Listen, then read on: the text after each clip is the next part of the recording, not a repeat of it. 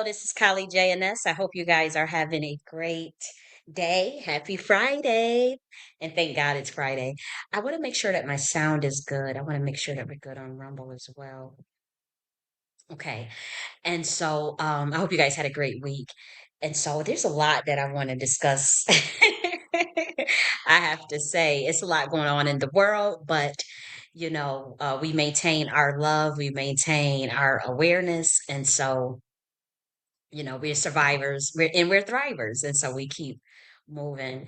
But nonetheless, we are going to discuss some things of the world, even though we are not of the world. And I do have to say, the first part of this video in particular is going to be broken up like in uh,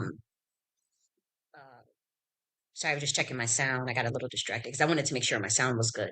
But the first part of this video, we are going to talk about like issues and policies and values that the Nakhti Order stands for.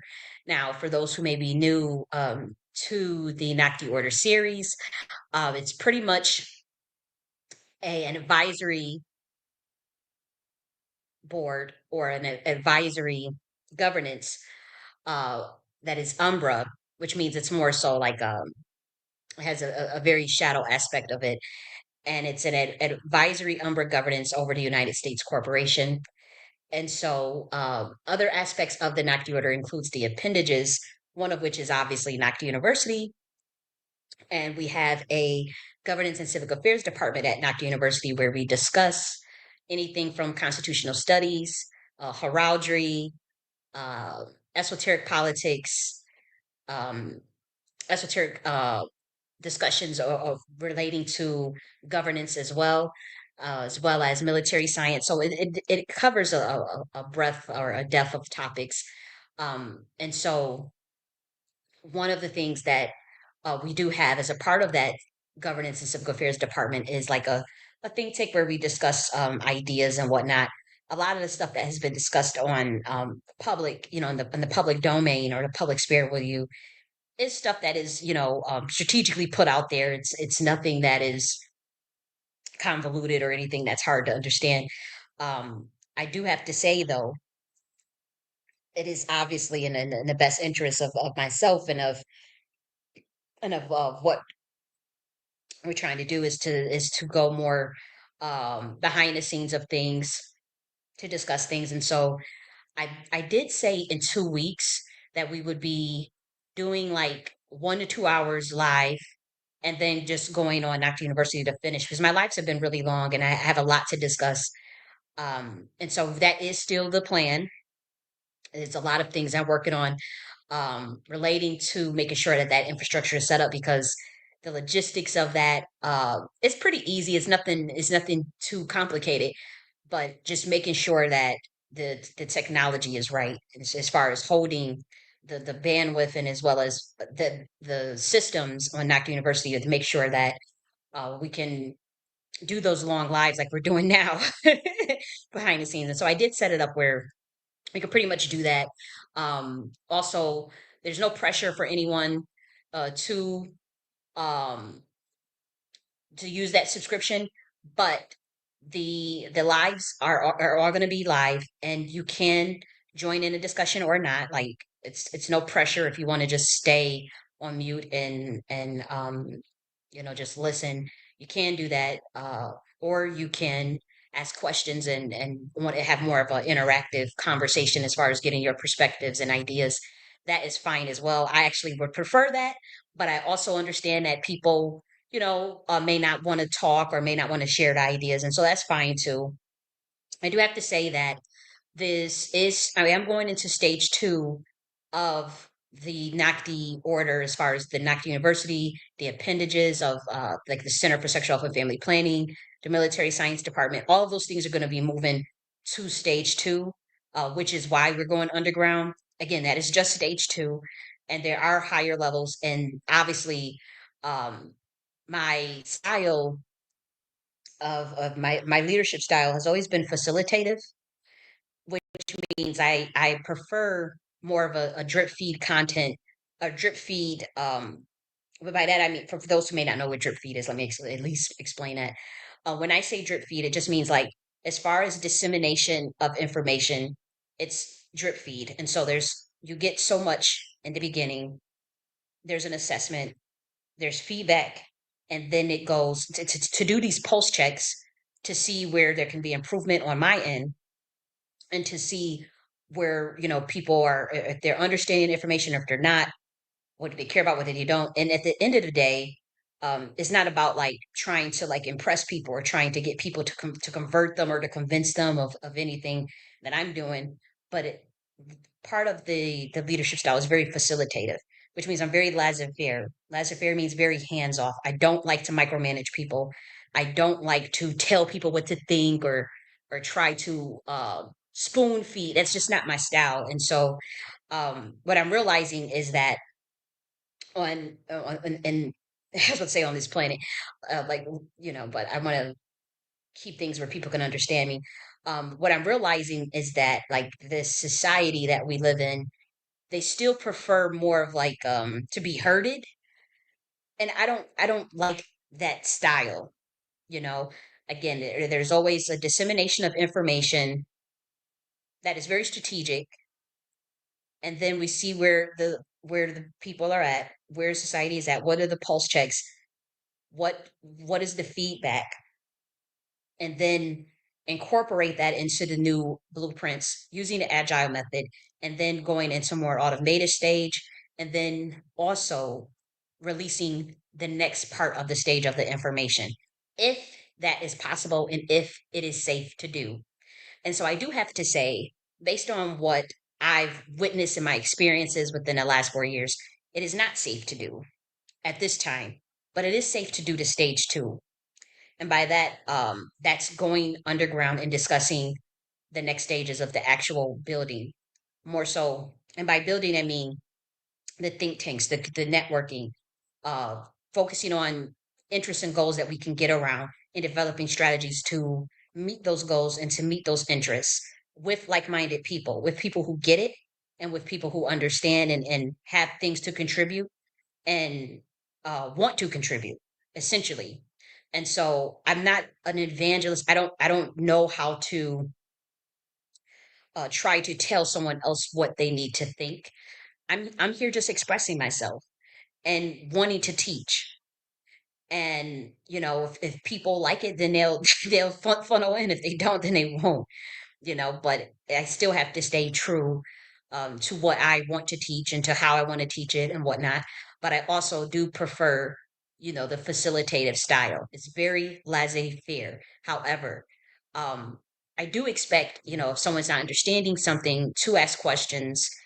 And once I realize, like, okay, people are like throwing digs and telling me that they don't understand something, but they're not asking questions. And so that is someone that is a thinker like me, that instantly tells me this person has an ulterior motive for even listening to what I'm talking about. They're trying to understand something, but they're not asking the questions because they have a different reasoning. They don't want me to know that they're secretly studying my stuff. And I found at least a couple of people doing that. And so it makes me very uncomfortable. And it lets me know, and I had pretty much a big confirmation that it was just that those particular people, they were looking to steal something, they were looking to understand something, so that they can either reverse engineer it or find a way to make money off of it, or find a way to repackage it and I guess act like they came up with the ideas or something. And so that obscurity that I've had over the years with my body of work, I guess it's a blessing in disguise, because again, if someone wants to understand something, they would ask questions. They would say, "Hey," and it's not about agreeing with everything. It's like, "Well, hey, I don't agree with that, and I have these questions, and I would like to know more about this." And but when I realized that people were listening but not doing that, or then behind the scenes, like somebody messaged me and say, I don't understand what you're talking about. I don't understand. But why aren't you asking questions? And why have you been listening this long and not asking anything? So for clarification, I have no problem clarifying, developing metaphors, analogies to where it can be easier understood. But I do know that this information is for a certain frequency and resonance. I don't think that, you know, um, I wouldn't say the average person, but I'm not it's the goal is not to cram information down people's throats and get them to accept. this is the way, this is the, I don't believe in that. And so when we talk about like this thing that you're going to be hearing a lot as humans, you're going to be hearing a lot about this term called singularity. That's not a method that I would push. I know that there are better methods. Hey, the nuance report is in the building. I'm so glad to see you. The nuance report is here. She says, disingenuous intent always reveals no different than authentic participation. Exactly. It will always reveal itself. What a person feels and what they really think about you and what their intentions is always going to reveal itself.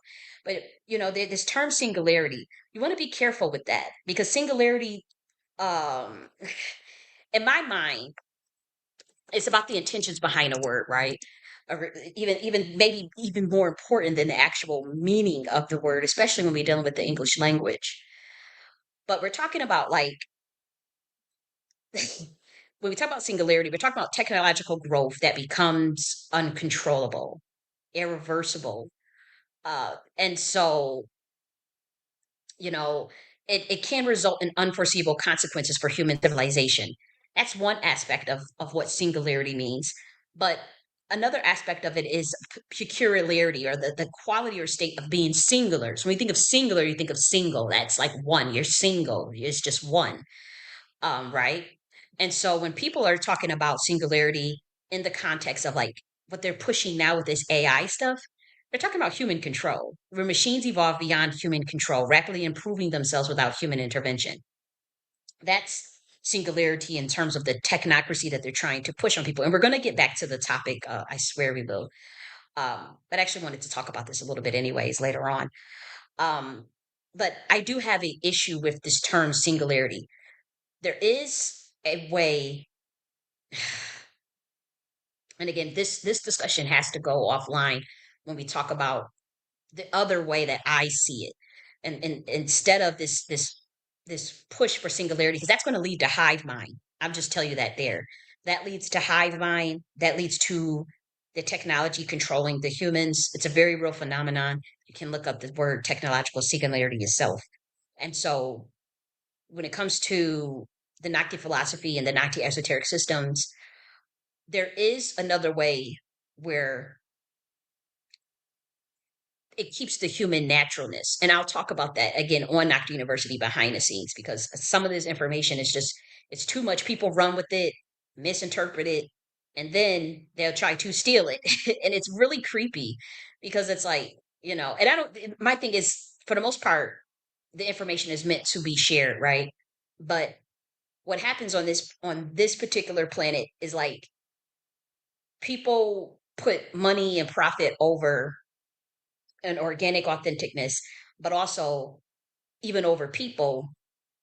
And there's a system in place that's based on control, over control of what you think, over control of how you even do things. And there are people that align with that system against people who don't want to be a part of that system. It's people like me, they align against people like me, but they also are controlled by money and profit. And so when they see someone, people like me, other people that have natural sauce, natural creativity, they will hone in on you to try to uh, usurp that essence or try to steal your shit pretty much. And it's not coming from a genuine place. And what's really sad is because, I remember last week, somebody said in the comment section, I think his name was Supreme, this is why I don't teach, he said it, this is why I don't teach my science.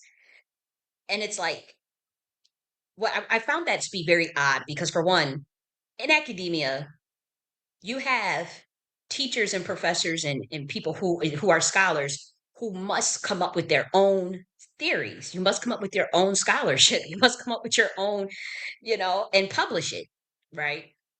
And so it's very common for people to write books on their science. Like Westine has a book on I think it's called The Theory of Everything. He's a white guy. I think he may be Jew. Um, Another person came up with the theory called my big toe theory, right? And so people create and come up with their sciences all the time, and they write books and they share those sciences, and they're in different communities. Um, let me pull up some more because I'm trying to, because I know for a fact that I read other people's stuff and I have respect for their information and the things that they, share, and quite a bit of things actually. And I used to have the unlimited Kindle thing, so I would go through a bunch of, like Dr. Ibrahim Karim. He came up with, well, biogeometry is pretty old science, but he came up with like a new way to get that science out. This was the science that was behind the ley lines and grid lines of understanding energy on the earth and how to manipulate that energy, um, to build sacred spots. And he's an architect. Like, this is a legit architect. His name is Dr. Ibrahim Kahim. He write books. That is his science. Biogeometry is again, it's an old science, but he tackled it from a new aspect and added things to it and updated the information, right? You have Kevin Michael, who talked about, parallel universes and different forms of science. Obviously, I have Manly P. Hall. Um, and he wrote the Initiates of the Flame and the Grand Symbol of the Mysteries. You know, Scott Cunningham. People write things or they teach because they have the right to, and they share their sciences, and whether that be through a book or through a platform. So it's very common in my mind, in the world that I live in. It is very common for people to express ideas and to share knowledge and to have good, wholesome discussions on it. And so when I saw that person last week, and I know it was a black person because I noticed that my master teacher told me this 10 years ago. She said, anytime a community has primal jealousy or a a tendency to want to compete with somebody rather than collaborate, the productivity and the nation building of the entire community goes down to zero.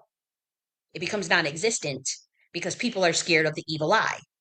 Creativity goes down because people are worried about competition instead of human ingenuity. And at that time, I was just like, damn, that's kind of harsh because she's a black woman and she was saying, she's like, this is how the black community operates. And this is why nothing gets done because somebody has an idea that's creative. Other people come to try to steal it, take credit for it. Like the plagiarism that I have been dealing with, that I have documented multiple instances of plagiarism. Um, and also the jealousy comes out. And so it's like the productivity, the actual infrastructure building goes down because people start to see whoever has the capability or competency or even the charisma to discuss certain things as it relates to infrastructure building or any, even if it's just business, could be anything, to be honest, could be anything. People get scared of the evil eye. It's like the crab, they talk about the crab in a barrel mentality, where someone is trying to go up and then the other person will pull them down. And so people just get afraid eventually to stand up. And she talked about like how even when some Black Americans ancestors were enslaved, there was no incentive to collaborate covertly for their own nation building because they were on someone else's land. Some of it was their own land. I'm not saying that all Black Americans deal with this, but I'm talking about Black Americans who had slavery in their ancestry and just the history of slavery itself. This doesn't just apply to just Black Americans. There were multiple people enslaved, right, throughout the world. But the conditions under which slavery um, exists engenders hyper hyper panopticon prison. So you have to incentivize people to snitch on one another. You have to incentivize people to sell one another out to maintain control. You have to incentivize people to tell if someone's doing this, if someone's doing that, trying to get free. You got to tell them. And so that also, to be honest, it's a lot of time looping. And so I also see that playing out literally even today in real time because when black Americans when you got a group of them that are we going to go and hit ahead and build this up? Are we going to work behind the scenes to do this? Are we going to try to build our own school? Are we going to try to build our own, get some land for ourselves? We're going to try to, you know, create a parallel infrastructure. You'll have another group of or another person either try to take those ideas instead of collaborating with it, knowing they don't have the skill set, the charisma, the intelligence to pull any of that off. They will work behind the scenes to covertly harass you, to discredit you, to go around the scenes and try to get people not to work with you, to get you to work with them while they're stealing your ideas. That has happened to me amongst Black people, just so you know, and I have documented it on this channel. Another aspect is um, snitching, literally going to the government, literally to take money to sell you out, or working with the government to sell you out. I have dealt with all of those things from this community. And so I have to heal and I have to reflect on my own approach and safeguard my own energy and how I want to move forward. That's why when we move to stage two, that's behind the scenes. It is a vetting process. It's not a verification process or anything like that. But I do know if I've seen or heard of certain people in certain spaces or energies, or if I know people have certain ties to this, I do respectfully ask that you don't try to come this way. And if you do, I will respectfully, um, you know, remove you from my infrastructure because again, my intentions for getting into this space was for my own empowerment and to see people thrive, to see people work together, thriving, to see our livelihoods improve and the quality of our life improve. But also I really wanted that community engagement and to build those bonds, like build very genuine, authentic bonds. And just over the years I just noticed this backstabbing, the jealousies, the trying to frame people, and I know that has happened to me, and it has made me very you know uh angry, disillusioned, disappointed. And so I take responsibility and accountability for my own inaction to see things uh clear years ago, and even my own distraction, me getting distracted, not catching things. And so I obviously take responsibility for my actions. But even my vindictive ways to get back at people that I know backstab me, to get back at people that I know sold me out, to get back at people that I know are not good for me. I do have like um anger there. I have to say that. I admit that. Um, but all in all, my intentions for myself and for anybody that is in that supports me, and the people that rock with me, is peace and love, and building something where we all, and it doesn't have to be a physical building. We're talking about like the building of our own even development, and helping, just looking out for people, looking out for one another, and having those good discussions, and discussing how we can do things, particularly as it relates in my field is education, military science. I like the esoteric arts and esoteric sciences. And so, I stay in my lane,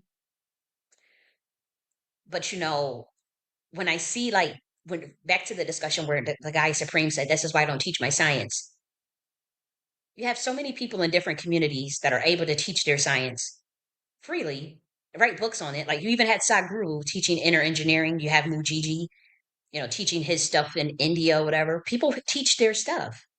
And so when I see the Black community, he's not the first person to do that. That's how I know it's something off with the way we approach things in this community, because that person is not the first. We can't teach nothing that we know. We can't we can't talk to we got to keep it to ourselves. That's why I teach to keep it to myself. We don't tell nobody. And it's like, damn, you guys really like I just thought that was such a weird concept, because I'm like, why do you expect Black Americans to not be able to teach their science? Or do you not have the science that's even worth teaching?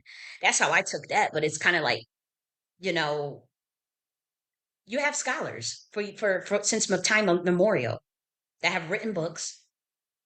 You have, whether you respect them or not. I don't come from the school of thought of disrespecting other people's work, or even if I don't agree with them, I'll say I don't agree, but I don't have to, like, it doesn't mean like I have to just write them all. I don't understand that.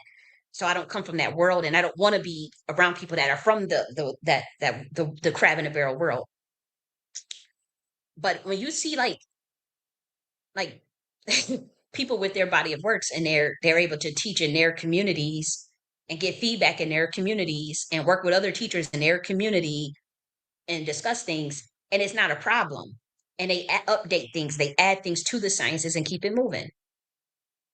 And then when you see like for someone to tell me, and it's again, this is not the first person that says, "Oh, you have to keep that. You should not be teaching. You should not be writing books." Literally, I have a video recording of a black person who was in one of these little organizations, that was in a reparation space, and I have a recording of this. Did a whole video about me, and it was a couple hours long. I recorded the whole thing, and they were like, you should not be writing books. You should not be putting your thoughts out there." What kind of world do y'all live in? And if you know that's something that I don't know, why didn't you tell me? This person in the video, in the recording said, "I've been watching you for 6 months, watching everything you post out, and you want attention from men." What? This is crazy. Like, start a fucking OnlyFans if I wanted attention from men. Do you know how big my ass is? Do you know? Like, I have an hourglass shape. Now I'm working on losing weight and whatnot, but like, there's attention from men. Do you know what the hell I dealt with growing up? That's like the least thing on my mind. And I thought this person was insane. And as they proceed to say you should not write books, and this is a black American. And I'm like, yo, what's up with this community? Like, I don't understand. Like, and then again, it brings me back to when my master teacher told me that. When she said that when people have a primal tendency to want to either uh you know a primal tendency of crab in a barrel mentality, the production goes down to zero. Nothing goes down. It goes down because nothing gets done because people see other people as competition. So they don't. They rather compete with them instead of collaborate them, even if they have no credentials, no skill set to even pull off what they're pulling off, and then they'll undermine that person behind the scenes, like as it has happened with me with several Black Americans. Um, or they'll sell you out. They'll go and try to find a way to make money off of what you're doing or get so the person that is in power, the power structure, they'll try to get a bag and rat you out, you know?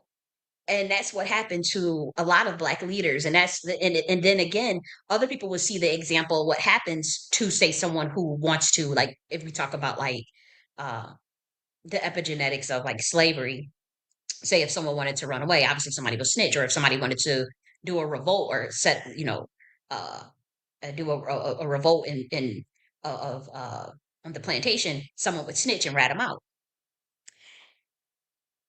And so, and then the whole thing would get fucked up. And the person who was planning it will get really, really, really, really, really um, abused. Excuse me, I had to burp. They would get either abused or fucked with or targeted. And so that would be a deterrence for anybody else to plan or do what that person did, or to move the way that person tried to move, which was to just get free, or which was just to have sovereignty or to have autonomy over their life or to build something for themselves. And so you see that time and time again since time memorial, in particular with the silos of Black America. And it's not all of Black Americans, right, that engage in this type of behavior. There are plenty of Black Americans that support one another. There are plenty of Black Americans that are willing to work with one another and willing to collaborate instead of the first instinct thinking, oh, that person's doing that. I got to do it too. And I'm going to compete with no motherfucker credentials or intelligence. This is what these people do. But there is a segment of people that do that. And it's enough to where it is a stereotype, like the crab in a barrel thing, or we talk about the Willie Lynch theory. Whether the letters are real or not is not the point. I'm not lending any credibility to the letters. I'm talking about like the actual discussion, the actual discourse, right? The actual discursive discourse around, the stereotype. Oh, it's always your own people. You always hear this term. It's always your own. It be your own.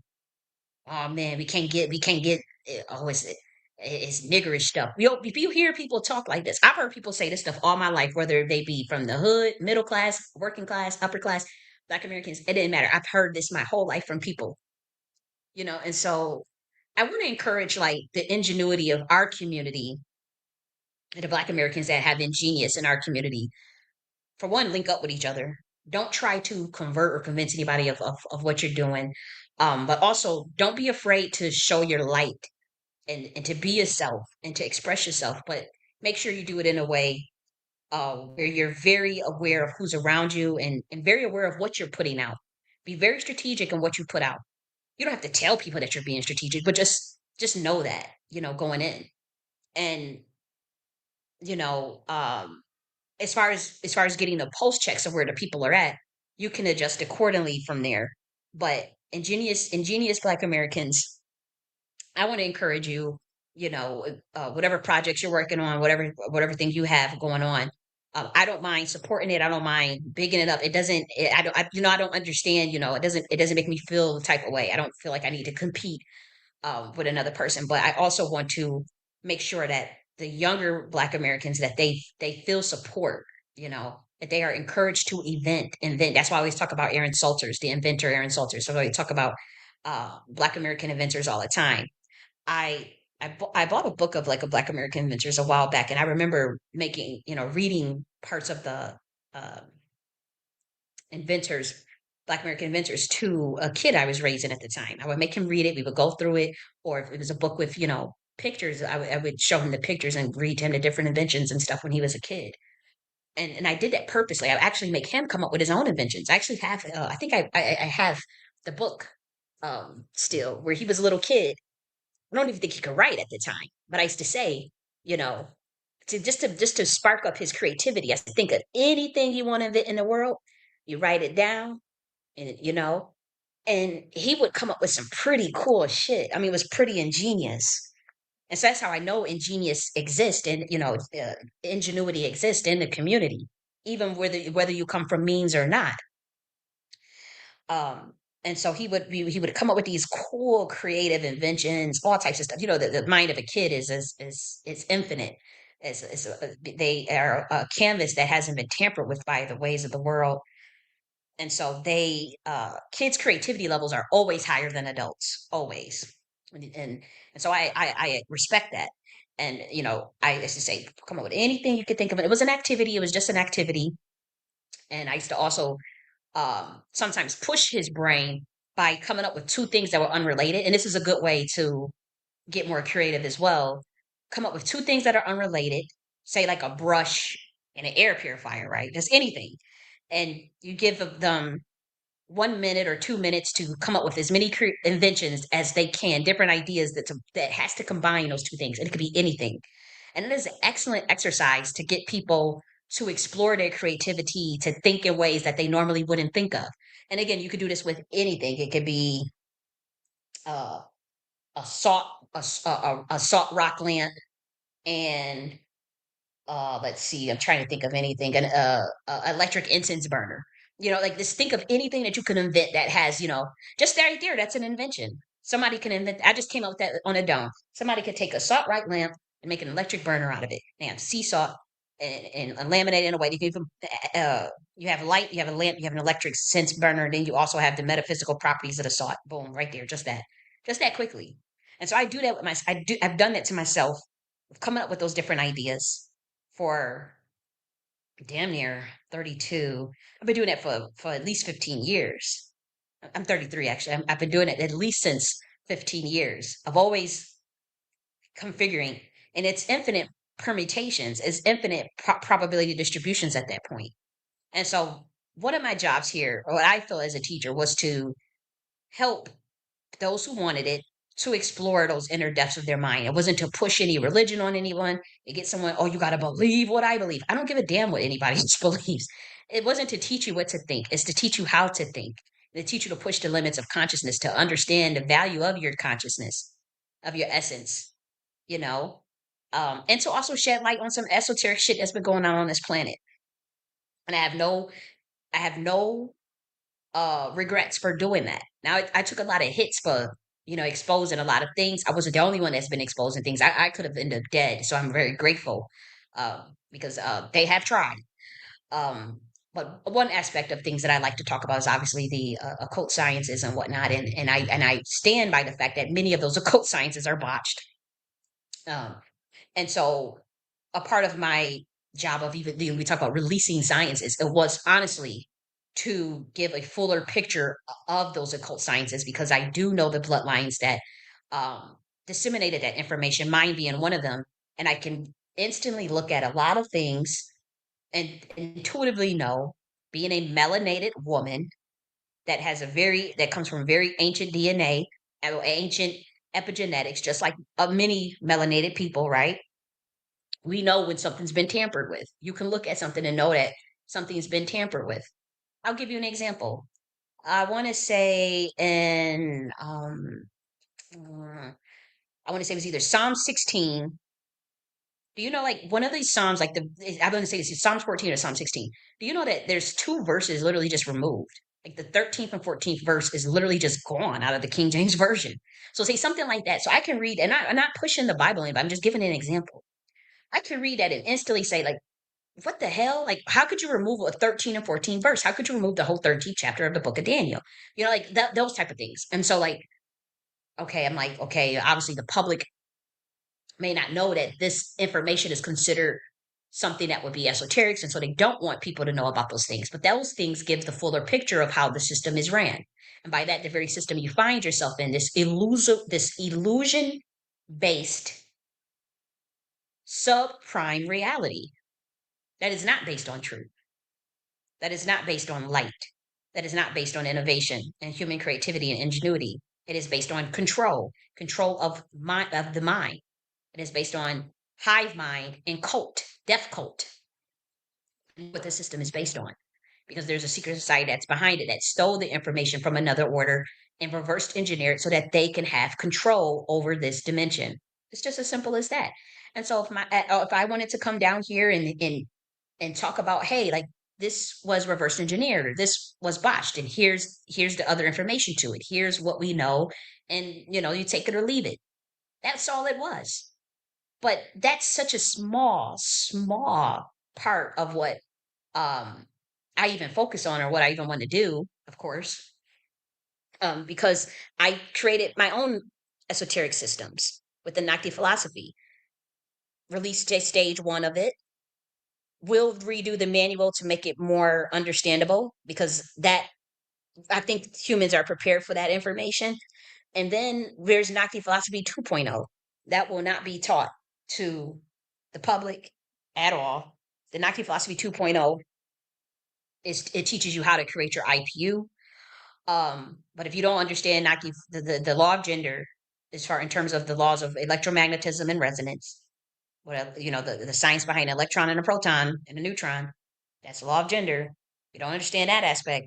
You don't understand Nakhti philosophy 2.0. I mean, the first one, where you become aware, it's a process of developing consciousness of your state of consciousness at any moment, and being aware that content of the mind is fleeting. Content of the mind is either dualistic, it is both dualistic and impermanent at all times. And so you must be aware of that content and determine whether it is inauspicious or auspicious. Another word for content is information or data. You can say information, data, or content. In this context, they all mean the same thing.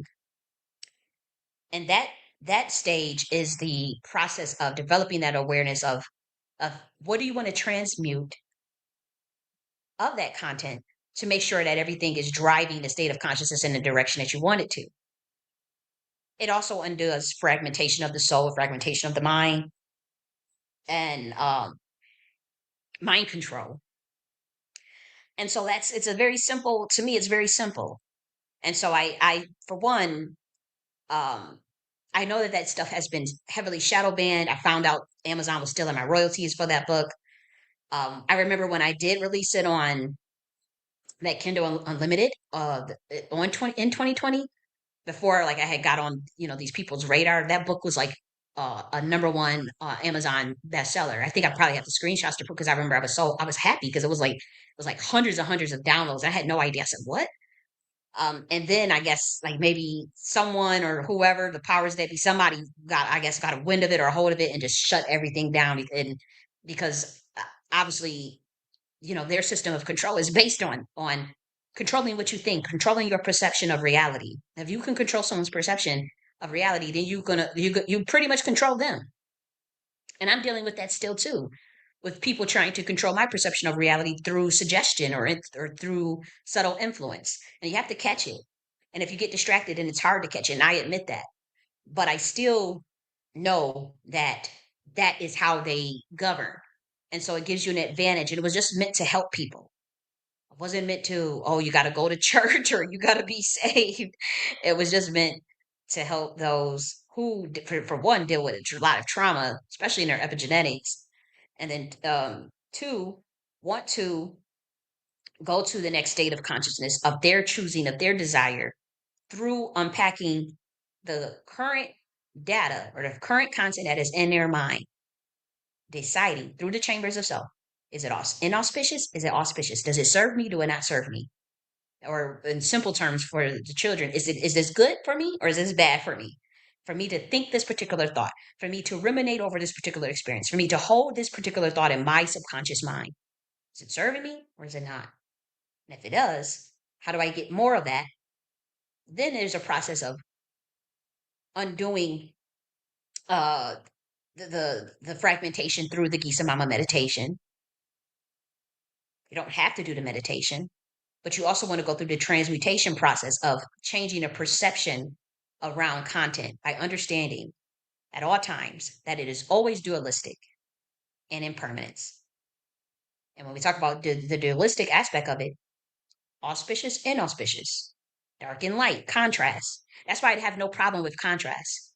That's why you see me at 1 minute, oh, we gonna listen to some damn Clark sisters and some gospel music, and the next minute we gonna listen to booty shaking music. I see it's a contrast, it's a spectrum of degree of duality. That's all it is to me. Ebb and flow of the frequency. I'm aware of the ebb and flow of that frequency, and I am very consensuous and conscious when I do that. And I also want to, and a lot of times I do things for shock value, but the goal of that shock value is to kind of serve as like a koan. And so, for those who don't know, this is a method of teaching where you want to jar someone's object subject duality. You want to jar people's thinking of socialization, of what people find is acceptable, what people think is normal. And so I will do something to shock that. Like, no, don't, like break out of the comforts of what people the boxes that people put you in, the labels that people put on you, the statuses that people try to put you in, the limitations that people place on you. Break that shit.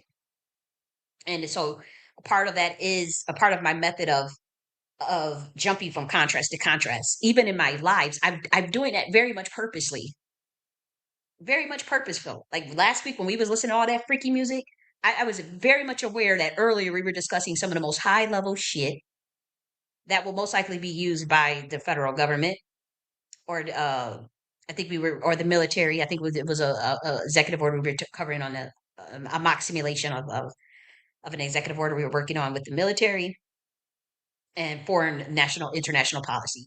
I was very aware that we were going to jump from a different contrast to a different contrast. And in my eyes, it's acceptable. Every way is the correct way, depending on its resonance and alignment with the universe, the universal laws, right? What does that mean? Just because you can do something doesn't mean you should do it. Just because you can do something doesn't mean, like when people say, do without will. I want to do whatever I want. I can do whatever I want. Well, there are laws. There's laws of thermodynamics. There's the 12 laws of the universe, law of correspondence, law of rhythm, law of polarity, all these different things. Now, can you reverse engineer things? Of course you can. But once you start dealing into certain aspects that are violations of other people's consent and other people's free will, that's when you start to cut off not only is everything is like a feedback loop. So you think that you cut off the light or you cut off the light of another person, you cut off your own light. That's why I was playing that song. When you play me, you play yourself. When you what's the song Don't Hurt Yourself by Beyonce? I was playing that purposely for people to see the feedback loop. When you lie to me, you're only lying to yourself. You're only lying to yourself. It's a delusion. And that's how the system is ran. The people at the top with all the stage theater. It's like they have to literally hold on to a lie. They hold on to a lie that brown skinned people are somehow I don't know what kind of lie that that they're inferior to them, and uh, you know that that whatever myths and stuff that people come up with, that they got a lot to show for it. That's why I delve into the esoteric. It is highly necessary to it, more important than now. And we will do a case study. I will we will do a case study on how my esoteric teachings are relevant, but also the idea of esoteric talk. I'm saying this because somebody was throwing digs, and I knew I'm the only person that has an esoteric studies department, and so I noticed that Black people's form of guerrilla warfare is to if they can't beat a person like intellectually or head on, they will not address that person, but they will do things where it's like, hey guys, I'll just give an example. Hey guys, and I witnessed somebody do this 3 times in a space that I was in that they knew I was in. So I know it was target directed at me. It's like, hey guys, make sure you stay away from anybody that's doing esoteric talk. Don't make sure you stay away from esoteric talk. And then it's like for a Black person that don't know what's going on or what the hell is that person has an agenda. Say they happen to fall to come along my stuff or whatever, and they see esoteric studies and they're like, oh, I gotta stay away from that. It's already in a subliminal subconscious mind because somebody said, oh, so don't you gotta stay away from esoteric talk. Instead of that person saying, Golly J.N.S, you're teaching esoteric studies. I don't agree with it. I don't like it. Let's have a debate on that. I would respect that more. Like William Shockley and Francis Cress Wilson's died. That's the type of debates that I'm in. We don't even have them type of debates. That's the type of debates that I would want to do. Them type of discussions. You see how William Shockley and Francis Cress Wilson, they had that debate and she smoked his ass. We don't even have them type of debates no more. Everything is entertainment and folly, distraction. But if that person was to say, hey, I feel like you're leading people astray with those esoteric, I can prove to you that this whole government is ran by the occult at the highest levels. I can prove it, that they do ritual after ritual. So I suspect that that person is one of those peoples in one of them secret societies that is afraid that other Black Americans now get access to information that was once considered occult.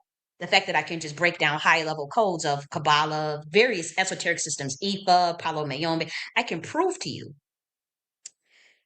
um, and we'll talk about this later on. I can prove to you how this government, world governments at that, use those systems against humanity to control them, to run their systems. And so I suspect that that person is most likely one of them people that, is in those orders and they feel a huge threat that someone who is not initiated, has not formally trained in ceremonial magic, that's not trained in nothing, that's not under oath, that can that has the awareness of where those sciences come from, for one. Um, and again, not everything I teach, obviously. I'm not on here like there's so many things. Like I have literally I'll just say this. The information on every of them Palo Mayombe rituals where they fuck your ass up with all them curses. I have the whole book. I have a whole network on how to do all those things. And I never taught that stuff publicly. Never. I never went to the public and taught those things. Um, and I also know that there are people that work for the government that go and get those initiations and they get hired by intelligence agencies to be remote viewers with those initiations in say IFA or whatever or we're going to talk about this. We're going to go real deep into this stuff. Like it's not like stuff I can just make that up. Like this is a person that is a public figure that was not a public figure. It's just something that you can go and look up yourself. As far as like when I say like this stuff is real, we can talk about the obviously the gateway process tapes and the CIA's involvement in that and their involvement in the occult, of course. And so you guys are not going to gaslight me and make it seem like I'm doing something wrong for talking about esoteric sciences because you want to keep it a secret because you want to keep what you think is power over other people. So keep them locked out so that they don't, discover their own awareness and discover the power within. So that they can keep externalizing their power where you internalize your power. And so you have the advantage over them. And so that's why the secret societies come after me. That is why people don't like me. And that is why like people in Black America, they feel some type of way. Like, because it's like, okay, our people, a lot of our people are very religious. A lot of people are still doing whatever they want. And so they have this group. And honestly, I think all of that information is botched. I do. That's why I don't really promote any religion. I take the pieces and stuff of it of that I like. I am a chaos esotericist. I do not follow um, what everybody else follows. And I understand things from a different plane. I know the bloodlines of where all these different schools of thoughts come from. And so that's why I don't feel comfortable pushing any one thing. I like some ascended masters over others. I rock with some certain ascended masters more than others. And it's as simple as that. But those people, they want to just keep that information to themselves. And I'm like I said, we're going to do a deep dive into esoteric studies, the idea of myth, the mythology, how myths are used to propagate power and to accumulate power through ritual at the governmental level, at the monarch level, at any fucking level you could think of, obviously in the entertainment industry. So we're going to talk about that. But we're going to talk about how that relates to using, obviously, the creation of your own myths as Black Americans in alignment with universal law, in alignment with high frequency that can shift the paradigm or the timeline and the reality in which we live in. People use myth to shift their timelines, to quantum leap. You do it all the time. You think of white supremacy. It's a total myth, a total lie. They got a lot to show for it. But they tell you the truth, truth, truth. Truth is very important. A lie and a myth are two different things. Okay. And so when we talk about esoteric sciences, it's for me to shed a light on this is what these are the codes, or here's what you need to know that they are trying to hide, but also here's how you can develop your own. And also, you know, it's about like what do you think? What do you like? It's about not externalizing your power. How do you internalize your own power and maintain the frequency when we know? And they haven't put me through the ringer. I'm like, damn, they beaming some type of radiation or some shit. Like, we know what's been going on. Like, we talk about capping someone's frequency, or we talk about targeted individuals, we talk about certain bloodlines and whatnot. Yes, there is a concerted effort to keep people locked out, to keep people from reaching their true potential. Destiny swiping, it's all real. Black Americans, man, they destiny swipe your ass. They've been doing that for centuries. And so I'm saying no more. I'm saying no more. We're going to talk about these royal bloodlines. We're going to talk about masonry. We're going to talk about how they use masonry against our people, a science that they stole. We're going to talk about like bloodlines that they stole, different tribal bloodlines that they're hiding, whether that be the indigenous in America. We're going to talk about all of it. The royal indigenous bloodlines, the royal Moorish bloodlines from Europe, from Ireland, Spain, and Portugal. I'm talking about it all that you can prove with heraldry records, that you can prove with heraldry. And so there's always a method to my quote unquote madness. But I was very, very disappointed, where people are trying to make it seem like I'm doing a bad thing for teaching science, for teaching my science. And again, it's not really my like when we say my science, I'm like, what does that even mean? You have like less than 3% of information that I know, of information that I wanted to put out.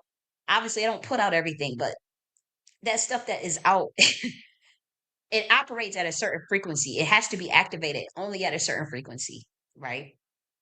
And so there's Black Americans that will understand it, and there's some that just don't. Or there's American humans in general that understand it, and there's humans that don't, because the frequency in it is high. I'm not saying I maintain a high frequency all the time, because I don't. But what I'm saying, the intentions behind that work, and when I created it in my soul, I know that is a very, very high frequency. And so, and also just from the bloodline that I come from, that there's certain information that cannot be reverse engineered. Either you get it or you don't. Either you understand it or you don't. If you ask questions or whatever, it's not meant to be something that is for everybody. But I do know that, going forward, I will move more strategically and more covertly. I've been moving strategically, but I have to do things way more covertly. But also, I have been reckless in the past, through my own quantum entanglements. And again, I'm not like trained, like formally trained in anything. And so, and by that I'm talking about the initiations into like societies or certain orders or anything. Like I don't have that, and so I'm self taught, but I'm also taught interdimensionally. I'll say that, so um, ancestral connection, ancestral memory, access to data of the universe itself, because everything is information and the universe is mental. And so, me teaching my esoteric studies is to help Black Americans not externalize their power, to internalize that power. And in any human that comes across that information, is for them to help them propel. It's not that information is not for you to try to plagiarize it and act like you came up with it. It's not for you to try to plagiarize it and then try to see how you can make money off of it. It's not for you to plagiarize it after backstabbing me, discrediting me, trying to kill me and label me crazy. And so if you know that you did that, why the fuck is you sitting up there trying to like steal and plagiarize my work? I'm going to call it out. Now, if you're just an innocent soul out here that's just want to share some information that you heard, I'm not talking about that. But these wicked ass niggas in that reparation space that you know what you did, and again, I'm not allowing I'm not allowing these type of people to try to run off with some stuff that they don't understand that they're gonna botch anyways, while they around behind the scenes telling people don't work with Kylie J.N.S. Oh, she crazy. Oh, she crazy. Oh, she said this. Oh, she whatever. Instead of being a boss, like with me, if I don't like you, you're gonna know, bitch, I don't like you. This is why I don't like what you did. Da, da, da. Let's talk it out. Like I don't understand that weak cowardly shit. And if you roll with them people, you roll that way. Just stay away from me, please. Like I don't want to be bothered on that level with that level of treachery, narcissism, jealousy. I don't want to be around that shit. I don't want to tell people how to think. Like even, you know, of the people that do rock with me and support me. I learn from them too. Like it's facilitative. They ain't up here agreeing with everything that come out of my motherfucking mouth. I don't even want that. You know how uncomfortable that makes me? It will make me so uncomfortable if somebody was just sitting there yes man in me all day, co-signing, agreeing. No, what I want is for people to just be their motherfucking self. No lie. I just want people to be able to be free and be they self. And I want to be able to do the same. Just be a free soul. If it's being myself, expressing myself, understanding, seeking further understanding of consciousness on our on our transitory journeys. Right now, we're on planet Earth. This is a very transitory state. It's over in the blink of an eye compared to infinity. You know, it was once a school. Planet Earth was once a school where you could come to evolve, have a good motherfucking time. You know how sometimes you used to have fun in school. Remember when we used to look I remember when there was a time I used to look forward to going to school every day.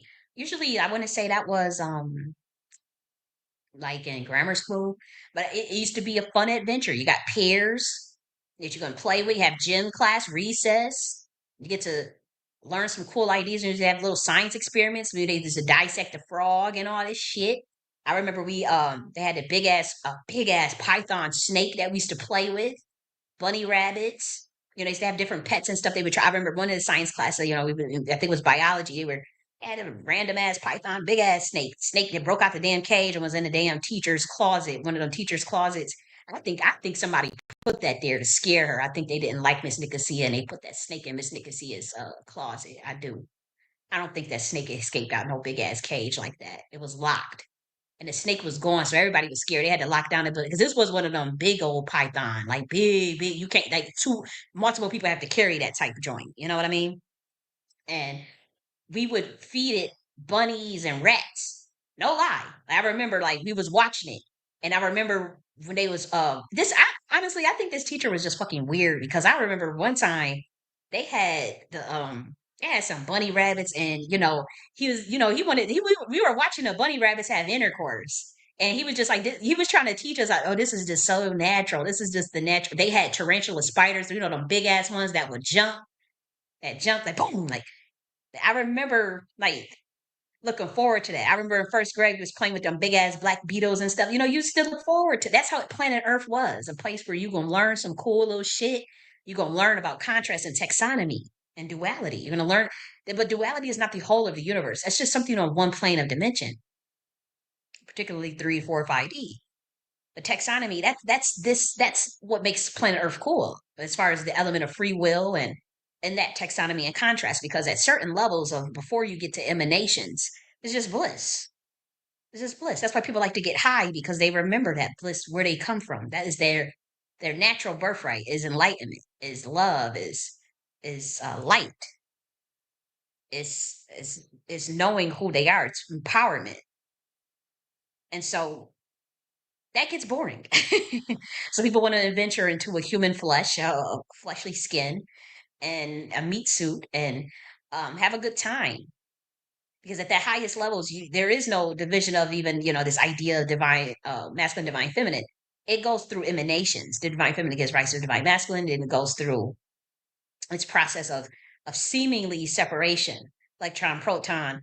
And then when you get to planet Earth, obviously you have this separation of the male and female. It doesn't exist in other dimensions. And so it's a cool way to experience. That's why people call, you have when you have sex, the la petite, the la petite mortus, yeah, and that stands for like the little death, because the orgasm itself, you know, uh, it's this thing, with certain insects and with certain animals, where upon their death they have this release of euphoria, this release of pure, bliss, like when bees give their sting, and then they die. Or honestly, when the drones of which are the male bees sperminate and the female queen bees, after that orgasm they die. Same with certain spiders and whatnot. When it comes to humans, thank God that doesn't happen to us, but it's still that blissful experience of even an orgasm. It's like, whoa, this feels really, really, really, really blissful and good. As we get addicted to sex, we get addicted to that escapism. But what has happened on this planet, unfortunately, has been a takeover of clear illegitimate bloodlines, illegitimate power and identities, that has reversed engineered sacred sciences of other people's shit, and completely turned this planet into one where they seek to control human consciousness and create divisions, whether that be conquer and divide, create uh, trauma and then monetize off of it. When Kanye West was talking about they want to traumatize and monetize. That's how you fragment someone's soul. So they do a lot of soul breaking on this planet.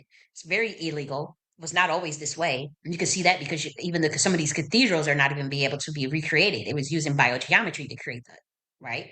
The science that created the pyramids in Egypt. It is an architectural science. Again, Dr. Ibrahim Kareem wrote whole books on this. I read books on this. We talk about these ley lines and these grit lines, and how people generate power through fetishes and relics.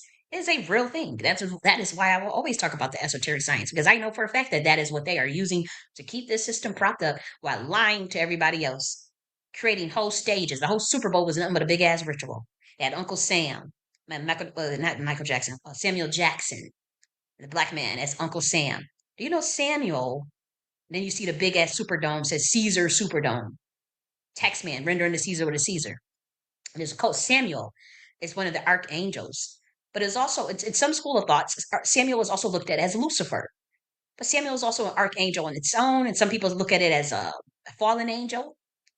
There are two Samuels, and then people get that confused with Chamiel. But these is the esoteric science. These are the codes that you have to put together to know what the fuck is going on. That was a total ritual. The Super Bowl was total ritual for their purpose, for their whatever agenda that they want to push. They hide nothing from you. But if you don't know how to put it together, then you're going to be out on a loop, either getting destiny swiped, sacrificed, or played and fucked with as a pawn on the chessboard. And so that is why I teach Black Americans esoteric science, and I'm never going to stop. And again, we're going to go even more deeper than just what I did, we're just talking now. You're going to go deep, deep. But I do want to stay on topic of what we want to talk about, because again, there's a lot that we have to cover. We got Kaylin in the building. Hi, Kaylin. I'm just now seeing the comments. Not ignoring anybody. I do have to say, I didn't want to get distracted as I was talking, so I wasn't looking quite at uh my I hit my screen. So please forgive me for that. But we're going to talk about again issues and policies that the Nakhti Order stands for. And again, this is more so of the think tank aspect of what we're discussing, and as a part of the Governance and Civic Affairs Department. I'm not quite ready to start like a political party or a pack or anything or a lobby, because I don't even know how evolved I want to be in that system's political, in the United States political engine or machine rather. I don't feel comfortable being a part of that, but I don't mind giving consultation and strategies for, say, like a Black American candidate or a politician that do want to play that. But you have to just be aware of the esoteric aspects of things, as well as like what is good strategy. And so I know I did say to the Democrat Party that I was thinking about doing a deep dive strategy session, um, to see like, well, how can you build leverage, but also how can you get back the base in a win-win solution where Black Americans get the tangibles that they need, as well as how do you win middle America? How do you galvanize around the working middle class in a way where you kind of that you shift what you've been doing in the past. And so I crafted out for 2 weeks strategies for the Democratic Party. I will not be presenting that information online anymore. Why? Because when I was doing that with the Republican Party, the Democrats were stealing those strategies. I documented that on my YouTube channel. They were stealing the strategies that I was giving to the Republican Party and hurrying up and implementing when they were still in office, because I was doing everything online. And so I won't do that, because I do know for a fact that the Republicans will just still. I mean, this is like really high level shit. Like this is stuff that they're going to have to pay for. And if they that, and by that I mean, like, I'm going to throw it up on Nakhti University, and you can have your DNC strategists go and get that information if you see value in it. If not, then that's on them. The reason why I would spend two weeks on something like that is because if they don't use it, I will use it for myself. We will use that for ourselves. Like we will have our own political party. Like, I don't understand, and it might not even be me that started or anything like that. But that level of high level strategy, where we talking about the targeted segment populations, women in general, the white male, Black Americans, uh, like we literally talking about how do you galvanize all these different population segments? How do you strategize where everybody feels comfortable? How do you even strategize your whole motherfucking mission and reputation? Like, it's like really high level stuff, like with like game plans, research from different books on structure and organization, you know? And so I wrote out a game plan for how do you get back Black America. But how do you win an election? Because you need Black Americans, but you need Middle America too. Like, what are the what about what are some what are some policies, or what are some values that you need to back this time around? And how do you carve out,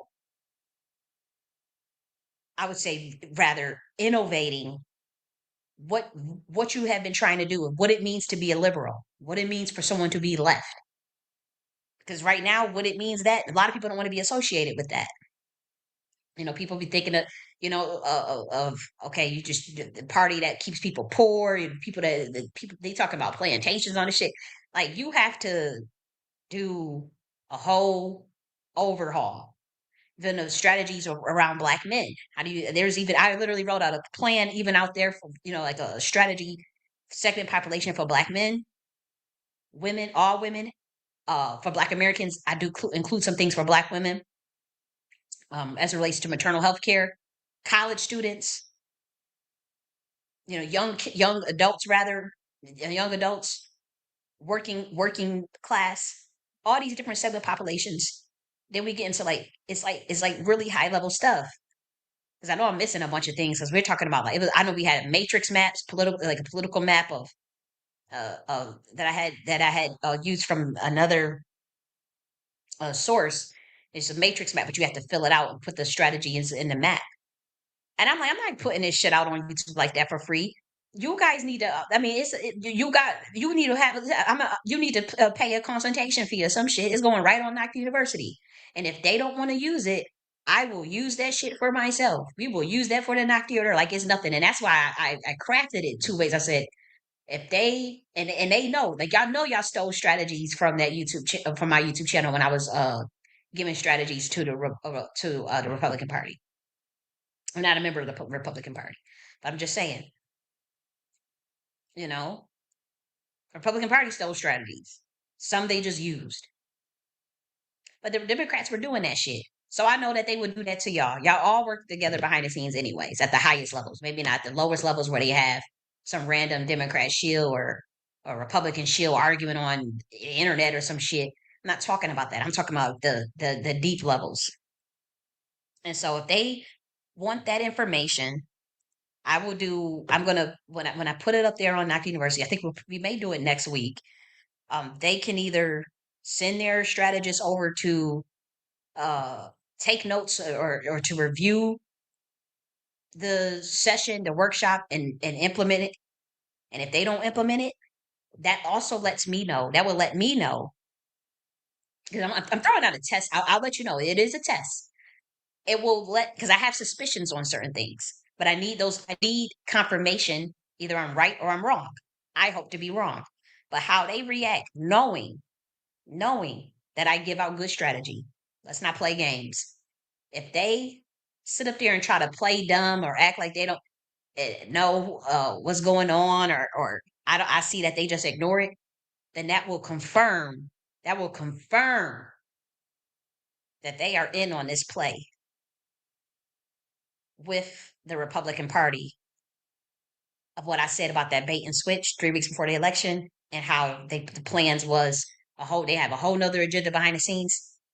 If they pull, and I hope they don't, I'm not having no animosity towards none of these people. I'm just saying, like, if they react in a way where they don't implement them strategies, knowing I spent 2 weeks putting that shit together and they just ignore it, that lets me know, okay, because I'm a military scientist. So I'm already thinking I already see certain things and I already been watching the way they've been moving.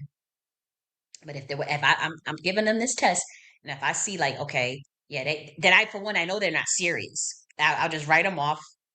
I'll use the information for myself and or for um, another person that maybe want to start up a political party that I agree with their actions because I don't have the time to start up a political party. I don't want to be all involved in any stuff, but I would still use that information. I could still definitely benefit from that information myself. Um, but I wanted to give strategy to be honest, whoever had something who was willing to give something tangible to Black Americans. And I do not, what I'm seeing now with this Republican Party, we're going to talk about some of the bullshit that they've been doing, and we're going to talk about like high level stuff and breakdowns that haven't seen people doing as it relates to looking behind the scenes. It's not like codes or anything. We're talking about like logically breaking down how certain things do not make sense, how people should be questioning things more, that type of thing. And I do not feel comfortable. I don't want to work with on that level with the other side. I have to say, and I'm not beholden to neither one of these motherfuckers. But um, if the Democrats, this is their opportunity to come to their base with a plan, with tangibles, with things that are going to benefit Black Americans. Like I said, the strategy does not just include Black Americans; it includes how to get Middle America, working class America, young students, these young generations. It's a chance to become the party of the young generation. It's a chance to become the party of opportunity. Okay, and not so much looked at as giving a handout and whatnot. It's a chance to reinvigorate the party where people who have been the base have a voice, such as Black men, such as Black women. It addresses women in general, plans for women, an agenda for women. Okay, the whole agenda for just women of all American women. And then there's an agenda for working class, an agenda for uh, entrepreneurs, even the young entrepreneurs, hustlers types, entrepreneurs that need. Again, I'm not gonna get into all of this because again, it's very high, it's very in depth. It's not just some shit I just pulled on my ass. It was like I really was like, yo, how do we get these people back on board? But you gotta be willing to put your money where your mouth is, to honor your word. A lot of people saying y'all evil. I think both of these parties are evil. I wish I would my in my ideal world, in a theoretical world, in a perfect world, obviously there would be third parties. Obviously there would be a party for the working class, a party for that is the grassroots parties that Black Americans start up. Other political parties that are not on the engine, but that can build up enough momentum to build leverage. That is the theoretical world that would be the ideal world that I would want, but that's not the case, unfortunately. And so it's important, I'd say, that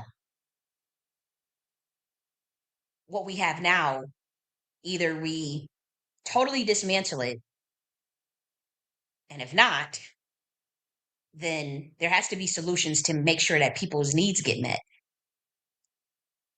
And I've seen enough from the Republican Party, just from a 1 month, maybe, but damn near 2 months of, well, about a month in their presidency, where I would not even go near that. There's no incentive to, and I will break down why there's no incentives. We're going to talk about the symbolism of the statues, which is the same strategy that the Democrats were using. The symbolism to placate uh, Black Americans.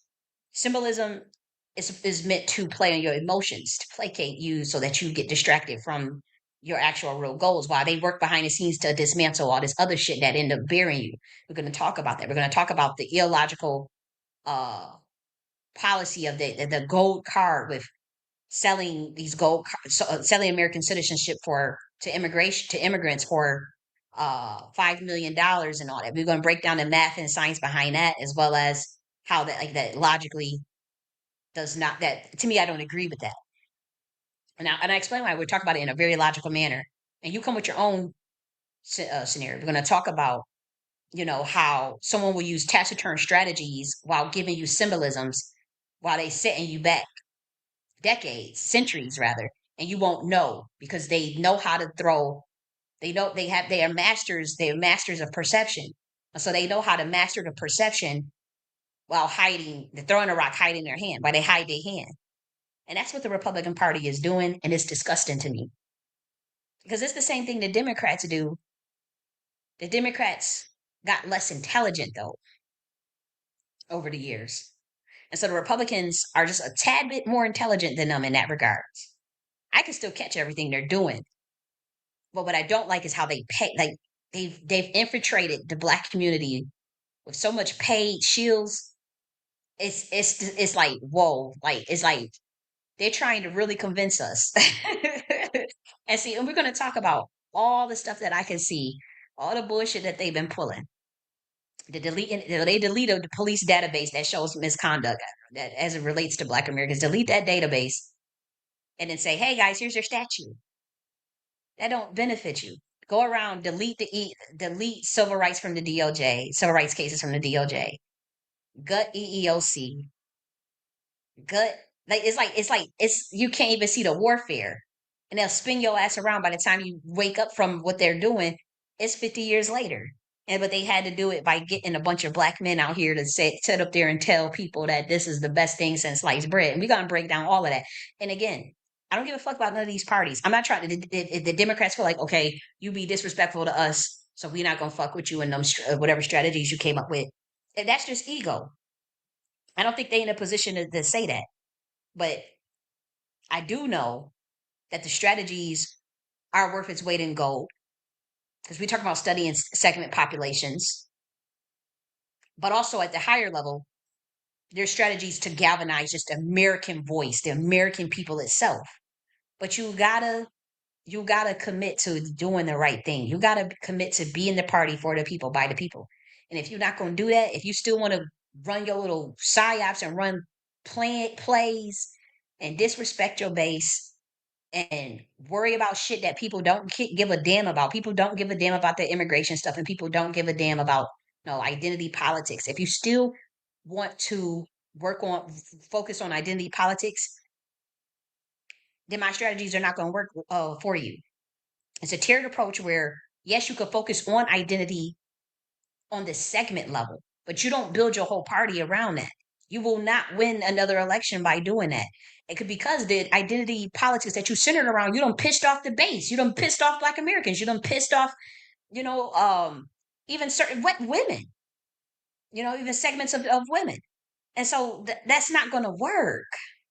It's not going to work. You can do segments of your party that cater to the identity or base, which but you don't want to set that up where you make that the whole focus because it's going to be hard to win an election. You have to focus on the things that galvanize the American people as a whole. Simple shit.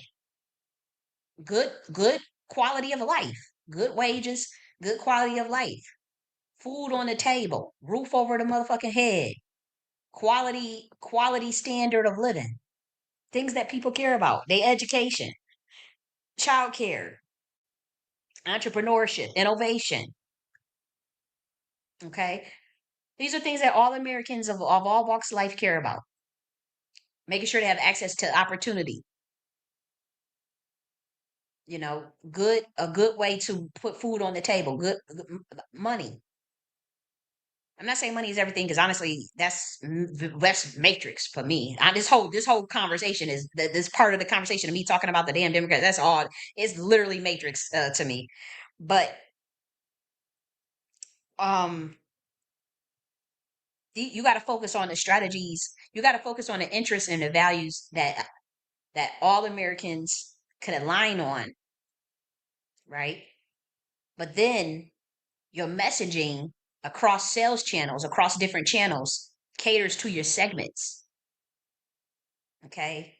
And that's all I'm giving out. That's all. That's all. That's the only one you gonna get for. I think it was something else that I wanted to give out for free. But other than that, them strategies are not because we talk about real intricate like details. Like I'm not giving that shit out online on YouTube ever again, ever, ever. You ain't getting shit unless you paying for it. I'm talking to the political machine because y'all are just as disgraceful in my eyes as plagiarizers in the community that try to steal other people's shit. And again, um, it's not so much about like the idea of steal or theft, right? Because if someone's giving a strategy out online, you're trying to help the person you're trying to. But the Democrats were taking what I was given to the Republic, it implemented within a week, and I documented it, and I didn't care because again, it was just stuff I would come out with on the dome. It was the shit I would come up with on a dome. It wasn't like I was sitting down actually writing something out. It would just be like shit that I'm like, okay, this is what y'all could do. This is what y'all could do. But as far as like this mess that's created and making sure that American people are going to be good, that I did have to sit down and craft out like, damn, we not going to get no shake with that damn Republican Party. You're not about to convince me that they about to do something for Black Americans that's in our worthwhile. I see plays that are going to gut them, and I'm not here for it. And so I'm not about to pussyfoot with these motherfuckers and play that political game with them. Okay, we know that 90% of Black Americans vote Democrat. 90%. And so I'm not about to go against the tide of where the whole rest of the Black Americans are going for some fucking I don't know what the hell that's about. And like I said, I'm not a sellout, so I didn't get paid to go uh promote Trump or anything like that. Or I'm not an RNC shield or nothing. So I don't have any loyalty to any of these political parties. But I understand that 90% of Black Americans vote Democrat. And they are very, very, very pissed. I was on one of them. I was doing research, not on Twitter or on YouTube or anything. I was just doing research on a site that I know is only visited by Black Americans, right? Just to get a pulse check on like what are they thinking, like what's going on. Man, I was they was man, I was like, damn, oh, they pissed. And so I'm not about to sit up there and knowing that you're not going to convince them, our elders, you're not going to convince a huge segment of Black Americans that they going to vote for no Republicans. You're just not going to convince them. You're not going to convince them of that shit. I don't care what nobody say. And so, um, for me, I'm like, okay, they claim the Democrats claim they in a crisis. Democrats claim they don't know strategy. Claim they trying to figure out how to. So I spent 2 weeks to come up with all this information. I was gonna put it all online. I'm not doing that shit. It's gonna go on Nakhti University. They can get access to it if they don't make a budget. If they don't want to pay a simple consultation, that's very that's gonna be very affordable. Like if they can't do that, that show me that they are not worthy of having that level of strategy and that they are not serious and that they are working with the Republicans to do I'm not trying to fearmonger people, so I'm not going to tell people what this shit is all about at this time. But that lets me know that you're working with them, and so that lets me know that I would really have to use that information for myself, or hopefully a Black American comes up with a political party that is uh really truly grassroots, not no bullshit for no working with no Republicans or Democrats. That's really, really, truly on their own. And I would give that strategy to them. And hopefully they have more resources than I have where they can do more with that information. And so I am willing to do that. And I'm about to paint me as someone that just can't work with motherfuckers. Y'all know what y'all did. Y'all know what y'all did, and you played your hand and you got exposed, and I caught what y'all were doing. And it's as simple as that. And I called a lot of it out. I called a lot of it out. And so I take those hits. Because when you call people out, they gonna bust back. You just gonna, Um, but like I said, 90% of Black Americans vote Democrat, and I don't see, especially when you see what's on the board now. You study the chessboard now, and you see how man. I'll say this: they were on one of them sites, and I'm not gonna give the name of the site where there's nothing but Black Americans, right? And they was talking about they made a list. They had a list of all the people that are Black Republicans, not the old money Black Republicans that stay low key.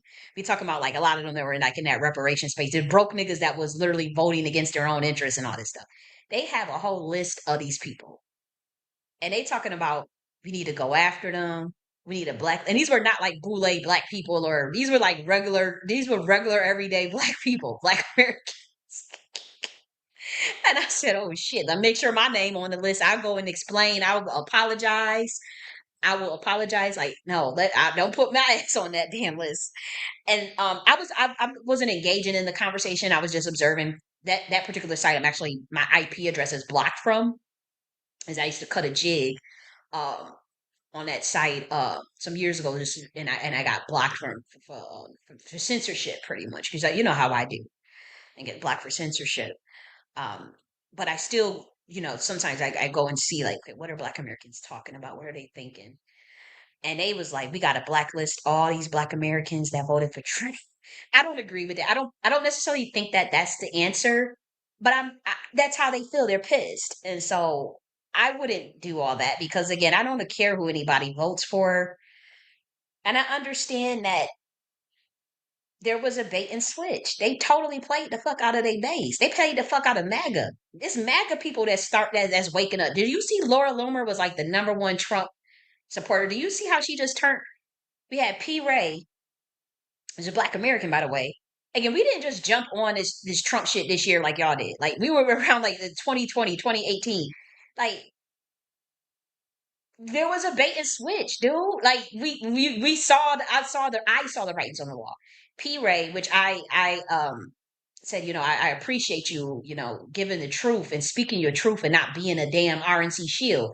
Like she literally was like, last week in a space, you know, when she went to the White House to the Black History, what's it called, the Black History ceremony, which is there's this Black History ceremony, Black Month History ceremony, um every year, whether regardless of who's in the house, right? Regardless of who's in the White House.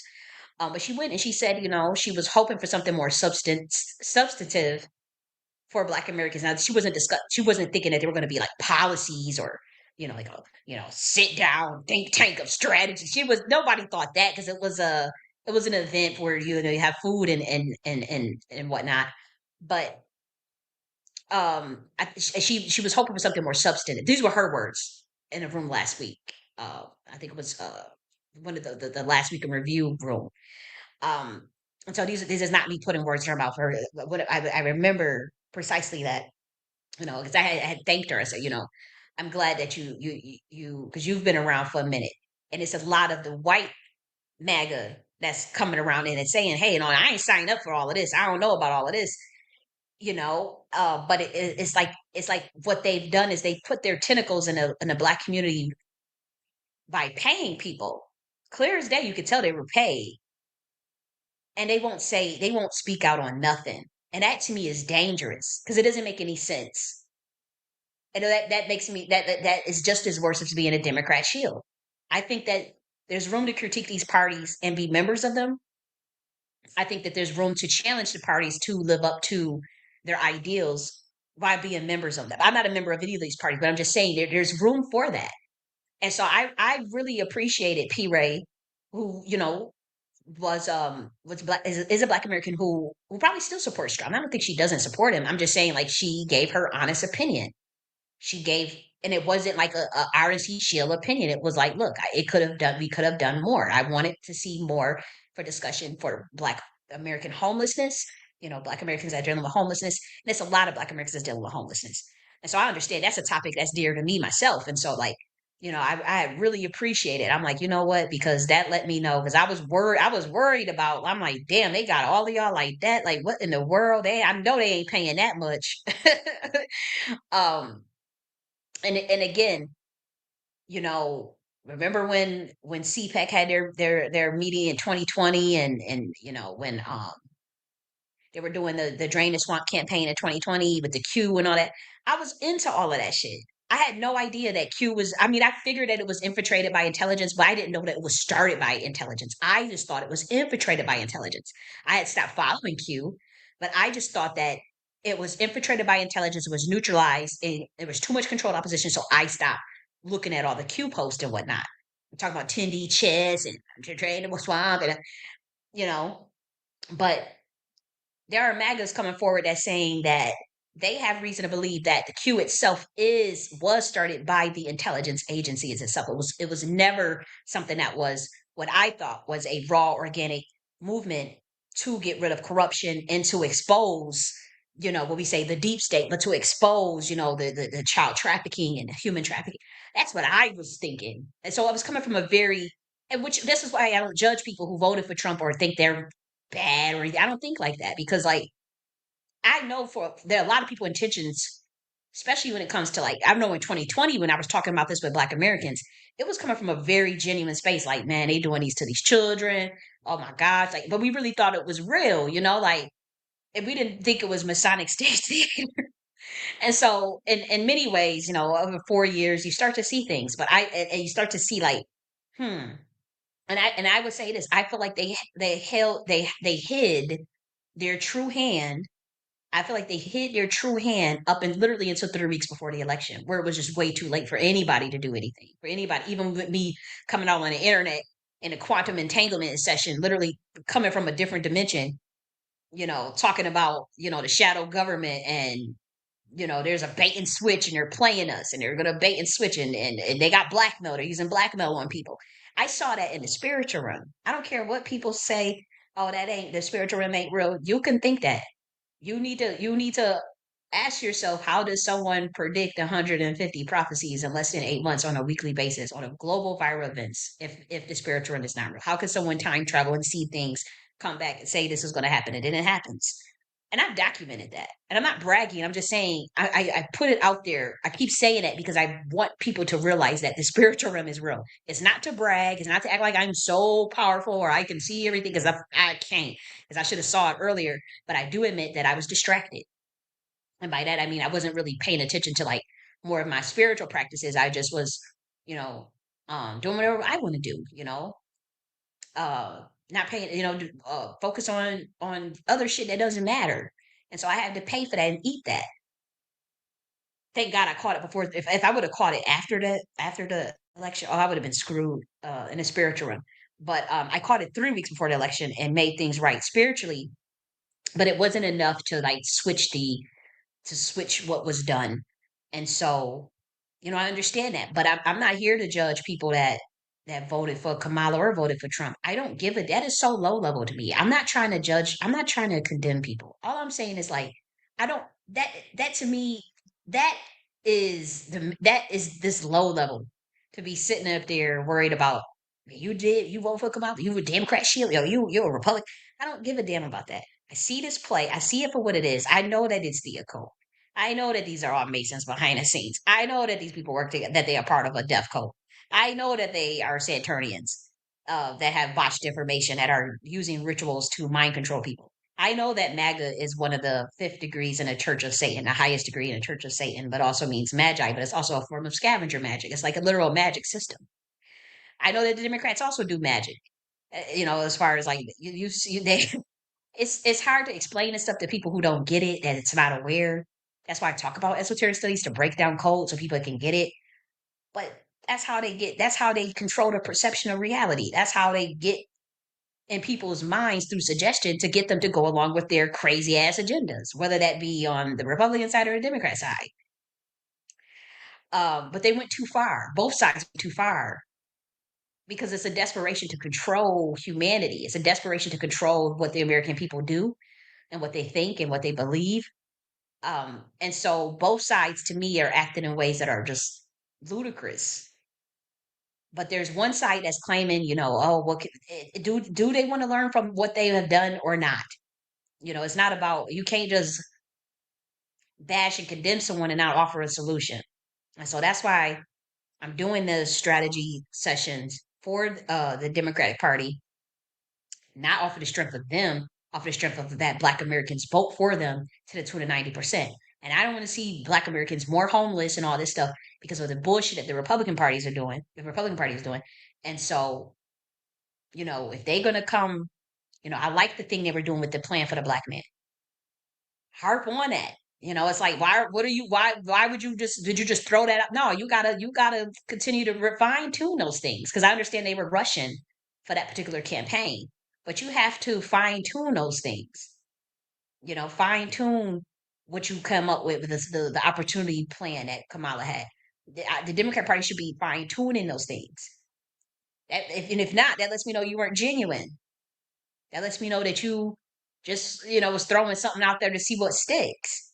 And now you don't have the opportunity to do that. You won't win another election because there's too much spiritual mayhem in the way. But don't think that the Republicans are going to win all the elections either, because this shit is about to go to smithereens if y'all don't get your shit together. That's just me talking as a prophet. Like, that's just obvious, the writings on the wall. Like, there will be, like, you will see states talking about secession, a bunch of white motherfuckers protesting, uh, Black Americans. Um, you have to get your head off the sand and face the writings on the wall too. I know. Again, it's a lot of bullshit in a way that got in the way of Black Americans fully going for their for full interest, a realistic interest, but getting tangibles based, like when you think of like the tangibles that the DNC threw out at the last minute. Why aren't there any RNC shields or whatever that took elements of that plan and is going to the people that are now empowered to try to make something shake with that? Why are they pussyfooting with reparations still? It's just weird. It's like there's an opportunity to get actual tangibles from either of these parties, and it's like I don't see like that high level strategy that I'm looking for. And when we say tangibles, we're talking about opportunity and quality of life that everybody has access to. And obviously, when it comes to Black Americans, their unique disadvantages. You can say doing things on merit and all this stuff. We know that there's a racial wealth gap. We know that there's all types of gaps and disparities, even in healthcare. So we're not about to play these games with y'all. We're not about to play these games, but at the same time, we want to be realistic and we want to make sure that we can get something done You know, when we talk about like that plan for the black man, y'all y'all going if you want them back on board because they running around telling Black Americans that immigration is a consolation prize, like getting rid of the immigrants is a consolation prize. But more American people have been fired than Trump has deported immigrants. There's more people that have been fired from their jobs, more American people than Trump has deported, than the number that Trump has deported for as far as immigrants go. And so it's a play on both sides because if you know that immigration brings in $7 trillion, and you know that the Republican Party is the party for big business and corporation, why the fuck would you think that they gonna get rid of all them damn immigrants in mass? And I had to realize that this is stuff that I was because I was on it. I'm telling you, everybody know. I'm like, man, let's get them out of here. Let's get them out of here. Let's get them out. But I thought about it. I'm like, there wouldn't be no incentive, and then that doesn't mean that it's going to free up resources for you. But they were running around. They were running around telling Black Americans this. If we get rid of the immigration and call ICE, then we're going to have some. That doesn't translate to policy for Black Americans. That doesn't you have not guaranteed that those resources will be reallocated to this community. So you trying to use me in a pawn as a pawn in your agenda, but also to distract because you're not talking about nothing about that builds up our community. Where are the resources that go straight directly to our community? Or where are the programs or where are the incentives that go straight to our community? Where are the jobs? Where are the grants for entrepreneurship that go straight to a Black community? But you want to distract me and tell me to go call ICE on some random Latino with some kids? Nah, nah. That's a play. And then you acting like you was gonna deport all them immigrants. You weren't gonna deport them. They get money off of that on both sides. So they don't care. They don't care. It's not about being loyal to any political party. I find it crazy that somebody can get paid to promote a candidate so much so that they can get obviously in the algorithm by by those who own the social medias and these technocrats, and you get pushed up by an algorithm,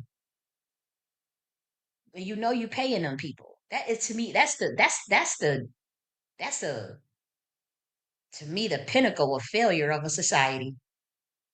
It is. I really think that that is a pinnacle of failure when you have to promote horrific candidates on both parties and then pay them to promote them and then make them a shield where they actually become a slave where they can't say nothing against the candidate even when the candidate is doing clear as day stupid shit like how Trump has been doing with that AI Gaza video deleting the police database. You don't see none of them RNC shields that none of them black RNC shields that told you to go vote for Trump. You don't see them telling Black Americans, hey, that telling Trump like, hey, nah, don't do that. Now we voted for you and shit, but don't do that, motherfucker. And that's how you know that that is a person that is somebody that sold they soul. Wake up. If you can't tell the truth about, clear something that's clearly about to undermine your people, that is clearly going to undermine, then you clearly are in some fucked up deal or contract or something because it doesn't make any sense. And my thing is the Black American people on a grassroots level, they should not be entertained. Like you should call that shit out, and you should take issue with that because that person that's a conflict of interest. You can't even trust that person's opinion. But like I said, Black Americans they making a list of everybody they consider to be an RNC Black Shield. They feel like you sold them out. I feel like you sold us out too. And they talking about you don't support them. They set us back 150 years. They sold us out. We cannot support those Black people that did that. I feel like that's it depends. I feel like the influencers that did it that got paid. Yeah, you should totally blacklist them. But as far as like the average everyday Black American, honestly, you don't want to hold that against, like, say if you got a family member or whatever. I'm not talking about people that push that get money for that got that's trying to make a deal or get a job from the Republican Party. We talking about like say a Black American that genuinely just thought that okay, you're going after the deep state. I'm tired of the Democrats. We're going to dealing with corruption. We get to see the Epstein files. You get to know who killed JFK. There's people that really just voted based on that, right? Seriously, I don't think you should hold that kind of stuff against them because I'm telling you, for those who understand the occult, they work. They worked for 4 years brainwashing motherfuckers about that immigration shit and making it seem like we was like making it seem, they did a terror. They did a wonderful job discrediting that Democrat Party, and in many ways they had discredited themselves, but they had did an excellent job in running a counterintelligence against them in the black community by getting black Americans to want to get very, very, very upset at immigrants. And it was a distraction to actually like, well, that's not going to lead to any policy for us. And they should have been demanding that those influencers bring forth that policy outside of the bullshit that they were pushing. Because honestly, none of that stuff make any like it's not getting pushed. It's not gonna be on the table. Like say pushing reparations for slavery from Africa and all that stuff. No, that's not we're not talking about that. We're talking about like how they had offered that 20K forgivable loan to black men, how they were offering policy just for black men in cryptocurrency, like how they were offering 50K for entrepreneurships, like that type shit. You got to get something for your motherfucking vote. What you voting for, motherfucker? That you ain't go. I don't understand it.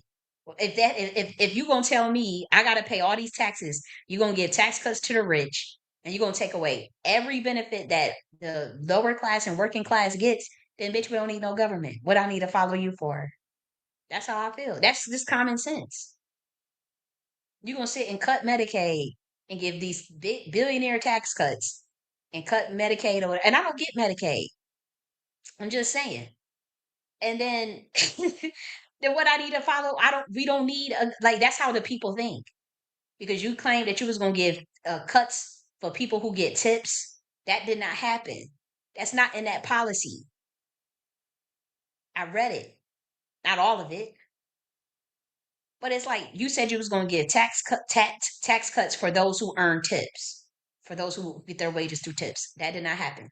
You said you was going to give tax cuts for workers who do overtime work. That did not happen. But tax cuts for the billionaires got passed through, and then a proposal to cut Medicaid and SNAP, which is people's which honestly, I mean, the whole medical system in America could use a complete overhaul, but there are people that does rely on Medicaid as far as getting their sustenance, not sustenance, their health. There's people that got diabetes. There's people that need certain medications for like epilepsy and whatnot, and different types of things that they've been using that they've become accustomed to.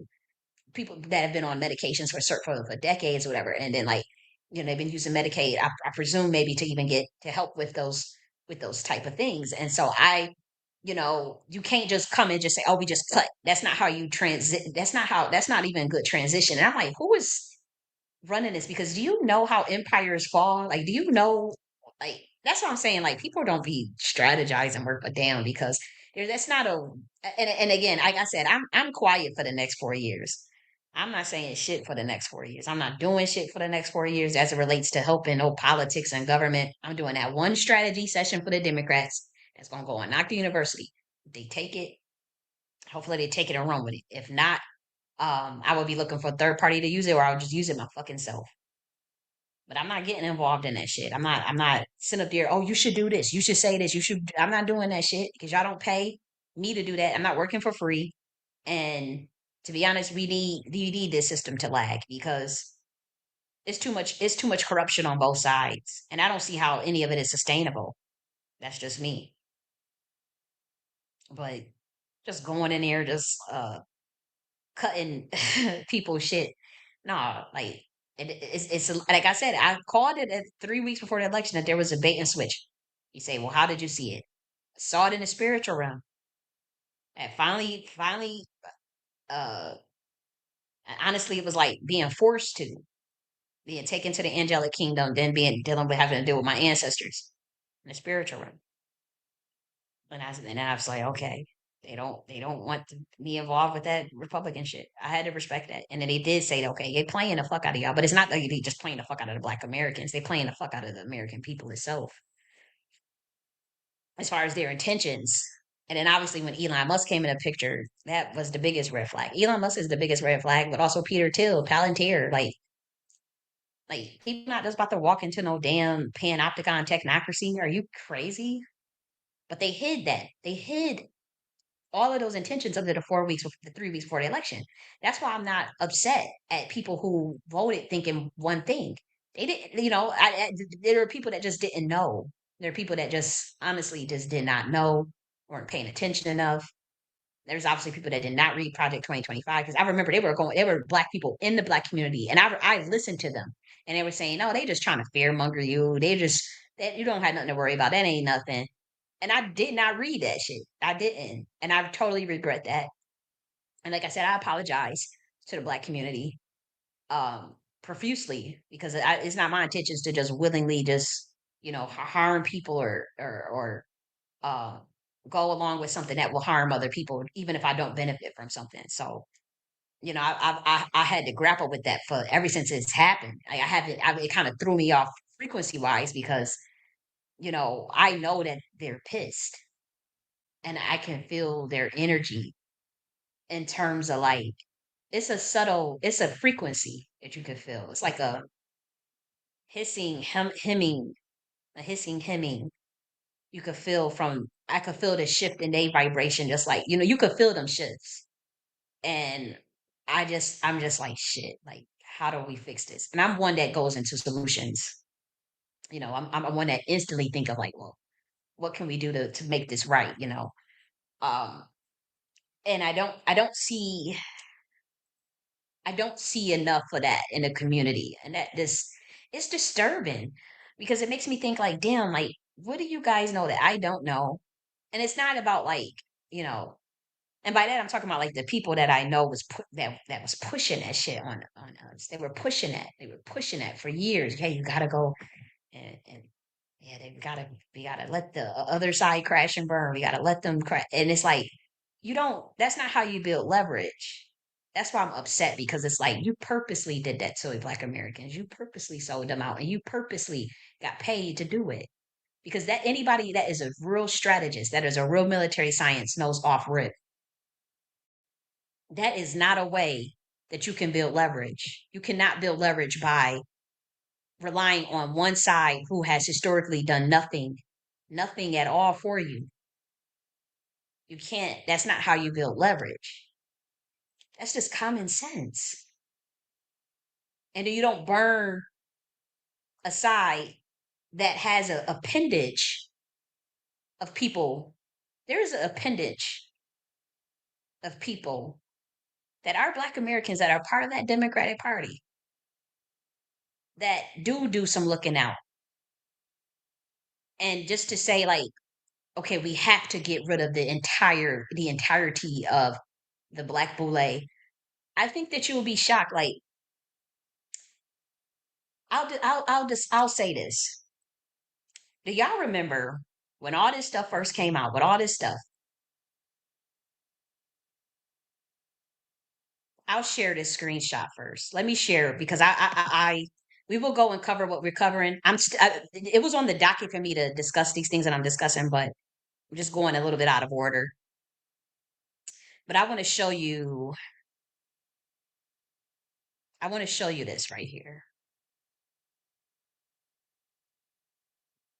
So you could understand what I'm saying when I'm not caping for the boule because I'm not boule, but I'm telling you like the lack of nuance and how this was all pretty much a big social engineering psyop as far as like trying to get the change the perception of what Black Americans uh think. But I'll show you this real quick. And I'll make the connection to that the point that I'm making. Let me just make sure I'm pulling my screen up. So bear with me. Where was my? Because I wrote a chapter on Black Intelligence Agency. Here we go. A year ago, actually. I wrote that year ago, and but I'll share this with you.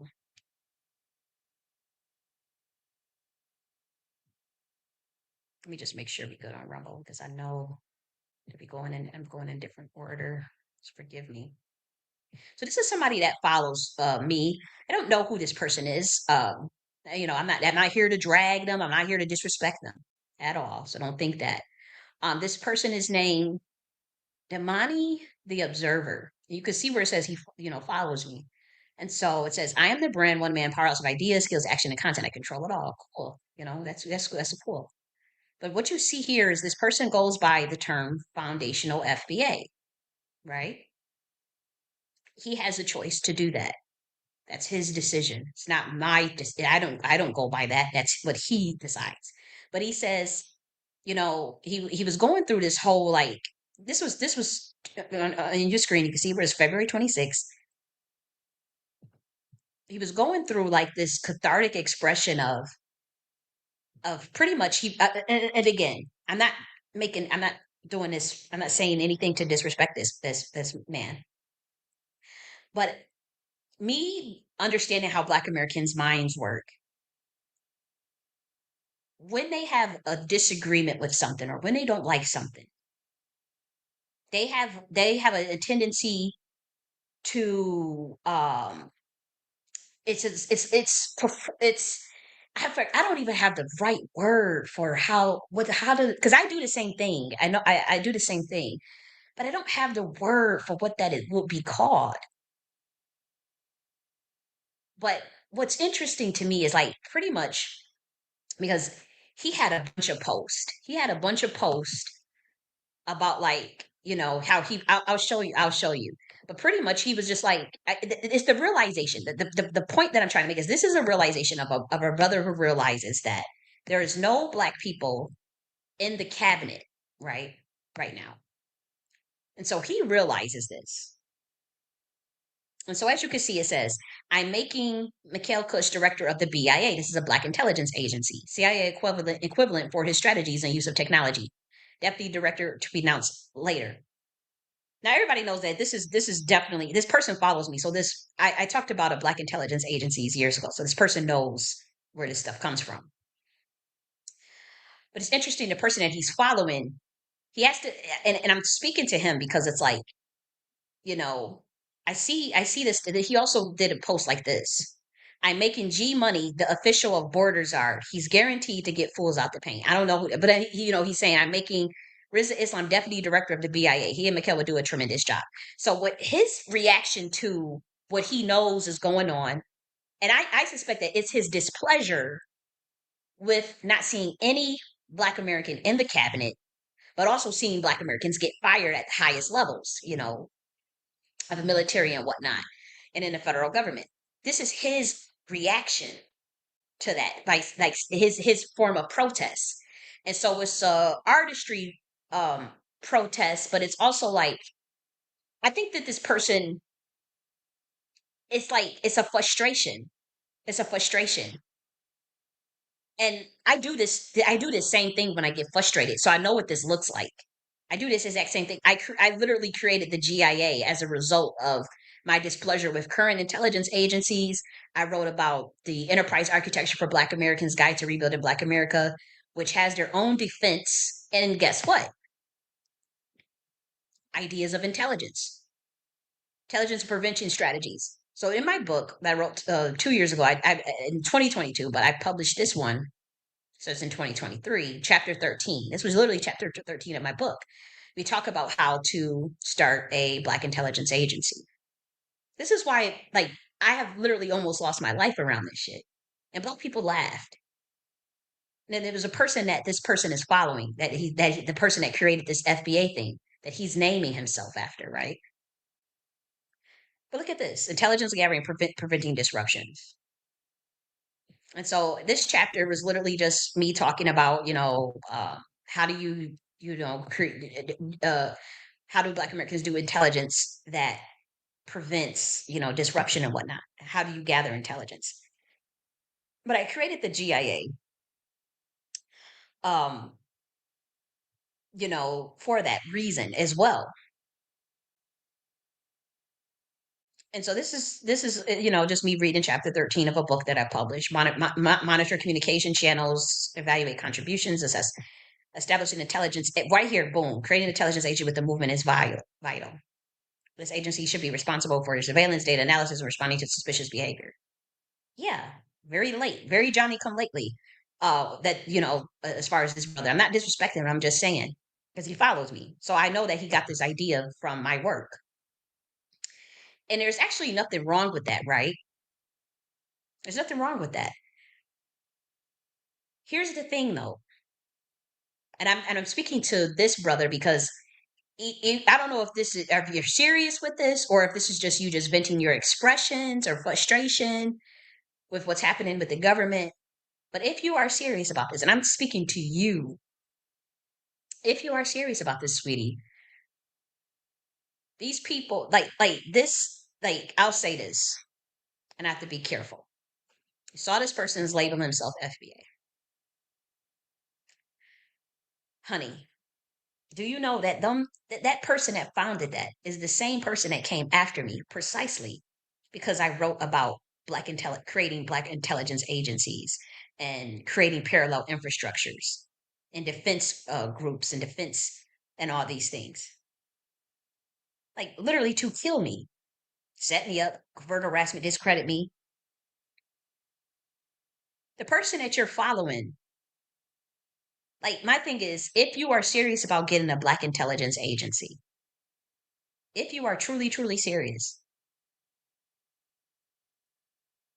you are following gatekeepers that get paid, that took an oath, okay? That took an oath to make sure that something like that never happens. You have named yourself after someone who the person that founded that had a trademark for that. You are following someone that took an oath and that gets paid to make sure that a black intelligence agency never happens. Never happens. Either you don't know that or you do know that and you're just trying to play around to get attention, to act like you came with a black intelligence agency. This is shit I wrote about years ago. And this person follows me. So I know that they know that this idea came from my work.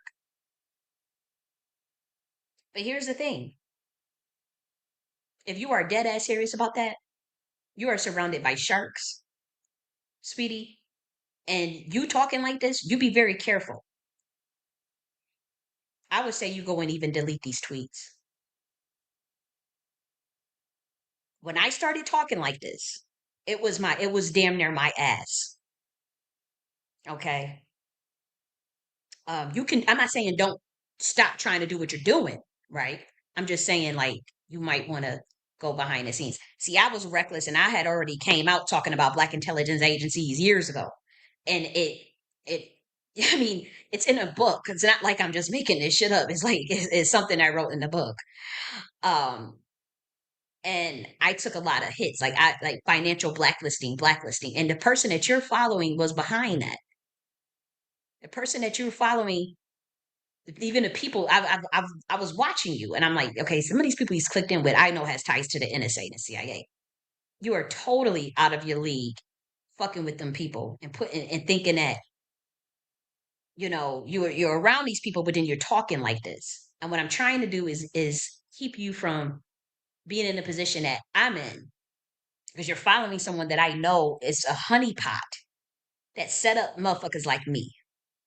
Okay. So either you're a part of that honeypot and trying to see who likes to tweet or who bites to tweet or whatever, or you're just really, really naive. You're really, really, really naive and don't understand that the people that you are even connected with are the people that will make sure that a black intelligence agencies never happen because you follow this FBA stuff. That is their job. That is their job. Like they took an oath to do that. When I started talking about strategies and frameworks for melanated people, even globally, that's when they really snapped on my ass. But even me writing the enterprise architecture, they're like, okay, we'll let you rock, but we're gonna set up more barriers to what you're trying to do, and that's what they have done. And so what I'm saying is, if you are dead ass serious dead ass serious about a black intelligence agency, you would not be following the people. I don't even care like who you follow, right? But it's like you're aligning with people, like I said, who steals frameworks from me. But these are the same people. This was one of the people that was behind the scenes that was trying to kill me. So you can't be serious, and if you are, either you are extremely naive. But back to the point that I brought up about the boule. In 2021, we talked about like the Black Intelligence Agency is out of my book, Enterprise Architecture Guide for Rebuilding Black America, that was created in 2023, right? Before then, there was a Black woman who came up with that idea. Anybody remember? We was all on Clubhouse. I'm not trying to put anybody name out, her name business out there because she put her own business out there and it was public. Everybody remember Asia Storm was this beautiful, I would say she was extremely, extremely brilliant Black American woman. Everybody knows she had cut a jig. She would get your ass. Everybody knows she was a hot head, just fire. Her name was Asia Storm. She came up with this idea with the Black Intelligence Agency, I want to say in 2021. She might have even had it before then, but she was talking about it on a public platform on Clubhouse with all of us in 2021. Asia Storm. She's a brilliant Black woman and extremely radical. Like y'all think I'm radical? Like she was extremely radical, and she was boule, very very well connected. Um, but I remember when she started talking. She was all around in that crew. Every was all of the crew talking about reparations and talking about Black Americans and what can we do to help our people, right? And Asia Storm, like I said, I personally feel like, and I don't know what she's up to now. I'm hoping she's doing okay. I'm hoping she's doing great. I'm hoping she's, happy. Um, I felt like she was brilliant, and I wasn't the only one.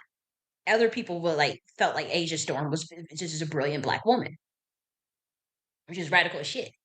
And I remember she had an Instagram page where she would uh put like she would do like whole ass rituals with her Instagram posts on the system. Like she would, and the posts were really cool. They were really cool posts, but it will be like known that she was doing a ritual.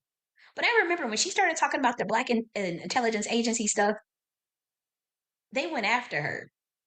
I remember, next thing you know, mind you, this is the quote unquote boulets that you hate so much. No, these are the quote unquote boulets that you want to sabotage and make sure they're done with. I remember they cut her off of Instagram, cut her off of Club, I got her off of cut her off Clubhouse, cut her off of Instagram. People started trying to, like, I remember because people were behind the scenes trying to discredit her to me. And I said, no, I like Asia Storm. Y'all not about to sit up here. And I didn't realize that that's how COINTELPRO worked at the time. I just thought it was people gossiping, but people were trying to get in my ear about her. But I had knew her, as far as like, when I say I don't know her, but I'm saying like, we had talked also behind the scenes. And I remember she was telling me, to stay away from, she said, I suspect she was really, really intelligent. So she could see through shit she could catch stuff that other people couldn't see. And she would say, I think that that person is surveillance. I think that that person is an agent. And she said this before anybody caught on to this person. And I said, I agree with you. I think you're on to something too. But she said, don't tell nobody. We never talked, I never told anybody about it or whatever. But I remember that. Next thing you know, her Instagram was going, the Clubhouse was going and stuff. Got people in other people's ears talking shit about her, like, you know, don't you shit. I think that's a man, or she crazy. They was doing that shit that they do to me.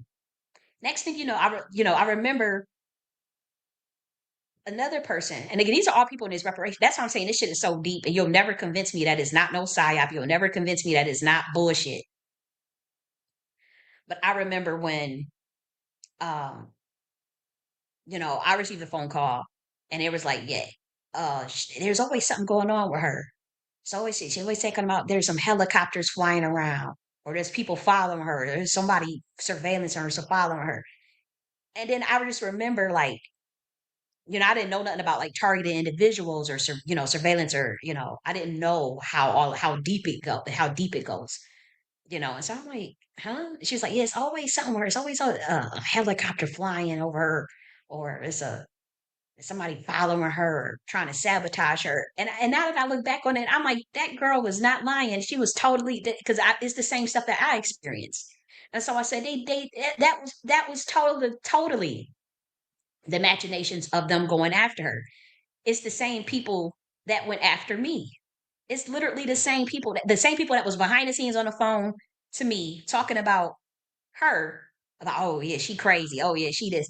It's the same people that did the same exact thing to me, or it's the same people that had the power to set it up. That somebody that I know, that I saw and found out had, like, I was doing some research and I found out that they kind of like a 2 degree separation from someone that, not even a 2 degree, like a 1 degree separation from someone that had a security clearance that worked for the NSA. And I said, mind you, these are all people that you at this time, I'm thinking these are just people on the internet that's talking about reparations and Black Americans. But I'm like, damn. Now that I look back on that, I'm like, once she started talking about the Black intelligence agencies, I'm telling you, like clockwork, because this is the same shit that's happened to me. Soon as she went that route, that's when they went after her. I'm telling you, they went, and this was a boule, well connected. I remember she was trying to put people on game about certain things. She's taught me a lot of things, you know. That's what I'm saying. Like, find it dangerous what's being done in this Black community in terms of, like, of discrediting and not having any backup plans or contingency plans in terms of building leverage by attacking, like, but or demonizing whole segments of Black society. Like that's why I don't even demonize all. I had to separate, like, the Black Republicans too, because I'm like, it's Black Republicans that's been that way for 30, 40, 50 years, and they ain't got nothing to do with selling out the quote unquote. They don't have nothing to do with what these Black RNC paid shills do. That's not what I'm talking about. So I had to, like, you can't just demonize whole segments of a society.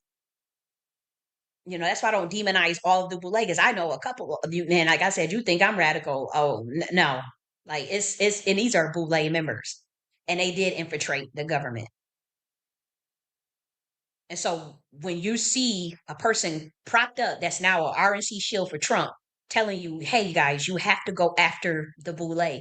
You have to go after Kali J.N.S. Kali J.N.S. is crazy. You have to go after the indigenous are crazy. You have to go after these people."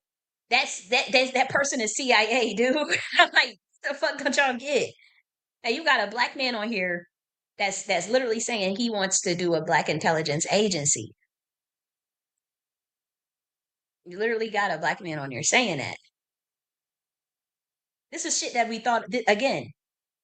These ideas come from my book. This person follows me, but he's following people that will make sure that that never happens. He is following people that will make sure that will never, ever, ever, ever, ever happen. He can't even see it. That's how I know y'all not serious, and that's why it's such a danger. That's why, like, when I say I had to cut off, I had no choice. I had to cut off. I had no choice because I know the intricacies of what this shit means now. I didn't years ago. It's very naive. But I remember they got Asia Storm out the paint. I remember they shadow banned the fuck out of her. It was blacklist. I remember because we had a conversation, and I remember she was behind the scenes She started struggling with stuff out of nowhere.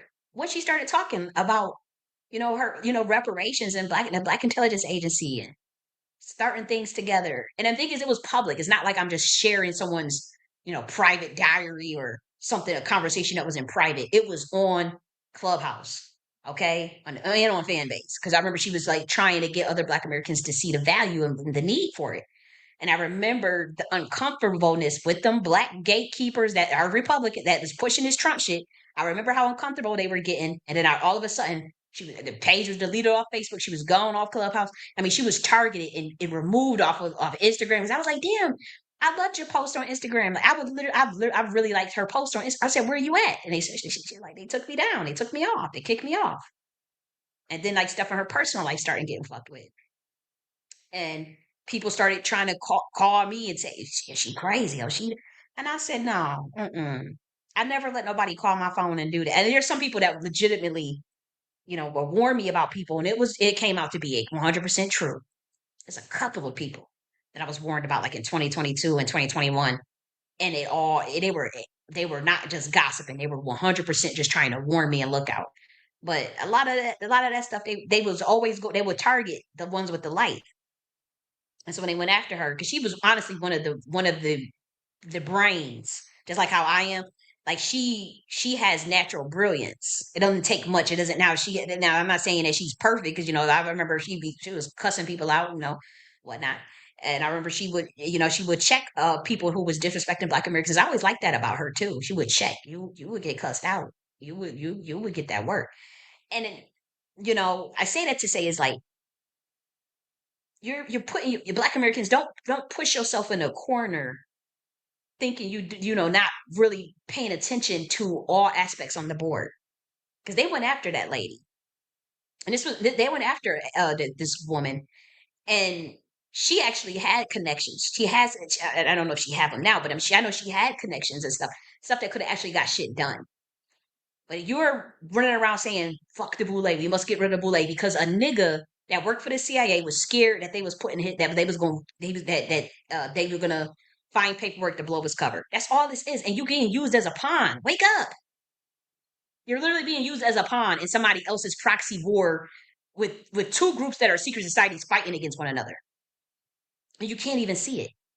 And you willing to throw away, you keep, are we going to attack them? And that wasn't the only radical boule that I met. The other ones, I'm not going to give their personal conversations because that was stuff that was private. So that's not something I could share publicly. The only reason why I shared the Black Intelligence Agency with Ada Storm because she was talking about it publicly. And there was hundreds of peoples in the room, hundreds and hundreds. And people remember that lady. That were, like when you say her name, like people that been in this movement for years, they like, oh yeah, she was brilliant as hell. She was cool as hell, or she was unorthodox. She was very unorthodox.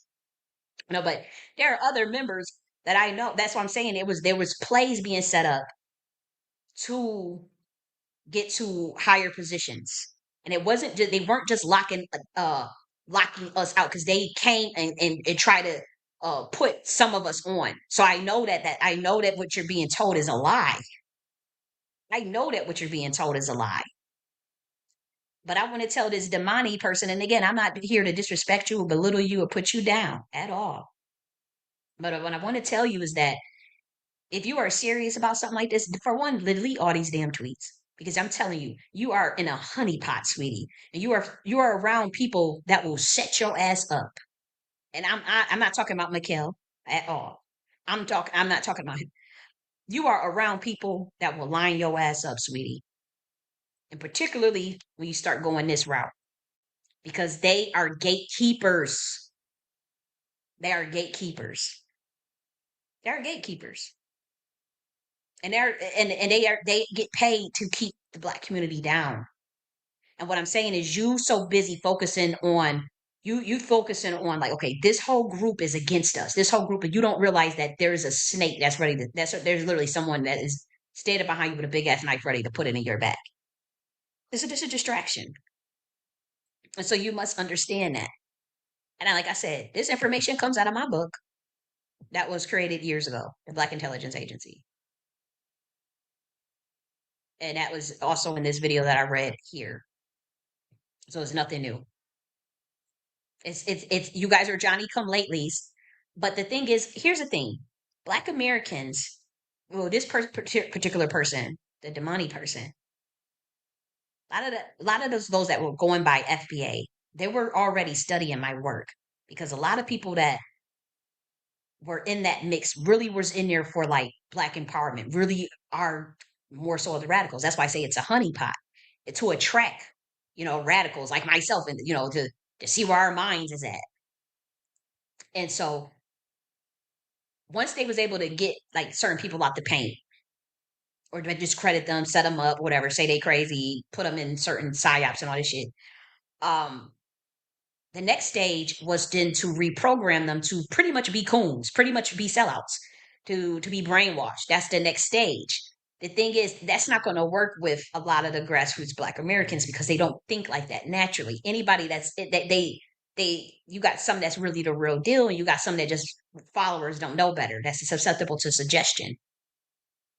But you got people, and a lot of the people that's going by that FBA stuff, they have always followed my work.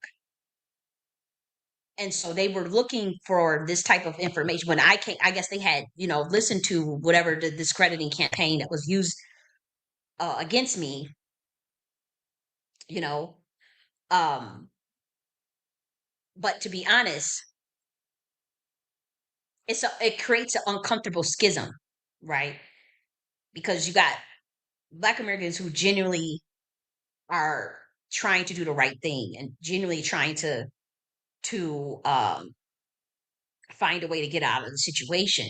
And they do want empowerment. Like they do want a Black intelligence agency. They do want their own infrastructure. But then you have honeypots or you have gatekeepers all around you that will infiltrate to make sure that shit never happened. And so you have to just be careful of that. And you can't, I know it's easy. I know it's easy to follow what's popular and what's entertaining, but that's not going to ever get you a Black intelligence agency. That's never going to get you what you claim you want. So either you're just playing around or you're naive. You just don't know better. If you just don't know better, you just don't know. But, what I'm saying is like that this particular idea, if I'm going to give credit, obviously the idea comes out of my book from this person, but where did I get the idea from? Asia Storm was the first person to talk about this. She was the first one to talk about that. And they got her out the paint very quickly. I would say within a week. That Instagram was gone, that Clubhouse account was gone, that fan base account was gone. People was running around and trying to talk shit about her. And then, she started having some severe difficulties behind the scenes. She became a targeted individual.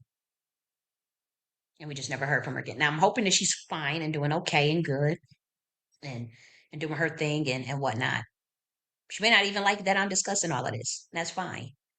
But I'm hoping that she's doing good. I really am because I remember, she was pretty inspirational to me and to a lot of Black Americans. She really was. But when you guys attacked the boule, that motherfucker was boule. And again, I've met some other ones that's behind the scenes that just think just like her. Now think just like her, think just like me, and they are boule, and they are very, very, very well connected. And yes, they have ties to politics. And I think that what you guys are not seeing, those that are on the grassroots, and you don't want to accept this now, that's fine. Time tells all. Time tells all. They were pushing a play. They were, I'm telling you, they had a play. And I'm telling you, just like how you talking about being on a plantation and somebody rat out what you're trying to do and rat out that you're trying to revolt or you're trying to get in power or you're trying to run away. That's exactly what happened. You guys just can't see it yet because you guys are still stuck in the Democrat Republican fight against that type of mode. And this you have to think at a higher level of the way secret societies move, and at the higher level of the way the occult moves. Those in the occult, those that go into that are a part of certain societies. That's at the level that I'm discussing. I am not discussing some Republican and Democrat shields fighting one another on the internet. I'm not talking about that shit. We talking about like motherfuckers really trying to make a move in this country. That's why you see now put all these things together. Now pay attention to what I just told you. And again, I'm not trying to tell everybody's business of who's connected to who and what.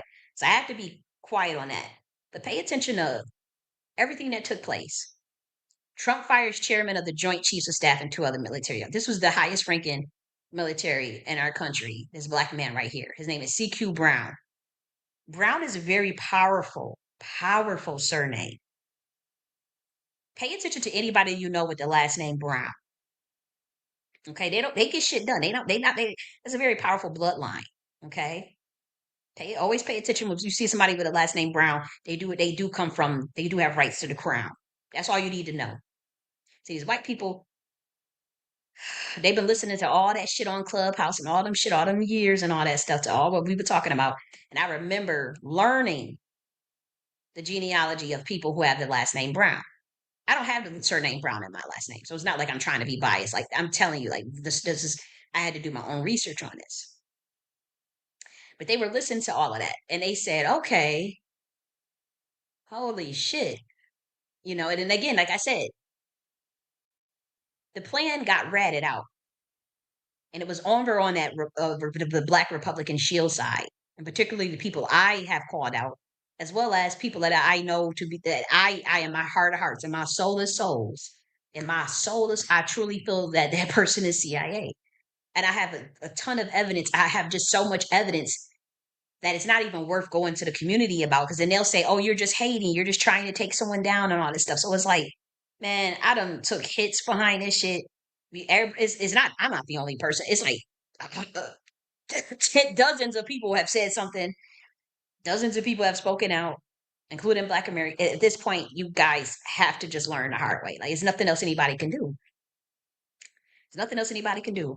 You better. And my thing is like, it's such a mess. It's such a mess. And to know that there's where the mess came from, and who's conjuring it up, and who's fucking up, who's literally selling out this community and setting it back 150 years, and to see it clear as day, especially spiritually, and to see it spiritually, and then it's like, if you speak out, you become so unpopular and even targeted. It's like, damn, like it's like y'all just have to learn the hard way. And you can't. I don't want to hear nobody come back and say, it's not about, oh, you were right or you. I don't want to hear nothing once this shit hits the fan. I don't want to hear nothing. I just don't, because I have told you for years. Other people have told you for years. People have taken hits, done damn near lost their life, done been followed, done been blacklisted, done been locked out, shadow banned behind speaking out.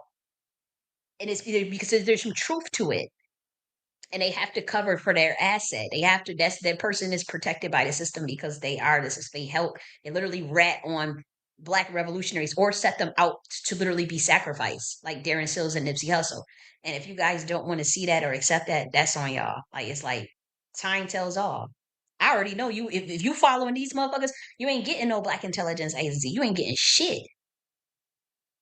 They get paid to make sure it doesn't happen. But back to this situation. Chairman of Joint Chief of Staff, CQ Brown, he was fired abruptly. He's a Air Force General CQ Brown, Chairman of the Joint Chiefs of Staff. He was on Friday. Okay, and here's the thing. He says, sidelining a history-making fighter pilot and respecter officer as a part of his campaign led by his defense secretary to rid the military of leaders who support diversity and equity in the ranks. Boom. CQ Brown was making sure that Black Americans move up in the ranks. You can get mad at it. It's not a lie. It is a known thing. He got fired. Now put what I just told you together. Put all this shit together. Everything I've been screaming about for years. Everything. You think this shit is a game? You could keep burying your head behind the motherfucking sand and keep getting used as a pawn in other people's rituals, and keep getting used as a pawn in other people's energy harvesting, and used as a fucking. They look at these people so, man. If you know how these people look so lowly, like anybody that will use somebody unwillingly in a motherfucking ritual, like you can't trust them type of people. But you can keep you. I mean, that's the route people want to go. That's on you. Leave me out of it and don't come around me with it, because it is very obvious now what this shit is all about. And it's like these people are getting paid, so they have to commit to what they have done. They took the oath, and they have to commit to what I'm talking about. These Black RNC slave shills. They have to commit to what they have done. Yes, they sold out the community.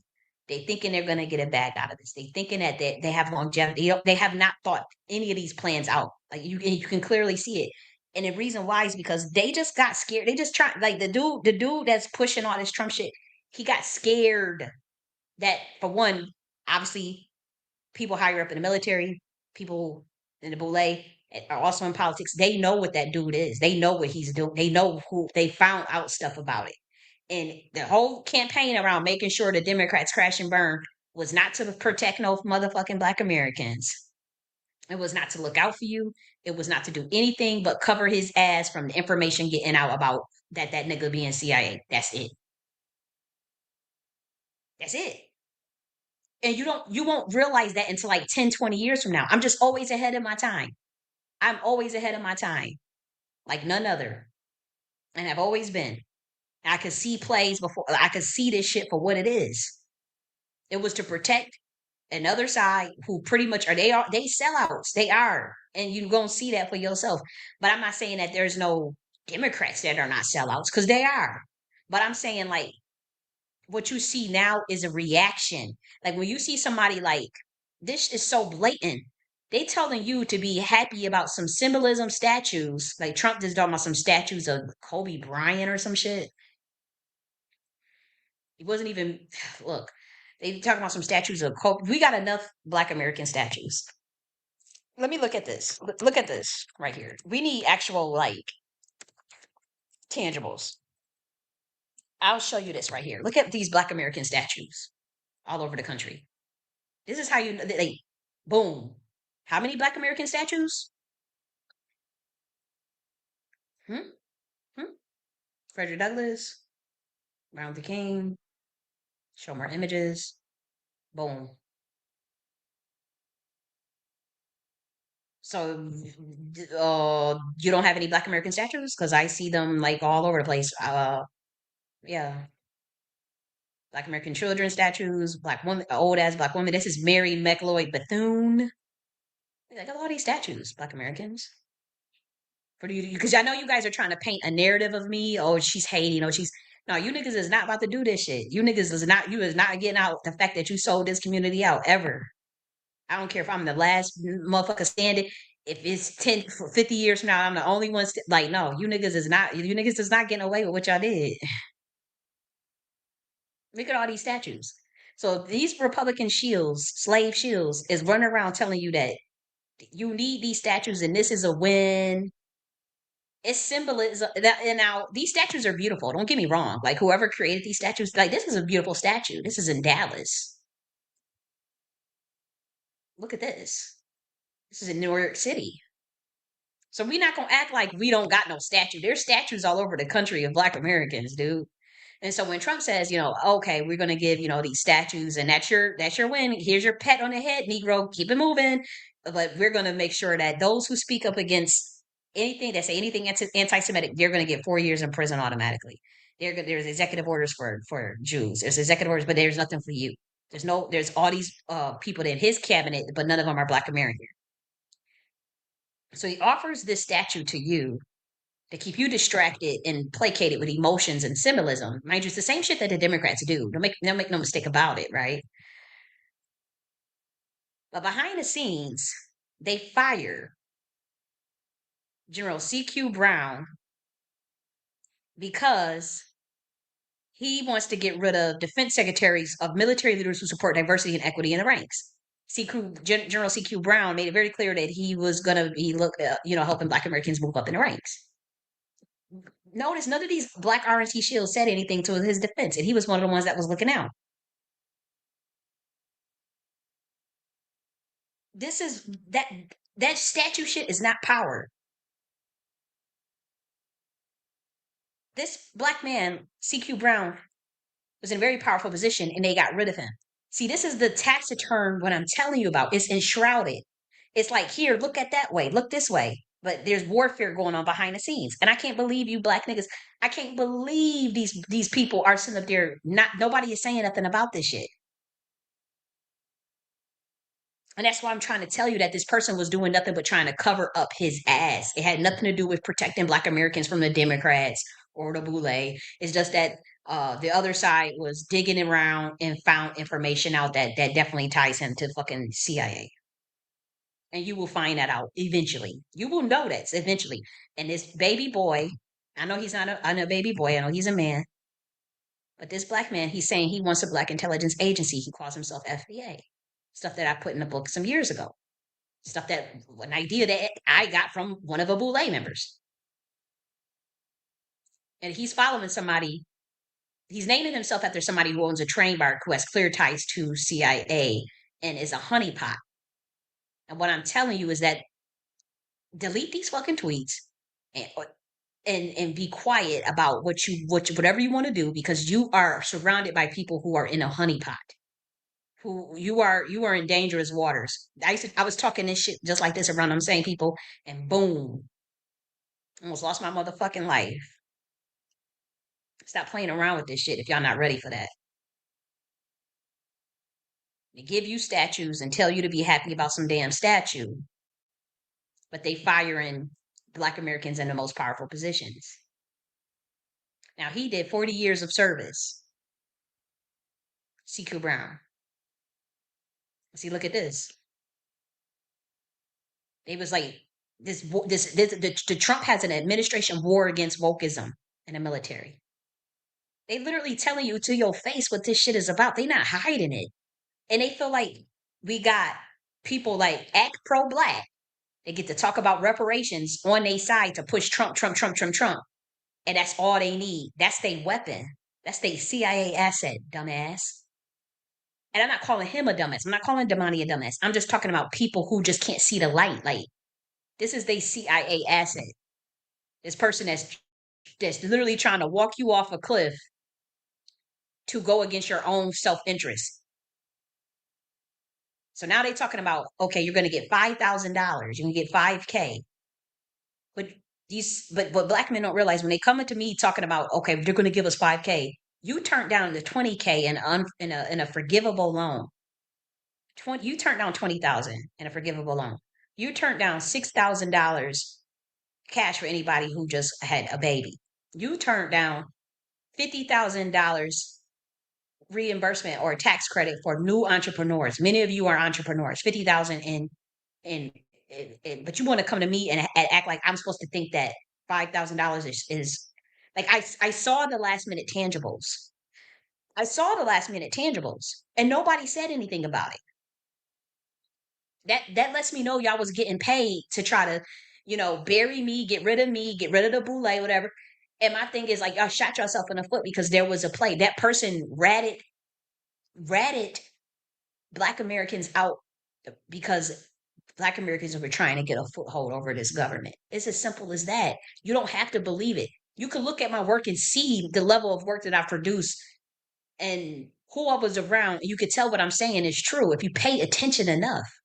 Ain't nobody like I literally have a whole chapter on Black intelligence agencies, motherfucker. And how we gonna do it? What kind of intelligence gathering we need to do? Data analysis, all this stuff. I'm trying to tell like it's not nothing is as it seems. And so all of a person has to do is say, oh hey, um, I'm for reparations and I'm pro black and you'll and then say, hey, now we gotta go vote for Trump. And it's like, really? And all this stuff is transpiring and nobody is saying nothing about it, but you don't wanna wake up. You see it right in front of your screen. Brown public support. And all this is smokescreen. Because, after George Floyd had got killed, made him fodder for the administration war against wokeism in the military. His ouster is at the latest upheaval of the Pentagon, which plans to cut 54 civilian probationary workers starting next week and identify 50 billion in programs that could be cut next year to redirect doors, to funds Trump's priorities, which is some. This is This is crazy. This is crazy. And look at this. The person that he held was what? Associate director. The person that he gave the other job to, the CQ Brown's job to, is someone of a much lower rank than him. But what do you see here? And put it together with Peter Thiel and Palantir. Military affairs at the CIA, according to his military biography. That's I'm telling you, the reason why he's so loyal to that person that is acting like he's pro-black and into reparations. The reason why he's so loyal to Trump and never questioning, never saying nothing is because they're covering for him. Peter Thiel, Palantir, research what Palantir is, a defense arm of the CIA. And why this person keeps defending Elon Musk and Trump no matter what they do. Telling you that a statue is a good thing, but when the Democrats will come up with a statue, they will drag them, drag them, drag them. But you don't say nothing about a statue being a problem for Black America. Like I just showed y'all all them statues. So why are y'all playing dumb? And I'm not trying to be abusive to Black Americans, but it's like I'm getting frustrated because it's like I know I'm gonna be fine. I know certain things where like I mean this government have been coming after me since for 10 fucking years. Okay. But it's like, so I'm not worried. Like I'm not sitting up here in fear or whatever. But it's like just to see a group of people just like I don't know. Do y'all have like you know how people have shock and then they have like a paralysis, so they don't do any analysis. It's like seeing people like I don't know how to explain that what that is, but it's very you know my job is not to beat up on anybody, right? But it's like what the fuck can't you see? It's like right in front of you, and this has nothing to do with no damn Democrats. Because like I said, if they don't respond to that strategy that I'm gonna put out for them, then that lets me know, okay, they both are in on this. They both are work. They both are in on this play, and so that would definitely be alarming for me. And at that point, I have to like kind of throw my hands in the towel. I don't. I wouldn't have it. That what can else can I do? What the fuck else can I do? But lead a fucking country. But seriously, if that lets me know, like, okay, they are working with them to bury the last birthright, the monarch birthrights in Black America. And see all this stuff again. This is at the highest levels. This ain't got nothing to do with no. This is at this level is the occult. And I know what these how these people think. You're not about to sit up there and make it seem like I'm just imagining some shit. I've been around this scene for a long time, and I remember how when all this shit popped off in terms of like them coming around us pushing that immigration shit about oh we need to be against that and pushing that drain the swamp. That was in 2020. I remember, but starting in 2018. I remember that shit, and I remember I remember how this whole social engineering thing started. You know, and so you're not about to sit up there and try to play games.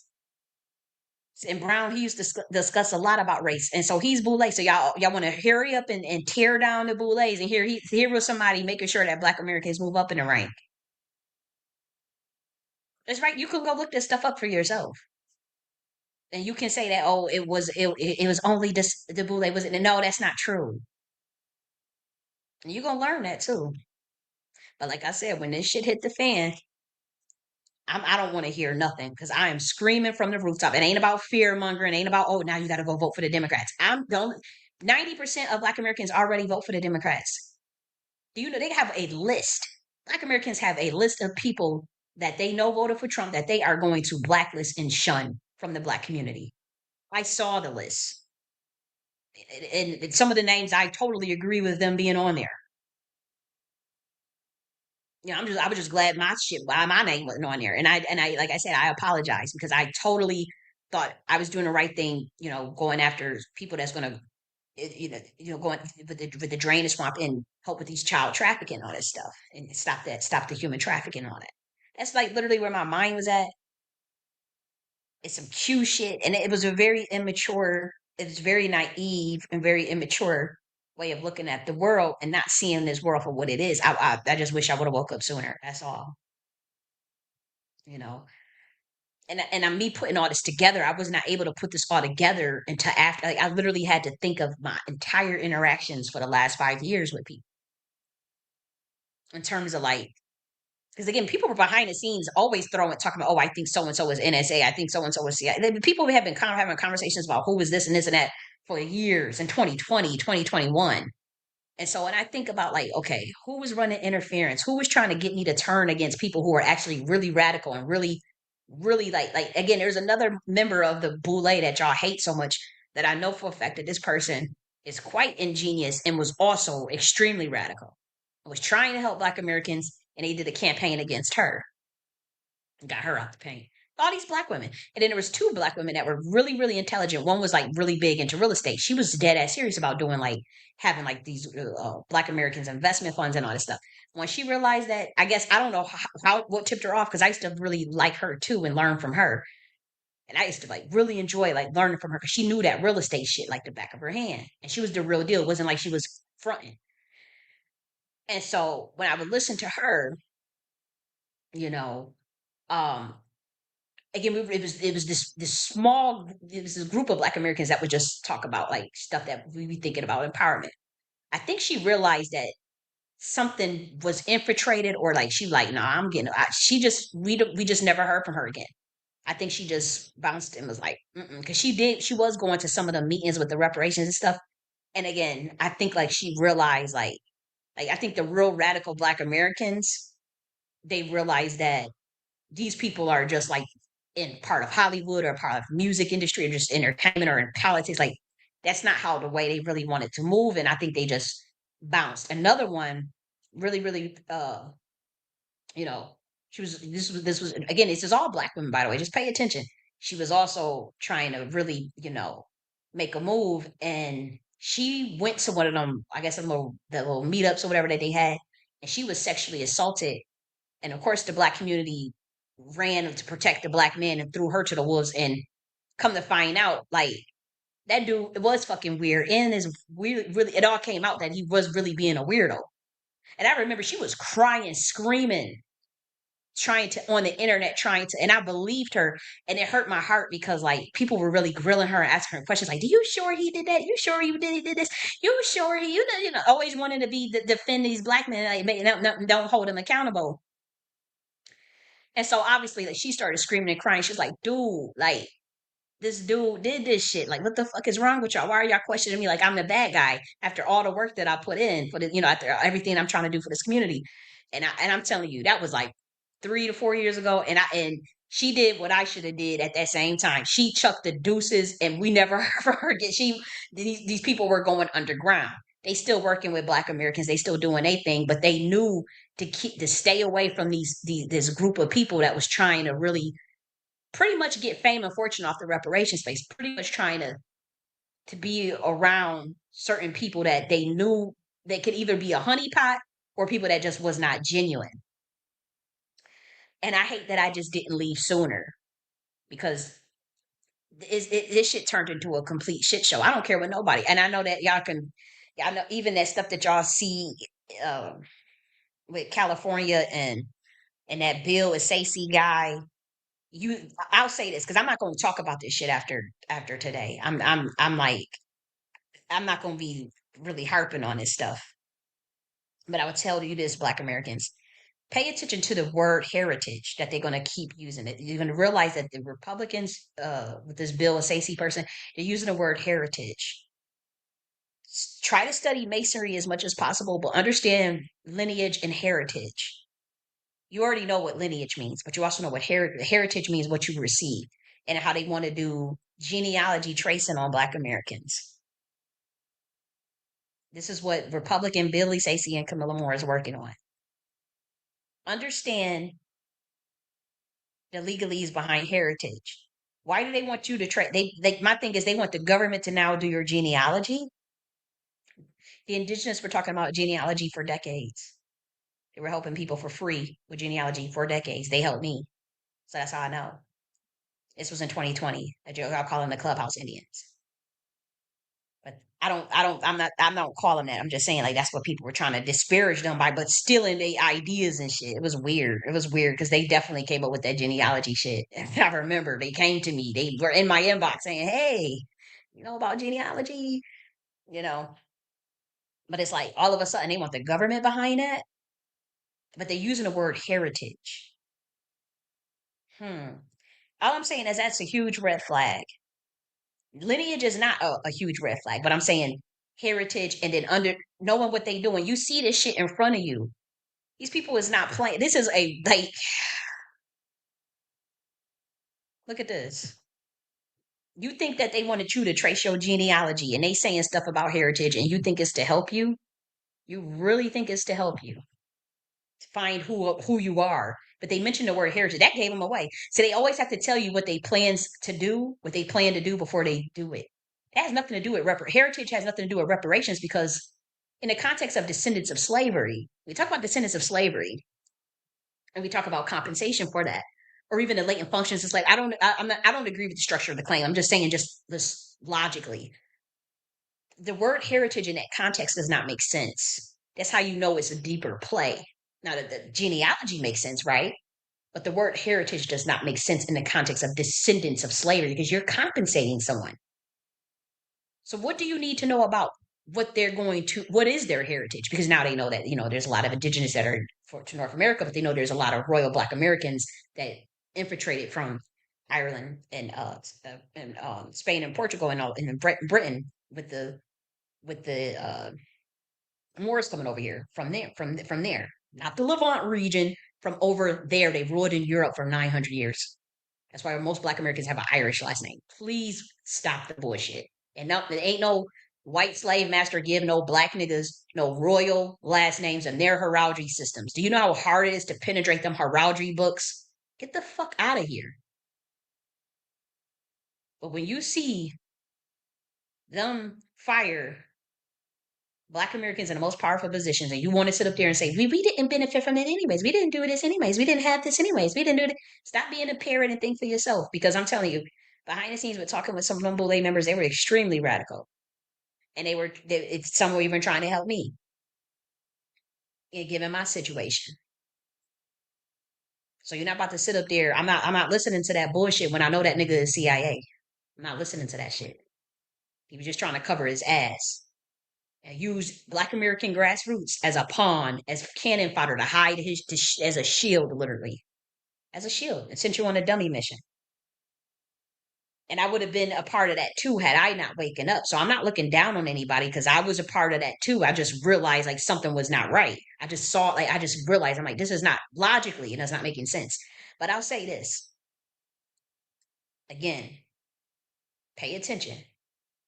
The word heritage in the context of a quote unquote supposedly reparations bill for a lineage that's not merely a study for genealogy in a Freedmen's Bureau agency, but they introduced that word heritage in there. Somebody's trying to steal people's heritages and birthrights. And I'm telling you, I went through this in 2022. And I'm telling you what this looks like is high level masonry. You have to get people to consent to do what you're going to do. That's why if they don't consent, this shit backfires. It's like the spell reverses. You can say, oh, that's just esoteric talk. Look, you play that game with them people if you want. They run circles around your motherfucking ass like nothing. They ran circles around me until I didn't know what the fuck was going on. Oh yeah, you better know, you better understand the occult and how to break down codes. You better know that when they talk about wokeism and DEI, I had to man, I mean, obviously those are blatant codes. Like that's not nothing esoteric. But I'm just saying, like when they put this stuff right in front of your face and they letting you know, like the thing is, I don't care what nobody say. I don't care how much you think I'm crazy, or how much you don't want to believe me. These people found out the real bloodlines that exist in Black America. They found out in 2022 that they are imposter Khazars that are converts, and that the real apparent the most powerful tribe is right here in America.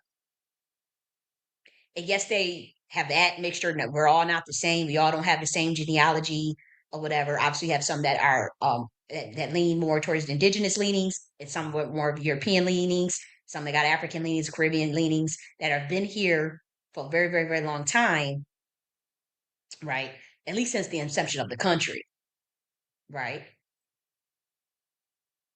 And so they found out some shit. That's all I gotta say. I've told people. I'm not saying everybody is a part of it. I'm not saying everybody is a part of those powerful bloodlines, but they found out. Okay, these is niggas that's got the real seed. Oh shit. These is the niggas that got the real power. But man, if they overthrow this shit, we ain't never getting it back because they still alive. And we just thought they was some nigga ass slaves. We tried to brainwash them, tell them all they some nappy headed niggas from Africa. And it's out of the bag. That's yeah, maybe some of them are, and that ain't nothing wrong being nappy headed. I'm saying some of them probably are, but it's like a lot of these Black Americans are doing their genealogy, and they do have heritage, right? But you don't need the government all up in your business about that shit. They come and steal your shit, right? These niggas try to kill me and hide my genealogy, bury who I am behind the scenes, had pay people to sell me out family members to sell me out. Like, why would you trust that? And I'm literally screaming from the rooftop, like, and these were the same people that were behind it, these freedmans and these people that's trying to push this shit, this FBA shit. It was them people that was behind it. So I'm telling you, you can't trust that shit. And what they rolled out on me, as far as trying to destiny swipe and steal a birthright, see, they still looking for that birthright of the crown because I claimed mine 3 weeks before the election. I said, "Oh fuck no, I'm the fucking president. I'm the empress of North America. Fuck that," because I already knew what they were trying to do to me. So what they realized, they need another motherfucker. They got to go find other, and well, of course they exist in Black America. You think I'm the only royal bloodline in America? No, I just told you about the Brown family, about the Brown clan. Anybody that got the MC, Black Americans that got the MC. Now, if you're under oath, you're under their control. And so they're not really worried about you. They're worried about the black free Americans, usually in the hood or not a part of their system, right? Not a part of their system, just run around, just being not even knowing much.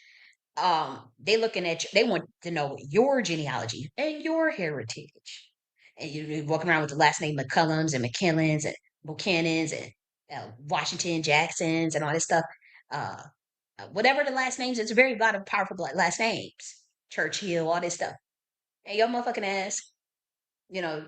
That now again, a lot of the sophisticated Black Americans already done their genealogy, but they want people that maybe not know because I'm telling you, they have purposely buried the targeted individuals got systematically pushed into poverty, especially in Black America, and so they want them to come to the government to go, oh yeah, you want to do your genealogy? Here you go. Yeah, we do your genealogy. We want to know what heritage you got. They didn't say what lineage, Black Americans. They not saying what lineage you got. They said what heritage. Heritage means what you receive from your birthright. Look up the definition of heritage. Why do they need to know what heritage you got? Because they want to steal your birthright. Because they want to steal your inheritance. Or keep it under wraps. Monitor it. Monitor you.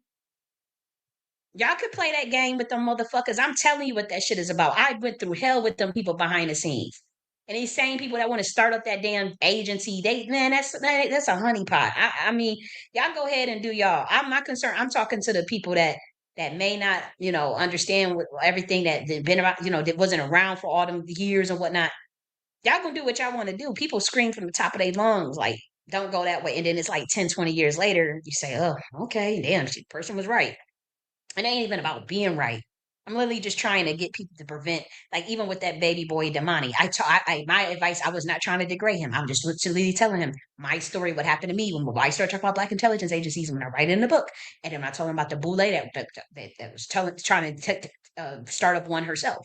What happened to her? Same exact thing. And so I'm telling him, who's around these same people that came after me, if you want to do that, erase those fucking tweets off of X and don't work with them people that you behind. You need to go start your own thing immediately if you're serious about that because you are going to get lined up and you may die. You may not survive like how I did. They may not give you that type of grace based on my rank and bloodline. I come from the bloodline that started all of this shit. I'm not saying I'm the only one. Okay? Because obviously a lot of Black Americans are related to one another. A lot of Black Americans are related to one another somewhere down the line. Especially, coming from Georgia, Alabama, North Carolina, right? Which is where my bloodline comes from. And yes, I'm both indigenous and I have a lot of European bloodline as well. Now, again, everybody knows where before black and white was a race, it was a status. And so what I saw was that there was ancestors that was listed as white, but then black. And during the next census, so we're listed as white, then it changed to black, you know? So that at that time, from what my understanding, based on what people were teaching me, was that it was a status at that time, and so it's very much uh, like when I was seeing the words white, you know, and then seeing Negro 10 years later or colored 10 years later of that same person. It was a little confusing. I was like, "What in the world? Well, how did that switch up like that?" And I wasn't the only person that happened to, apparently.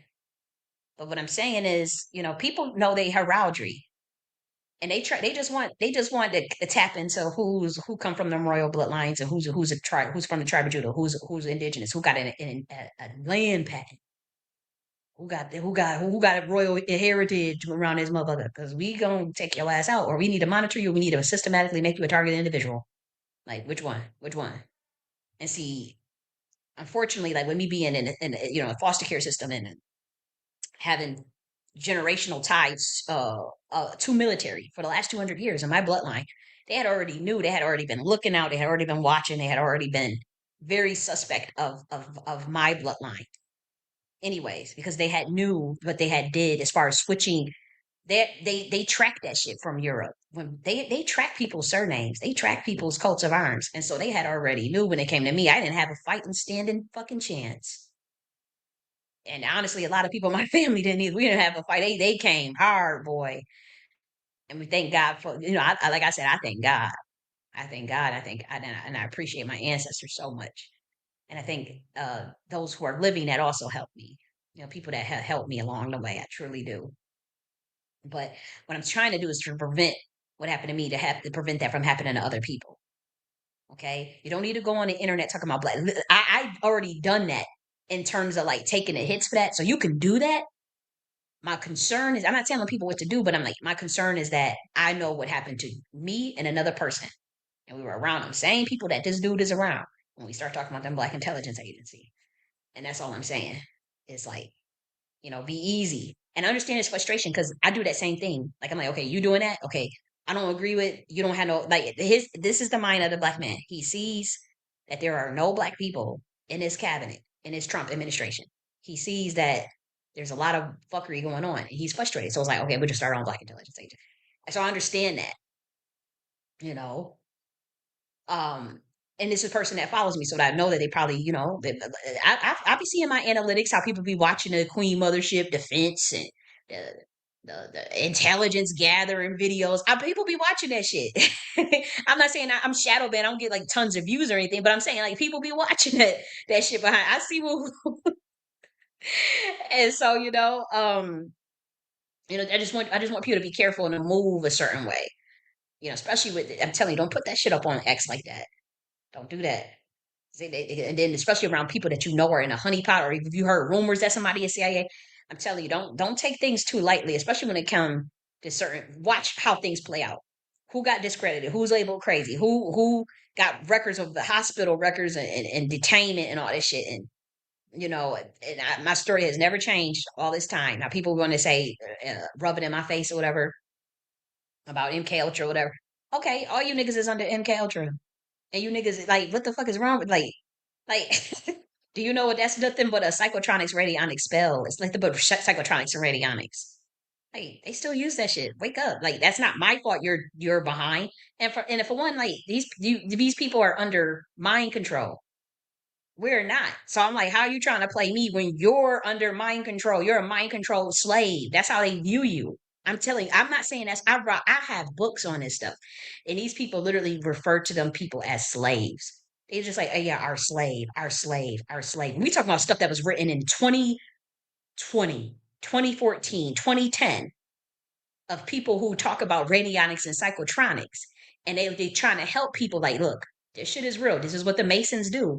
And they look at they will call that and honestly, when I'm saying slave, I'm not saying because nobody race or black. I'm saying it because I feel that you're mind controlled. And I don't like that. I don't like that. But you trying to project, they project, and I understand. Like, is it obnoxious some of the ways that I move and some of the things I say? Yes, I own that. Can it be reckless? Yes, I own that. I don't want to be purposely mean spirited or harm people. You know, so I understand that I gotta watch my mouth. But when I be calling people a slave, it's because I think they're mind controlled, not because they pay taxes, not because of their race, not because I really literally think like, okay, you are clearly under mind control, and I can't like it's like a program. It's like an NPC. Maybe I should say NPC, but then they get mad at that too. You know how many fluoride stares I done got? I ain't got time. Like, and it frustrates you. It makes you, and I have to find a way to not care.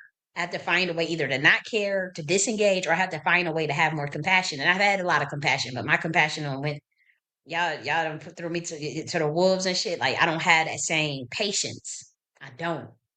I don't have that same patience. I don't. I'm not a long suffering bitch. I don't know what the fuck y'all think this. I'm not. I'm not no male mammy. None of that. No. I did what I did. I said what I said. I put all the information out there. I don't want anybody that tried to sell me out or did sell me out to use my stuff. I'm making that very clear. I will come after you. But anybody else, these free Black Americans, yeah, you can use that.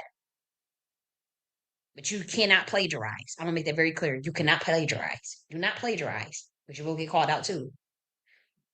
But the frameworks was for people to use. It just wasn't for people who I know do not fuck with me to try to steal it. And I make that very clear. And you are not. And I'm so laissez-faire in my leadership style. It was a woman that came to me a year ago. And she was say maybe about 2 years ago now. And she was liking the Queen Mothership enterprise architecture. She wanted to use it as a framework to build something in her community. We were in different states. And I had said, and in my mind, I'm thinking like, yeah, just go take it and run with it. Go take it and do whatever you're gonna do with it, whatever you wanted to do with it. But I have to be careful with that too, because then people will go and take and try to steal the whole thing. And she didn't do that. But what she wanted was for me to lead her on it. And I didn't like I didn't get I don't understand, like again, I'm not a person that wants people to think what I think. I don't think that leadership means I have to duplicate myself and other people. I'm not trying to mind control you motherfuckers.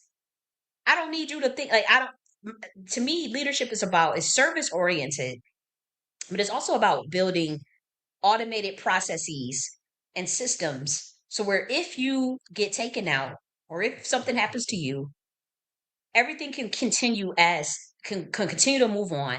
So that means you're training your subordinates, you're training your people so well. It's not that you're duplicating. I don't need to duplicate myself in another person, but they are trained in competency and in skill so well based on what their expertise is.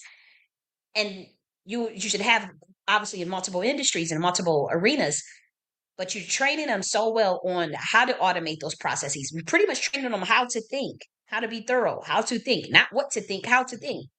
And when you something happens to you, they know understand the capabilities of self configuration. They can use the Nakhti philosophy to be able to reconfigure and orient their minds at will when to get the certain desire and outcome that they want. That is my idea of leadership.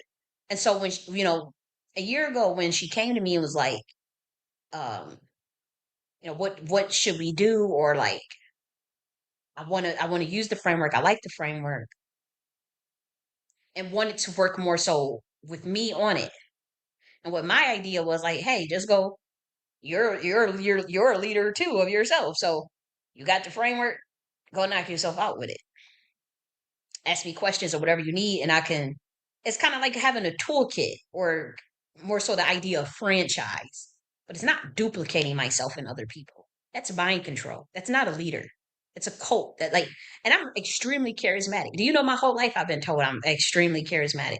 I've always known that about myself, but I never wanted to control what other people do. Like I don't want to have a cult, you know.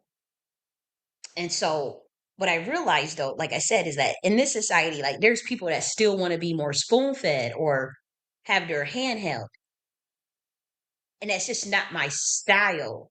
Now I can work on it, to be more like, okay, people want to be more have their hand held.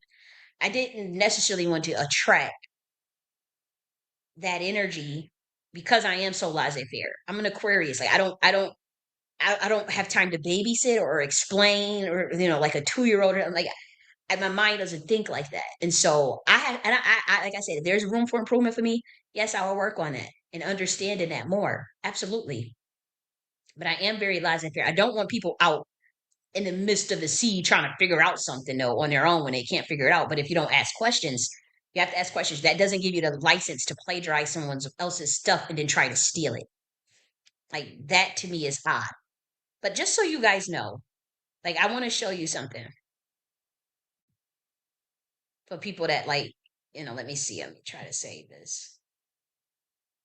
For people that may feel like, um, you're just delusional and people are not trying to steal your ideas or anything like that. I'll show you this. Let me make sure my sound is good because we was going a little deep. Let me acknowledge those in the comment section.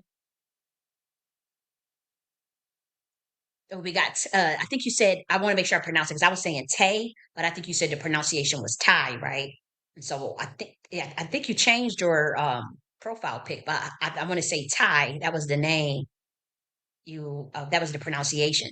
You said exactly. Why would they give us their last name? I never understood that lie. A last name equals heirs. So you get it. And I was taught this by no other than them rich boule niggas that y'all claim to hate so much. They told me this in private. They said, ain't no way in the world that they will not get them last names to Black Americans like that. They was like, that's not how it works. And I didn't understand that for a long time. Like, cause again, the brainwashing. You just some niggas from you the slave master gave you your last. I really believed that my whole life. I really believed that my whole life. And then, listen, and that's why people was like, no, you got to do your genealogy. Like, and I remember like one of them, and I won't even tell you some of the stuff that I heard. It was so funny here because our people are not ready for that, but you are on the money. A last name equals heirs, properties, and rights. And that's why they were hiding Black American genealogy. And they was hiding my genealogy. I mean, I'm Black American, but I'm saying like with me being adopted and being in a foster care system and them wanting to purposely keep me away from like it was like a closed adoption, but my adopted family did not let it stay closed. They let me still, so I was able to find out the last names and all of my biological parents and whatnot. But yeah, it get deep. They'll go to extreme to hide Black American shit. And like you said, and last name equals heirs, property, and rights. That's why I said Black Americans have to pay attention to all of a sudden this obsession with the word heritage and the reparation. Like that bill that the Republicans brought forth with Camilla Moore, it got the word heritage in it. And genealogy, when it started in genealogy and a Freedmen's Bureau agency, whatever, but they're using that word heritage. That makes no sense in the context of a descendant of slavery. Makes no sense in the context of reparations. But they want you to trace your genealogy. You've been tracing your genealogy on your own. You don't need the government for that. So that let me know instantly that they trying to swipe birthrights. It's destiny swiping, but it's on an occult level. It's masonry. See, they don't fool me. That's why I was trying to fool around with that 14th and 13th and 15th Amendment. I'm telling you. See, I see things on a higher level. I remember when the dude King Armstrong he was trying to explain to us the rights to the crown and what the 14th Amendment really mean. And people they be saying he drunk and stuff, so they threw his ass off the stage. That was my biggest regret, like writing him off because I was laughing and I'm like, dude, this dude was sound like a damn drunk talking about some damn rights to the crown and the 14th Amendment. I should have sat and listened because he was talking about the occult levels of masonry behind it. And at that time, like people was like, dude, we ain't talking about that shit right now. They just threw him off the stage, and they shouldn't have did that. And I wish to this day that I would have listened to what he was talking about, to hear out what he was trying to say, because he was talking about this word heritage too. Because he see the play, like people be thinking Black American. I mean, he be coming off sounding crazy. I ain't gonna hold you, but he has spiritual intelligence, and spiritual intelligence means it take people a while to catch on to what the person is saying. It'll take you. It took me like 2 weeks to finally put together what he was trying to tell us. And that, oh man, I was pissed at myself because I said, see, that's that shit. That's why I don't write off people. And they still run around on the app saying he a crazy. I said, no, I said, I did that too. I wrote him off too. But I said, don't do that because he has spiritual intelligence. There's different types of intelligence, right? And his gift is seeing things that in a way that other people just can't see it. And so if he trying to wake up something, your best bet is to try to listen. Sometimes it's better to just try to hear a motherfucker out because we don't know everything. But this is the truth. I mean, I'm not saying that other people that white people didn't give, the person that they probably married or slept with back in them days or whatever. But I'm saying like generally there was and again, I can't explain this properly the way the people that's American Indian historians, the way they can explain that as far as the name swapping, it is very difficult because again it's not my expertise. I'm not gonna act like I'm an expert in that particular history, but it was explained to me by multiple people that don't even know each other or don't even really fuck with each other. You know what I mean? And so there is some truth to it, is what I'm saying. It's some truth to it.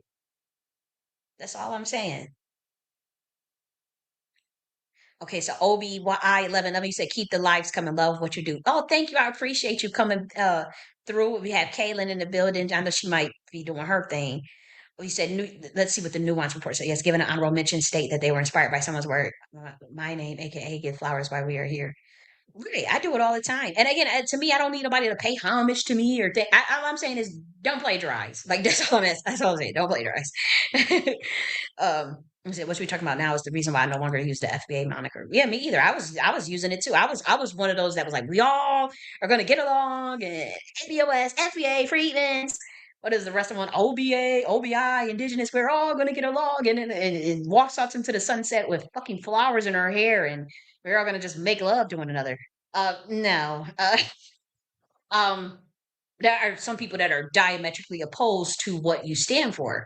Like, I truly watched into that space, dead ass serious about reparations and dead ass serious about getting Black Americans in government and power. It was my lofty ideas, and you're around people that are running a honeypot, literally to set you up. Okay, you came right into the honeypot. Up CIA, get her ass. Up CIA, get his ass. Get their ass. They send up there. They up in the target individual list. And what I'm saying is, them people was behind it, and I can't fuck with that. I can never respect that. I can't, and I already know where it's headed. And my thing is, y'all set these people back 150 years. Now it's your motherfucking head. Like I don't care what nobody say. And I'm glad Black Americans made that damn list and put all them damn RNC shield slaves on there to fuck with them.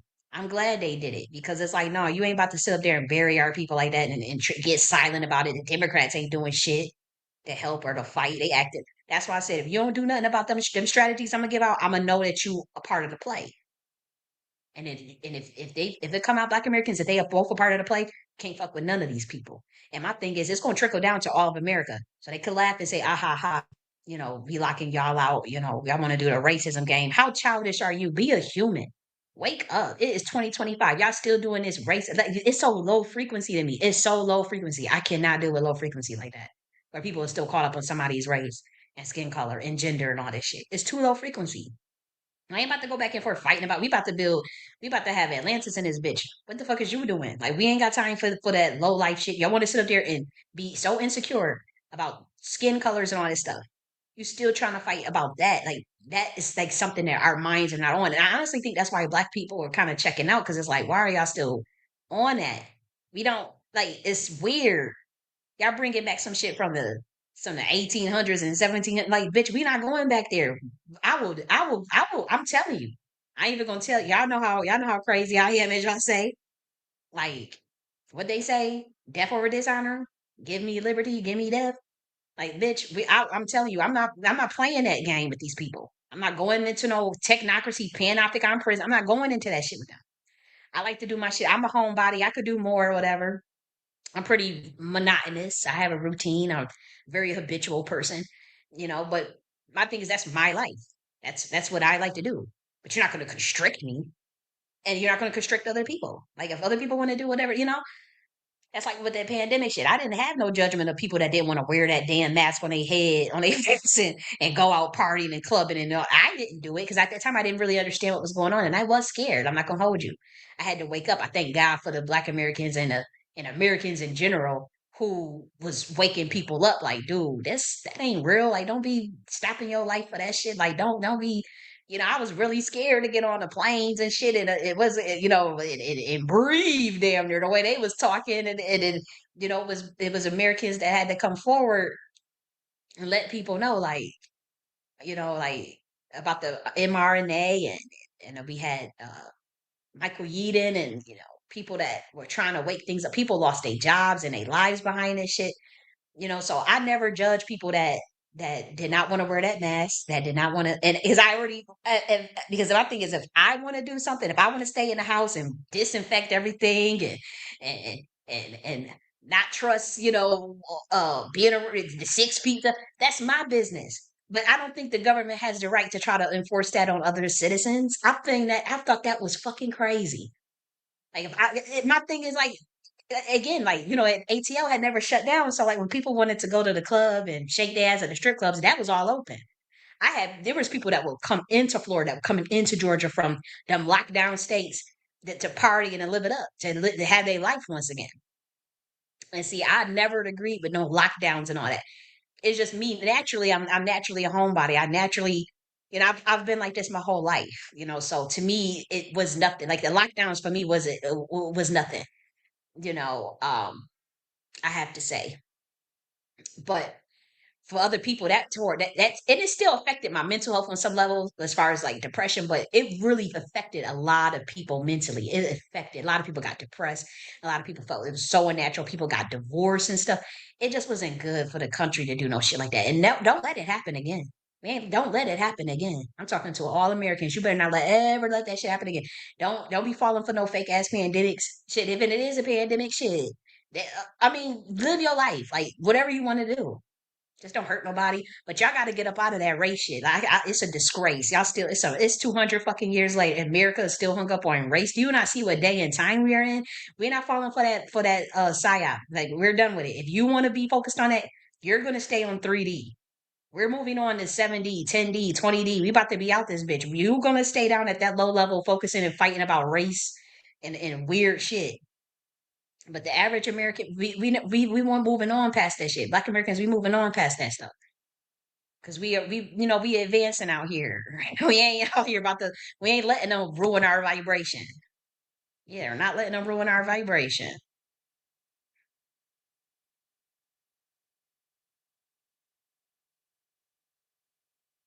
Right. The cold comments and attacking those kind of comments. Yeah. Yeah. It's my understanding that the reclassifications of names is just, thank you. Oh my gosh, the nuance report. She's in the building. She got it. She said, it is my understanding that the reclassification of names is to still birthrights by claiming ownership by use of name. Yep. Yep. That's why I don't play that shit. When they was talking about birthrights in the 14th Amendment, I'm telling you, my antenna sticker. I spent 4 hours in the room screaming like a rabid banshee because I went and read it and I said, hold the fuck up. This is relating to Black Americans. This is relating to, and they're going to get rid of it. Because I remember the Black Iron She Slave Shields was running around saying, we need to get rid of the 14th Amendment. We need to get rid of the 14th Amendment. And that was an instant red flag. I said, oh, hell no. I said, oh my gosh. And it freaked me out. And so that's when I was like, this is, and the term birthright is not, it's not the same meaning. They think they was telling Black Americans this only relates to illegal immigrants. And I do think that they were exploiting the 14th Amendment. Don't get me wrong. And it need to be misinterpreted. That was not the argument until I started freaking out about it. They were telling Black Americans we need to get rid of the 14th Amendment. And that relates to birthright. And it was something that was designed specifically for them. See, this is Jedi mind trick. It's warfare because they telling you, okay, because that's what illegal immigrants are using. Okay, yeah, they may be using that, but then have the courts reinterpret it. And I do think that that was the intentions as far as like of many Black Americans. Like, okay, they're going to reinterpret it, but they were not talking about how that bill was specifically for us until I have the proof of it, timestamp recorded space of me going in there screaming telling like, "Hey, it's for Black Americans," and all the Black Americans was like, "You just scared to be deported, dude. What the fuck? You just must be an immigrant because you're gonna be deported. We don't need a Bill of Rights.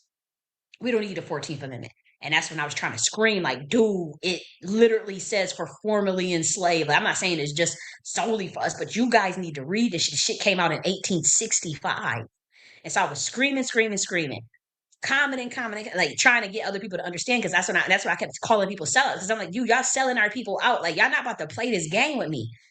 And he's like, laugh now, cry later. Like I said, everybody wants to make this popularity contest. These people are selling their souls for fame and fortune, and all this stuff in this for this system, trying to act like they're gonna get a playoff of reparations. You are playing with people's ancestors. You are fucked up in the head. And y'all could play them games with them damn white folks and think they gonna look out for you and have your back and shit. When all road says no. Like, wake up. But I'll show you this for people who just think like, oh, you're just tripping. Look at this right here. This was February 27th, 2025. It says FBA Director Cash Patel has proposed enhancing the FBI's ranks with the help of United Fighting Championship, the martial arts entertainment giant, blah, blah, blah. Okay, right? Look at this. FBI Director Kash Patel has initiated discussions to establish a formal training relationship with the ultimate. Okay, the partnership aims to integrate UFC's martial arts expertise into the FBI's training programs, enhancing the physical capabilities of agents. Now, you got that right. That was released yesterday. Now watch this. This comes from my book that I wrote in 2022. Look at this right here. Defense. The primary goal of QM defense is to protect citizens and promote policies that will maintain a secure society. This includes improving safety in neighborhoods as well as developing military assets and watch this, intelligence institutions. Martial arts is a broad term that covers a wide range of combat activities. It evolves into any form of fighting system or physical exercise, which usually with weapons, which are meant to protect oneself of others from being harmed. This is from my book. You see the Google Doc. It says December 21st, 2022, December 20th, 2022, December 19th, 2022, December 17th, 2022. Nakhti by J.N.S. This is a history Google Doc. But I also have the book. You can buy the book, and it's literally this. This is in there. It's not altered or anything. And the book came out in 2023. What I'm telling you is that these black RNC slave shields sold me out and worked behind the scenes to publicly blacklist me and all this stuff, financially blast me or financially blacklist me and whatnot, and target harass me for Trump. This person that was appointed by they stole this idea out of my book. Is right in front of you. It's right in front of you. Martial arts is a broad term that covers a wide range of combat activities. It involves any form of, and so that's why, like, when I say like these people did that, it's not like I'm just making this shit up. This is a fact, and you people are just like surrounded, and you don't see what this shit is about. You are never going to get empowered by them people. They took a oath. Wake up! Everything for them like is about money. There's nothing else in that for you until you do your own thing. I'm not saying follow me. I'm just saying do your own fucking thing. If you were truly about empowerment, and you're gonna see what's gonna happen too. Cause don't nobody get away with nothing. But they stole this. And look how it says it. Martial arts can be divided into two main categories, unarmed and armed martial arts. Unarmed martial arts include popular styles such as karate, judo, taekwondo, muay thai, and aikido, while armed martial arts include fencing, kingdo, eskrima, kali, arnis, wushu, kung fu, silat, and peacock silat. So I wrote a book, and it was called Enterprise Architecture: Guide to Rebuilding Black America, to where when they get into their own forms of governance and literally governance, they can develop, use in their intelligence institutions. This was something that would be a requirement to know physical martial arts. So this was written in 2022, and this came out with the FBI director proposing UFC partnership for training in martial arts. That came out yesterday. And yeah, and so you niggas is not about to make it seem like I'm just making some shit up. That is in this book right here.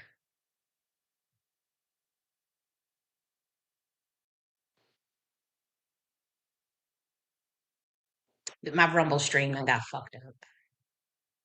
They always do that to my Rumble. Let me see. I have to share my Rumble again.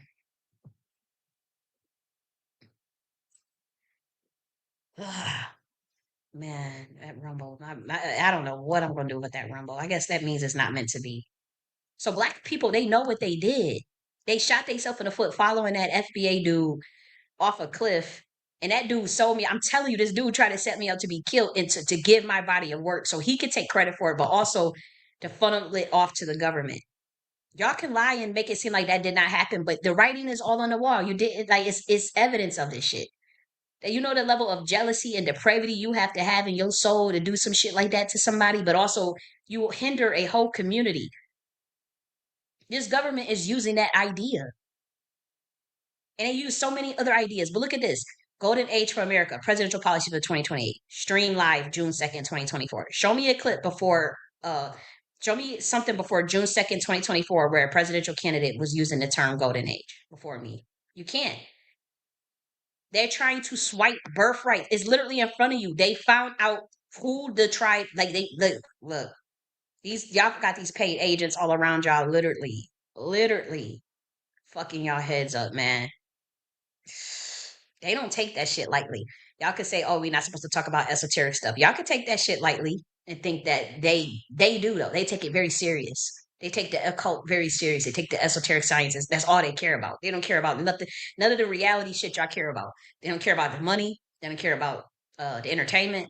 They don't care about the cars, the clothes, the manufacture, the material. They don't care about none of that shit. They care about energy harvesting, your soul, your birthright, swiping, because they don't have source particle in them.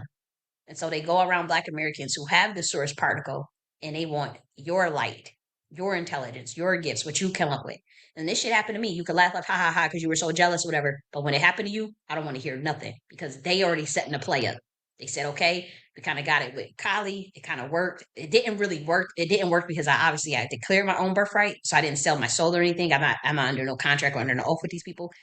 But they are going to be going around Black Americans that are not under oath and trying to push that on them, offer them fame and fortune. In exchange, you're exchanging your birthright. Kanye West try to tell you about that. He tried to tell you about the exchange of the birthrights in the interview with damn, what was that dude's name?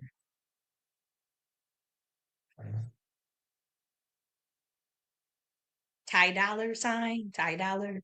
I want to say. We're gonna watch that interview. He's saying the same thing. It's just flying over people's heads. But look, I don't mean to come off bitter. It's just that this is what happened. And I'm screaming from the rooftop of what happened. And this community is trying to gaslight me to make it seem like I'm just making some shit up or wrong or talking about pseudo. Your niggas, I would debate any of you niggas William Shockley style, Francis Cress Wilson style. Like I'm just letting you guys know. You just need to say, Kylie J.N.S., you said this, I disagree with this, and let's go to war on it. I'm telling you, I'm not trying to fight my people like that, but you guys are sneaky and devilish. Like I've literally heard people like, we can't talk about it. You shouldn't listen to nobody talking about esoteric studies. That's a dig at me. You think I don't know that? That's a fucking dig at me. Why didn't you say Kylie J.N.S. is talking about esoteric studies? I don't like that. And here's why. And then I can come back and tell you why I do think it's important. And we still haven't covered that. This is all in the docket. We just jumping a little out of order, so it's all good. But here's another part of it. It says all of these martial arts have evolved over time and are now practiced throughout the world by millions of people looking to improve physical fitness, self-discipline, mental focus, and even spirituality. The diversity of styles and techniques allow students to choose from a variety of martial arts that best suits their needs and goals. No matter what style you practice, it can be an incredibly rewarding journey. Blah, blah, blah. Men in the acute defense league are required to become familiar with martial arts. Y'all know what y'all did. This was published January 28th, 2023.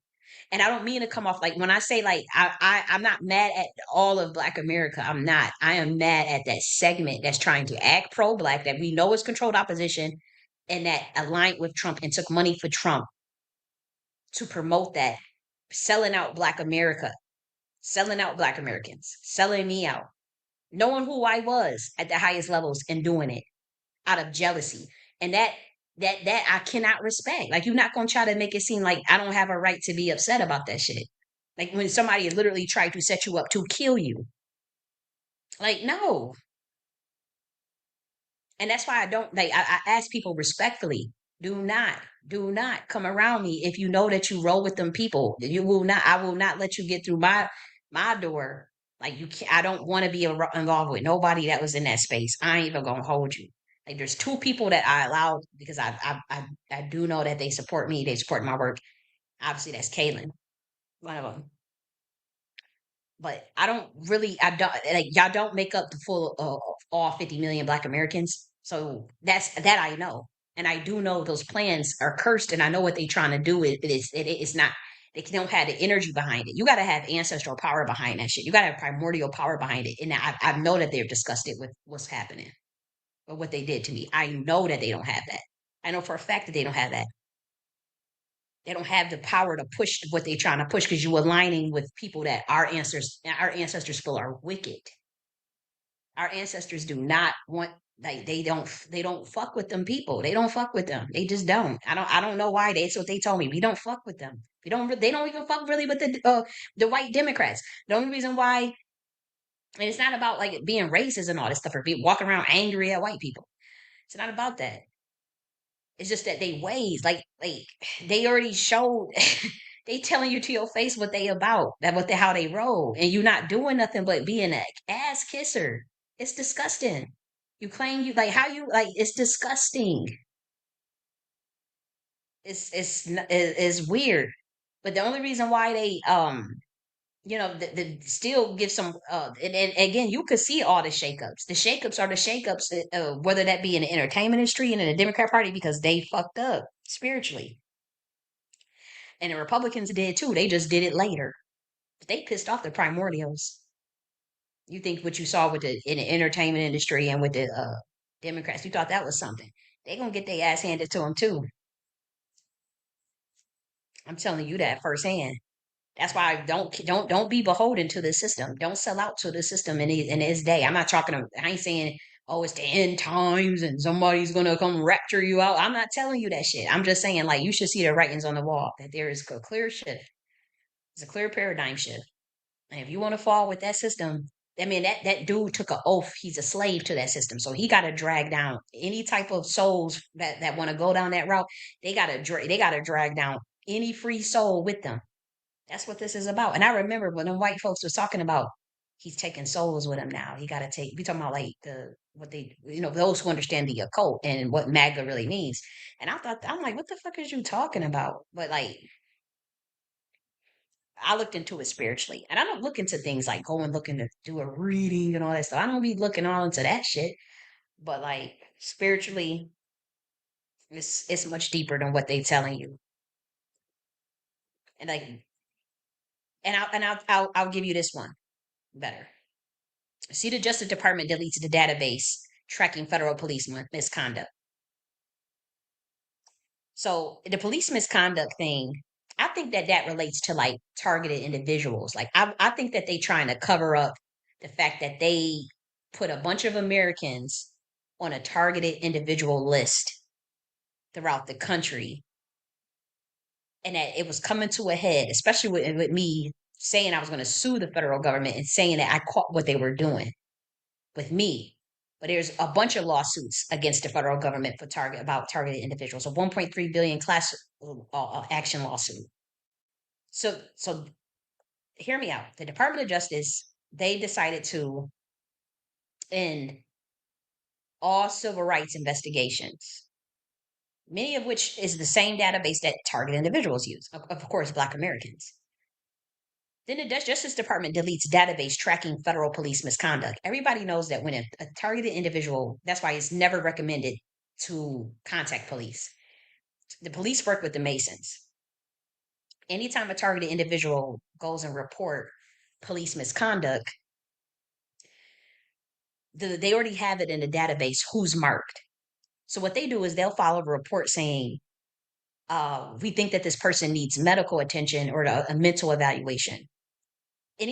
Because that's the setup. The setup is to get you to look crazy. And they put that in a report. That's why it is always told with target individuals, you never contact the police because they are in on it. They have your name already in the database. They already have you. But if you pull it up, if you call them, that's when they say, okay, they have to put in the report that this person we feel is mentally unwell or they were unfit. They need an evaluation. And they most of the time they'll do it 12 to 72-hour shit. Right. And so when it comes to like the Justice Department deletes database tracking federal police department, Trump executive order ends National Law Enforcement Accountability Database, which he proposed creating in 2020. It's right in front of you. They literally tell into your face. They like it's like literally holding a gun to somebody's face and saying, we really don't fuck with you. I don't like you. And then it's like you trying to beg them to accept you or begged you to kiss them or hug them. And it makes me throw up because again, that FBA nigga is the one that's pushing that spirit on Black Americans. Like literally saying like everything Trump do is good. Distracting you with a statue, distracting like, but never talking about this type of shit that he doing. Now how he fired on Black people, well, on white people too. But like I said, I think this relates to the targeted individual stuff and Black Americans too, because obviously with the police misconduct relates to police brutality and particularly attacks on Black men. But I do have to say that I think also what would have been uncovered is that all of them, a lot of targeted individuals across all of America would have been saying the same thing about like you would have been noticing that pattern that the police wrote in the report that they were mentally unfit and needed an evaluation over something that they really didn't need an evaluation over. And then you would see that pattern, and you will see that what I was saying about their Project Phoenix project is true. See, they have to cover all of that up. They have to go now and they deleted the database, dude. Tracking federal police misconduct. And again, that's the first thing they do is the police get involved and try to set up the 72-hour holds and the holds to get the diagnosis. That's when the doctors get involved. And then they put the jobs, they do the mob organized stalking at the jobs. That's why they canceled the EEOC, civil rights with the EEOC too, the federal jobs. Then they get rid of DEI, but that really just meant fire all Black Americans in the federal government. That's all that meant. So it had the DEI, they didn't that DEI was a smokescreen for Black Americans. I don't care what the little bit of positions that you did say. You said you didn't benefit from it. That was that person, the FBA dude lying to you saying he spoon fed you that. Black RNC Shields was telling you that so that you can literally shoot yourself in the foot. Oh, I didn't benefit from that. Oh, we didn't get that. Oh, we didn't do that. It wasn't about that. It was about the little bit that you did get, the 500,000 jobs in the federal government that you did have is now gone. You have nothing. The 120,000 the 123,000 Black businesses that did get those contracts, you gone. So you went from 123,000, you have 500,000 to nothing, to zero. You cannot tell me that that's a better deal, dude. Especially with getting rid of EEOC and civil rights, deleting the database tracking federal police misconduct. They was about to fuck up that 14th Amendment. I don't care what nobody say. I have the proof that I was the one acting a plum fool to get them to stop trying to go after that. They going behind the scenes firing, Black Americans that were actually caught helping other Black Americans, such as Siku Brown, who was the highest ranking in the military, the Joint Chief of Staff. You saw it. You saw it talking about some wokeism and all. Yes, it's right in front of you. And you got that FBA dude running around saying that uh this is all good for us. I'm telling you, that when I say y'all were sold out, I literally mean every word of that. It doesn't mean fear monger or be afraid, but it's like the fact that you gonna act like you don't like this is not that type of party. Like, yeah, usually, yeah, the Democrats, they do be trying to get people all scared and shit about stuff. They do have a bad habit of doing that, and so people don't know when is a serious threat. That was all part of the warfare. It's like now people don't know like what the fuck is actually a really serious threat and what's not. But this is a serious threat. Like this time is a little bit different. And I had thought the same way that other people was thinking. Somebody had to pull me to the side, and I still had thought they was crazy as cat shit. When they was telling me like this is not this type of party. Like this is actually the final frontier. And I'm like, what the fuck are you? I literally did not understand what they were talking about. I'm like, this ain't no, it ain't what you mean final frontier. What the fuck is you fear? And it just hit me. It hit. That's why I cried like a baby because like I realized like, yo, they saw it spiritually. This was a Black woman. She saw it spiritually, and I didn't trust this woman, but she did see it spiritually. And it just, she knew. Well, it took me a while to see it spiritually myself, and that's why I was so disgusted. That's why you see me act a plum fool. You see me, Black Americans. You see me act a plum straight fucking fool against them Black RNG slave shills. I'll be disrespected. Because I know what they did, and I know they lying about it, and it to me is just wickedness in my mind. Like I'm like, you gotta be a wicked motherfucker to do some shit like that to your people and to try to gaslight them and act like what they seeing is not they. Oh, you just fear monger, or you just a Democrat, bitch. We don't give a fuck about no Democrats. Like we know what the fuck you did. You tried to kill me and try to cover it up and all this stuff. So now I don't fuck with them niggas. No, don't come around me either. Now look at this. It says Lake Lanier from the show the fuck out year after the meteor this year after the meteor power boost. Look at this. This was February 25th. It says, warning, do not approach the meteorite. This was Lake Lanier official. Something fell into Lake Lanier last night. This one could be. I don't know where this is at. This was like a thread group or whatever, and I think it's just threads and Instagram, right, or some shit like that. Officials have blocked off the area, but locals swear the water around the impact site is glowing, pulsing. The birds won't go near it, but are circling overhead. A few neighbors reported low humming vibrations that rattled windows. Yeah, this was in Lake Lanier. Officials have blocked the area, but local it's the impact site is glowing and pulsing after a meteorite hit it.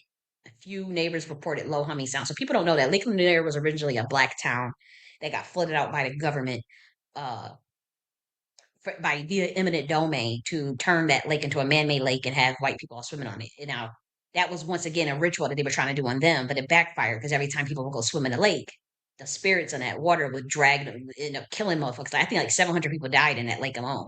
It's very, but they never. I know Black Americans that will go to that lake with their. I know a Black American that bought a boat, right, and goes to Lake Lanier for fun. They were going like to Lake Lanier for like every fucking week and shit. Nothing ever happened to them. Nothing ever happened. And I'm thinking like you never heard. They never even heard what the fuck I was talking about. I had to teach them this history. They was like, "What? That's murder. Are you sure government would do something like?" They was totally out of the loop, but they just didn't know. Because but the spirits protect certain people, and for other spirits they don't. And they was smacking up that lake was smacking because they killed Black Americans in that because they told them you got to leave. They gave them a certain amount of time to leave, and they told them we were flooding it out. But you got to figure it's some old head Black Americans. You can't tell them to leave a house that they don't work for it and pay for it. And you can't tell motherfuckers to leave a town and go out because the government want to build a lake. So some people they got drowned out with it. And then people cursed that land like as they was leaving. People probably moved out. They probably just threw 1,000 curses at it as they was that for what the government was doing because they knew that they was gonna have white folks swimming in it, you know, and trying to be swimming on top of your town that you started. And these people know how racist they are, and it's like you're not gonna try to play in my face and try to convince me that the Republicans is about to look out for some Black Americans. You are out of your ever loving mind. You got people in their 60s and their 70s, and they know what the fuck they experience. They know what real racism look like. Stuff that my 33-year-old ass ain't never experienced. That's why I don't want to walk with a chip on my shoulder. I don't hate white people. I don't hate nobody. But I'm saying I feel their pain. Like you ever listen to that lady who did you boycott? I've been listening to her YouTube sometimes, you know, and when she be talking about like how Negro and screaming about Negro, that's on her birth certificate. That's not on my birth certificate. That's on her birth certificate. And for them to get rid of that and they didn't fight for it, I understand her pain because in her mind, she's like, that's like her ethnicity being erased. That's like an ethnicity being fucking erased. That's on her birth certificate. And you know how many times I tear up like when I be listening to her because I'm like, damn, like I could feel her pain. I don't necessarily agree with everything she's saying, or sometimes it'd be a little bit too much, but like it shakes me to my core listening to an elder scream about how hurt they feel about the Negro being removed from the federal, classification from federal recognition. That is painful. That's something that's on her birth certificate. And so in her mind, you ain't gonna tell no 70-year-olds, no 60-year-olds, no 50. You can't do like that. They don't think like us. Like for us, we were never called Negro. We don't understand it. I was never called that. We were always called Black Americans growing up. So that's why you see Black Americans today, they acting a fool with somebody trying to call you FBA and shit. Because it's like, oh, I've been Black American my whole life. They've been Black Americans with Black American their whole life. They don't understand what the fuck you're talking about. Trying to label them Freedmans and all this stuff. They throw a fit. And so that's how that lady feel, when people are saying, oh, we don't Negro, I ain't calling myself Negro. And and it's a painful feeling. You're not gonna and they've experienced real like some hardcore hurtful racism. See, with me, like I just listen to them and I learn from them. Like I say, well, if this is what you said, it's like I ain't about to go and touch the stove to see if fire is hot. Okay. Um, but these old ass people, man, and I don't mean no disrespect when I say that, but you ain't gonna convince them that no Republicans is about to give them some reparations and look out for them. You will never convince them in a million years. They not stupid. They not stupid. They not about to believe that shit. And they may not even fuck with the Democrats like that, but that's when you talk about the lesser of two evils. And that's when you talk about like how, it's a fucked up situation that we find ourselves in, all of Americans. It's like, damn. Like you gonna sit up there and bait and switch like that, and you Jedi mind trick these people like that, and your intentions was not to build for America, but you put in a whole nother country first, and you trying to make it where if we say anything against that country, we get years in prison. Are you out of your ever loving mind? Like they done stopped. It was something with the EOC and for even pregnant women. You know, benefits that pregnant women were getting. He don't stop that. I'm like, no, you're not about to sit up here. Like, that's not even like good country management. Like, it's not even good country management. It's not. It's crazy to do that because people. I'm telling you, like, people don't adjust. That you resist. Like, I'm not even giving. I'm not giving nobody no game because I am sick of this. I'm sick of this system. This system is wicked. They think that we don't know who they serve. These people serve what we know they serve. They put it right in front of you. They little deities, Moloch, Canaanite gods. He already told you who the fuck they how they get down, who they get down with the Baphomet. They told you. And I think you're playing around with that shit. And that have nothing to do with primordials. That have nothing to do with the primordial sciences that Black Americans and that melanated people globally know about. That ain't nothing to do with what we were teaching as far as what they did and how they bastardized it is what I'm talking about. I'm not saying like there's not a version of us knowing that knowledge, right? But what I'm saying is they reversed engineering. That's all I'm saying. And so this database was proposed in the wake of the police killing of George Floyd. It was created so 2 years later with executive order. Yeah, but the database encompassed nearly, look at this, 150,000 federal officers and agents from the FBI, IRS, all the way down. And they deleted the whole thing. And so what's the alternative? It's like these people want us to believe that everything that all these things are good. All these things are good, but you don't have nothing that show us something that's going to replace it. That is a better. That's like when they say, "Oh, we get rid of the Department of Education." You don't have nothing in place for that. Nothing that makes sense. Nothing that actually improves education. There's nothing that actually improves education. It's just this system is this uh moving departments around. That's a Jedi mind trick. That's game. That's not good governance. That is not how you continue to run an empire. And this was the best you could have. That's why I said you had. That's why when I reshifted, then when I remade the Nakhti or when I remade the governance system using the 369 methods and the Admiral House and the Black House and uh, the Admiral House, the Upper House, and the Black House. What was the requirement for the Admiral House? You must have a male and a female. You must have man and woman and as co-presidents. Why? Because you have to have that balance of the feminine and masculine energy. They see what this system is lacking that because they wanted to bury the divine feminine. What I'm saying, the only reason why I was proposing that is because even if you look at all of my executive orders and things I came up with, even this stuff we were covering the 5 forms of power, and you see how Trump strong arms fucking countries and with tariffs and stuff. Women don't think like that. But you still have to have women in terms of governance, in terms of the American people, they still have to have that feminine energy. And that's why that's why with my system, I demand that you have male and female in that admiral house. You know how you have vice president and president and vice president? When I rewrote the system, you could look at Nakhti order governance structure, um, I don't know what video did we cover that in? I know we covered the new governance system. Um, the admiral house, which is your executive level, your federal level, it must include male and female. Now, if you can't find, you got 1 year to find a motherfucker. You better find it. You got to be somebody you married to, but you better find a motherfucking ass because you have to have that balance. This is too imbalanced. That's why, like with Tim Waz, that, and honestly, that's another. Y'all need to push Tim Waz over that Cuomo for the Democrats that's thinking that Cuomo gonna get it. Why I don't know why y'all not rolling with Tim Waz and why you're pushing Cuomo up in the mix. I don't get that. I need some understanding on why you're not moving with Tim Waz.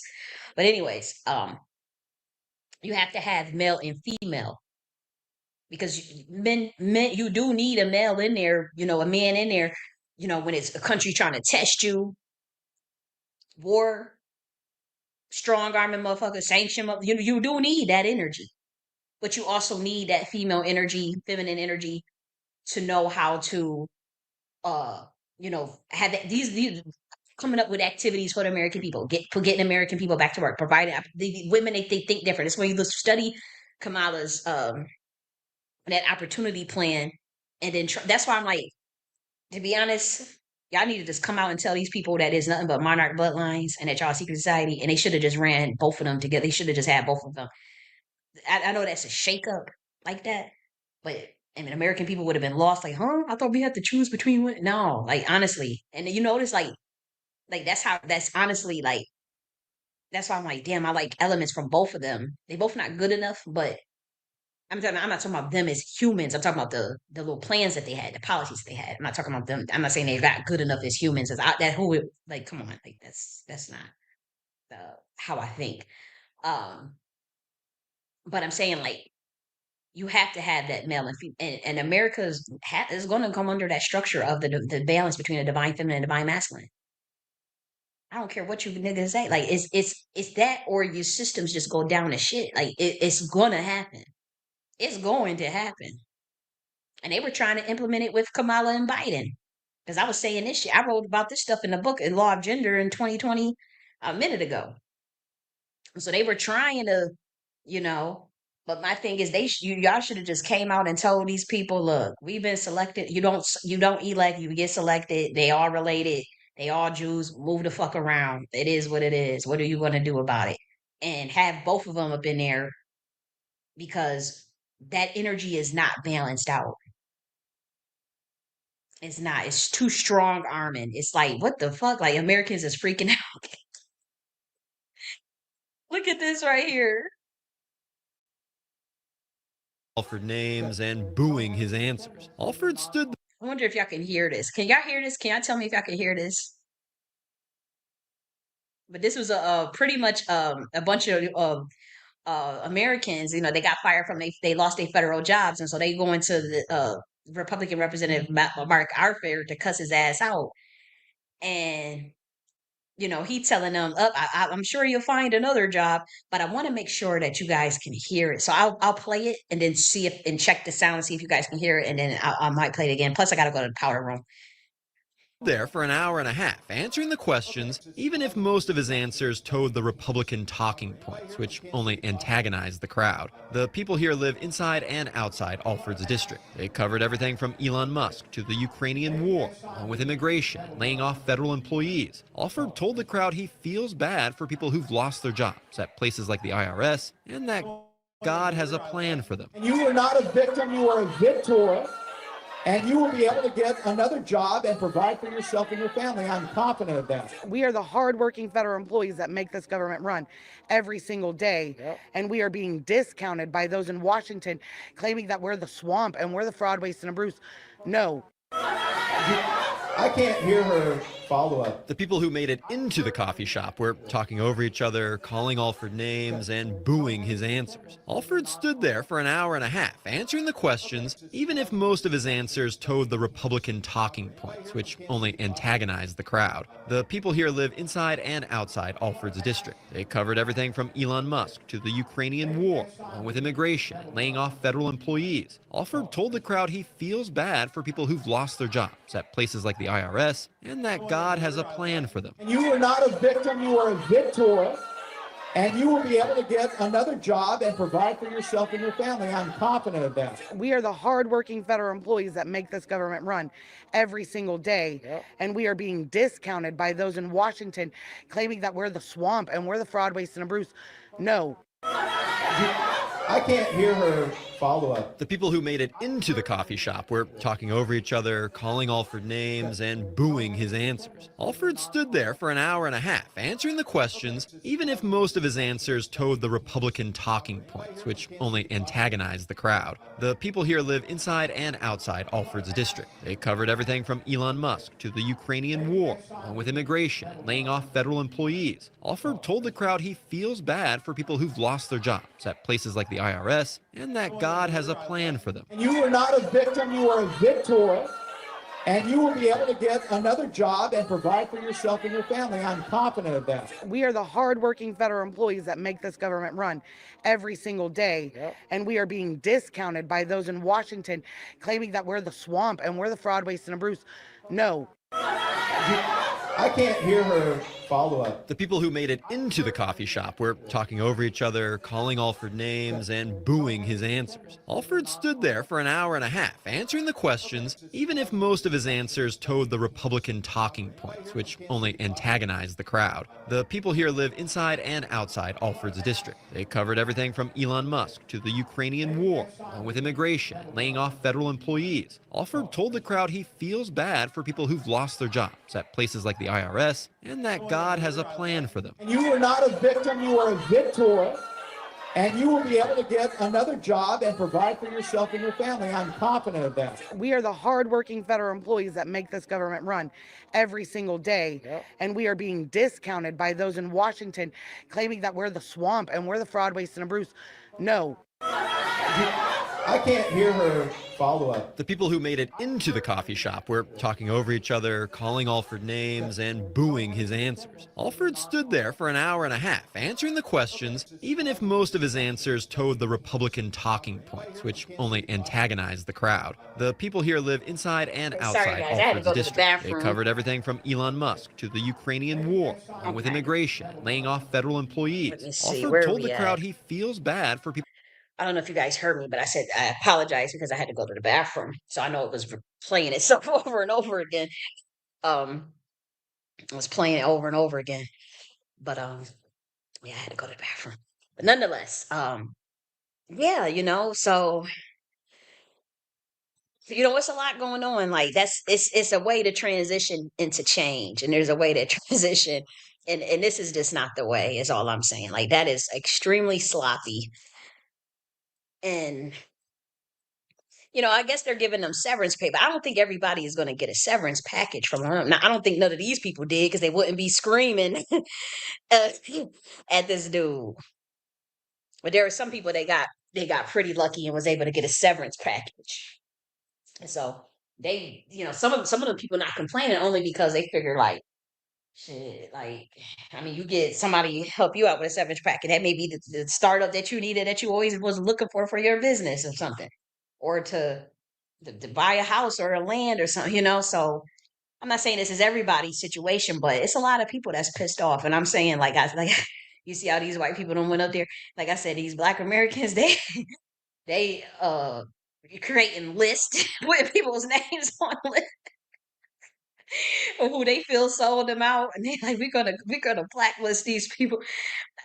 I'm telling you, there's a way to train. This was not the way. This is not how you. This is not how you always gonna have resistance to change.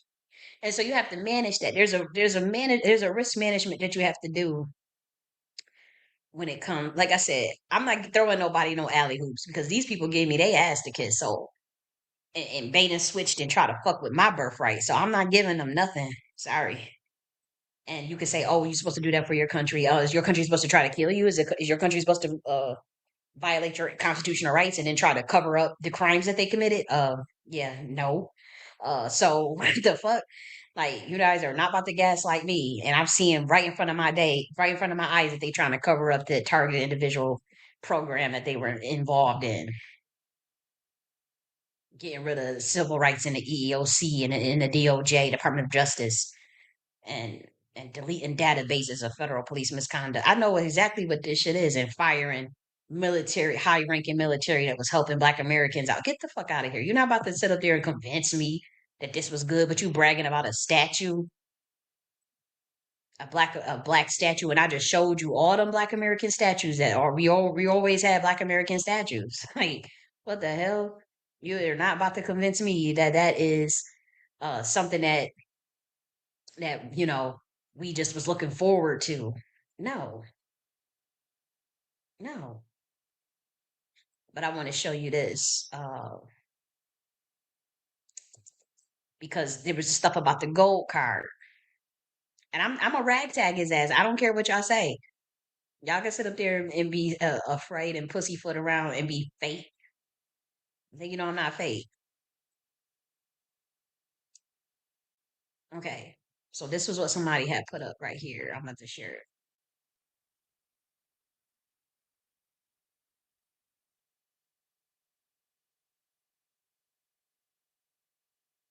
About the gold cards. Pretty much forgot for you. I'm pretty sure you guys probably already heard about it, but the gold card visas are going for $5 million, which pretty much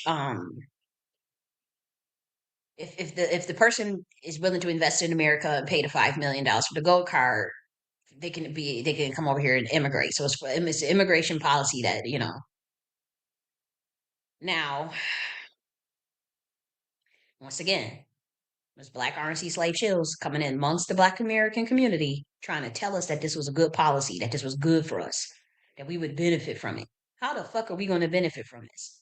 Them people that come over here, for one, what millionaire want to pay $5 million to get American citizenship? They can come and go as they please.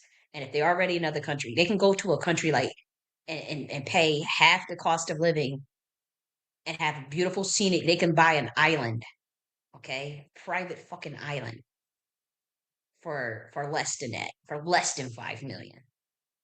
Okay, many millionaires that are American born, American citizens. Do you know that they are leaving? Yeah, that's something you should know. They are leaving. Good, bad, right, or wrong, whatever reasons you want to judge them, that's your business. But they are leaving and going and getting land and getting citizenship elsewhere, both white and black. So that should tell you that there's a problem right there. That should tell you that there's a problem. But I do think that, I don't. Here's the thing. I think that there's other more pressing issues than to try to sell a $5 million gold Visa card for some millionaire immigrant to come over here. And then when you try to go to, once again, they come into the Black community trying to make it seem like this is a great win for us. How? We don't have no guarantee that they going to try to help us or give us jobs. If anything, that means we got to answer to a fucking immigrant again. And we don't have, what about the 5 million in the Black community? Like, my thing is like, no, like, that means we gotta, and again, I'm not trying to beef with immigrants and all this stuff. What I'm saying is like they come over here, they already is not incentivized to go invest in the Black community. They're incentivized to go and invest with their community. Say like the Armenians, they stick in their little crew. The Persians, they stick with their little crew. Who else? The Greeks, they stick with their little crew. The Italians, they stick with their little crew. They ain't gonna come and move unless so they got a nail shop or laundry or what is it? The nail shops and the damn hair beauty supply stores. Other than that, like they ain't coming in no Black community. And we talking if they paying 5 million, these are not the type of immigrants that are say like the Arabs that come in the corner stores, whatever. They don't need they have way more money. They don't have to do that type. They don't have to come in the Black community with a corner store or with a nail salon because those are usually loans from the government or grants from the government they were getting.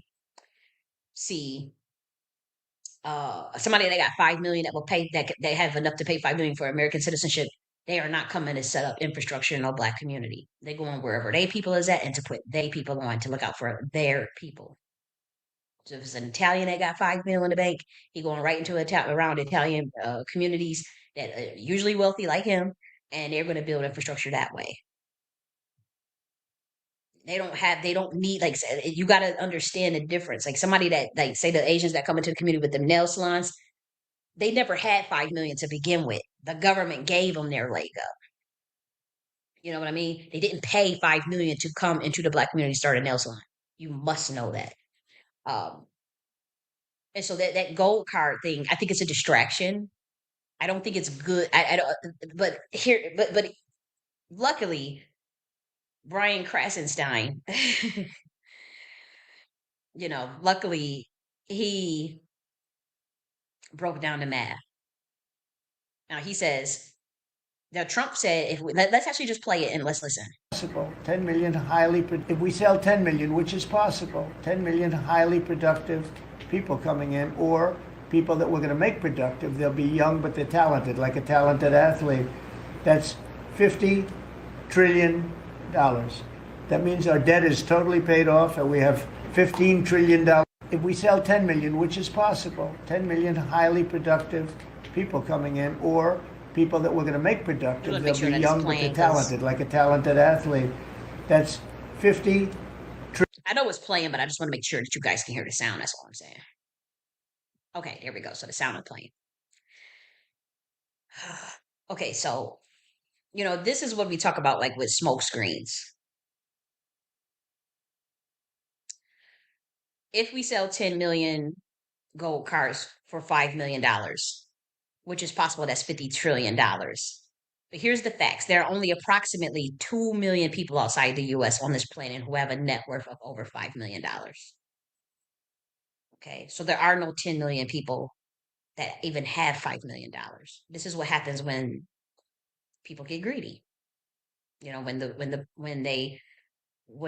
rich take from the poor and don't build up the middle class and don't give opportunities to other people to put themselves in positions to build generational wealth. When you lock out people purposely, excuse me. So there is no 10 million people that for one, and then you gotta sell them this gold card visa for $5 million. People are not dumb. They know that America, they looking and seeing like, where's your innovation and infrastructure? Like, why are you not investing in your own citizens? What's wrong with your own citizens? Why are you not investing in them? And why do you need me to bring 5 million, pay 5 million to get a visa? I'll just keep doing a visitor. I don't want to live there. They're like, hell no. I mean, and so, if you say if you do 10 million, you got 50 trillion for 5 million. But there's only 2 million people outside the US on this planet who have a net worth of over 5 million. So it's impossible to sell $5 million visas to 10 million people. And why would you want 10 million immigrants of the wealthy class? See, they want 10. I'm gonna tell you the truth. They already know it's about the pop between the wealthy and the poor. They want 10 million wealthy people to go against when the middle class wake up, when the working class wake up, because they don't. It's always been 1% over the 90%. Why you're not building up an opportunity to create American millionaires? It's you can create American millionaires. And then it says, somebody was like, congratulations, Brian, you're an idiot. You left at the part where American companies can sponsor these gold cars to get top tier talent. Why they wouldn't sponsor Americans? Like, so you're saying Americans don't have top tier talent? Look at my situation. You know what happened is America got so obsessed with their Black Ops Phoenix project that they targeted their best and brightest citizens, and I am evidence of that. That's why this country went to shit, and because they targeted their best and brightest citizens, white and black, and then they purposely lock out Black Americans. Like, you can't sustain that way. You cannot sustain that way, and they know it. They know that shit. Like, and so they fucked up. They fucked up because a lot of them targeted individuals. I'm telling you, like, I'm a very rare case of, and I'm telling you, I've had people on the phone behind the scenes years ago before I knew what was going on. Tell me, why ain't nothing happening to you? Why is it not working? Even that last place I was at in Lithonia, I remember when I knew that lady was clear as day doing witchcraft on me 24/7. I knew it, and I remember when she said, "Your hair looks beautiful," and she kept looking. She's like, "What did you do? What are you doing?" And then I remember she said, "I need to look and see what you're working with." Like looking at everything in the room and stuff, because like, and I'll never forget when another person said, well, who is protecting you? What are you protected by? Like black people would ask me this. I just didn't know what the hell they were talking about. So they had been attacking, and they attack you with Colvin's radiation, psychotronics, and radionics. They just do it 24/7 on, because everything is energy, and say they know that. And see, a lot of these bloodlines, they can't kill. It's not worth it. They do readings. They'll get a reading and say, what will happen? What's the consequences if we kill this person? And you'll be shocked. And they'll even conjure up demons and ask them. They'll start up that circle. They'll conjure that demon, and ask them what will happen if we kill this person. Who's protecting this person? They'll even make a pact with a demon to try to remove protection off of someone or attack someone's ancestors so that they can get at them. I'm not saying I have not done none of these things. I'm just telling you how these people think. Like I'm telling you, I've heard stories. I've researched stuff, and with certain target individuals, that demon will say, "I ain't going near that. I ain't going near that. Hell no. No, I don't know. You on your own there, buddy, because that's one of the big dogs. That ain't, and that's like when people like, and when it got really bad, like in 2023, and people say I was just reckless, whatever. That's fine. People have the right to feel that the way that I handled things was not correctly, and I understand that. But when in 2023, I knew that people were sending, like people work with the Goetia. And actually, this had been happening way before that. I just could feel it and see it because my perception and like my intuition was really, really, really, really, really, really out there. And I've always had intuition, but it got really bad where I could see what people were doing, like remote viewing. It was just like a natural thing. And I turned that shit off. I turned the telepathy off. I'm like, look, I don't got time for that. And I didn't go to a doctor to get medicine. I'm not judging anybody that did because a lot of people go and get medicine because you can shut that off using medicine. But there's other ways to shut it off, and I know how to shut it off, and I know how to put it back on. And because they always come after me when I put it when I'm all out there, when I'm telepathic and remote viewing, they could feel that, they can know that when you're looking at them and all that stuff. So then they go after you. And so I purposely sometimes like, well, let me turn this shit off because I don't got time for it.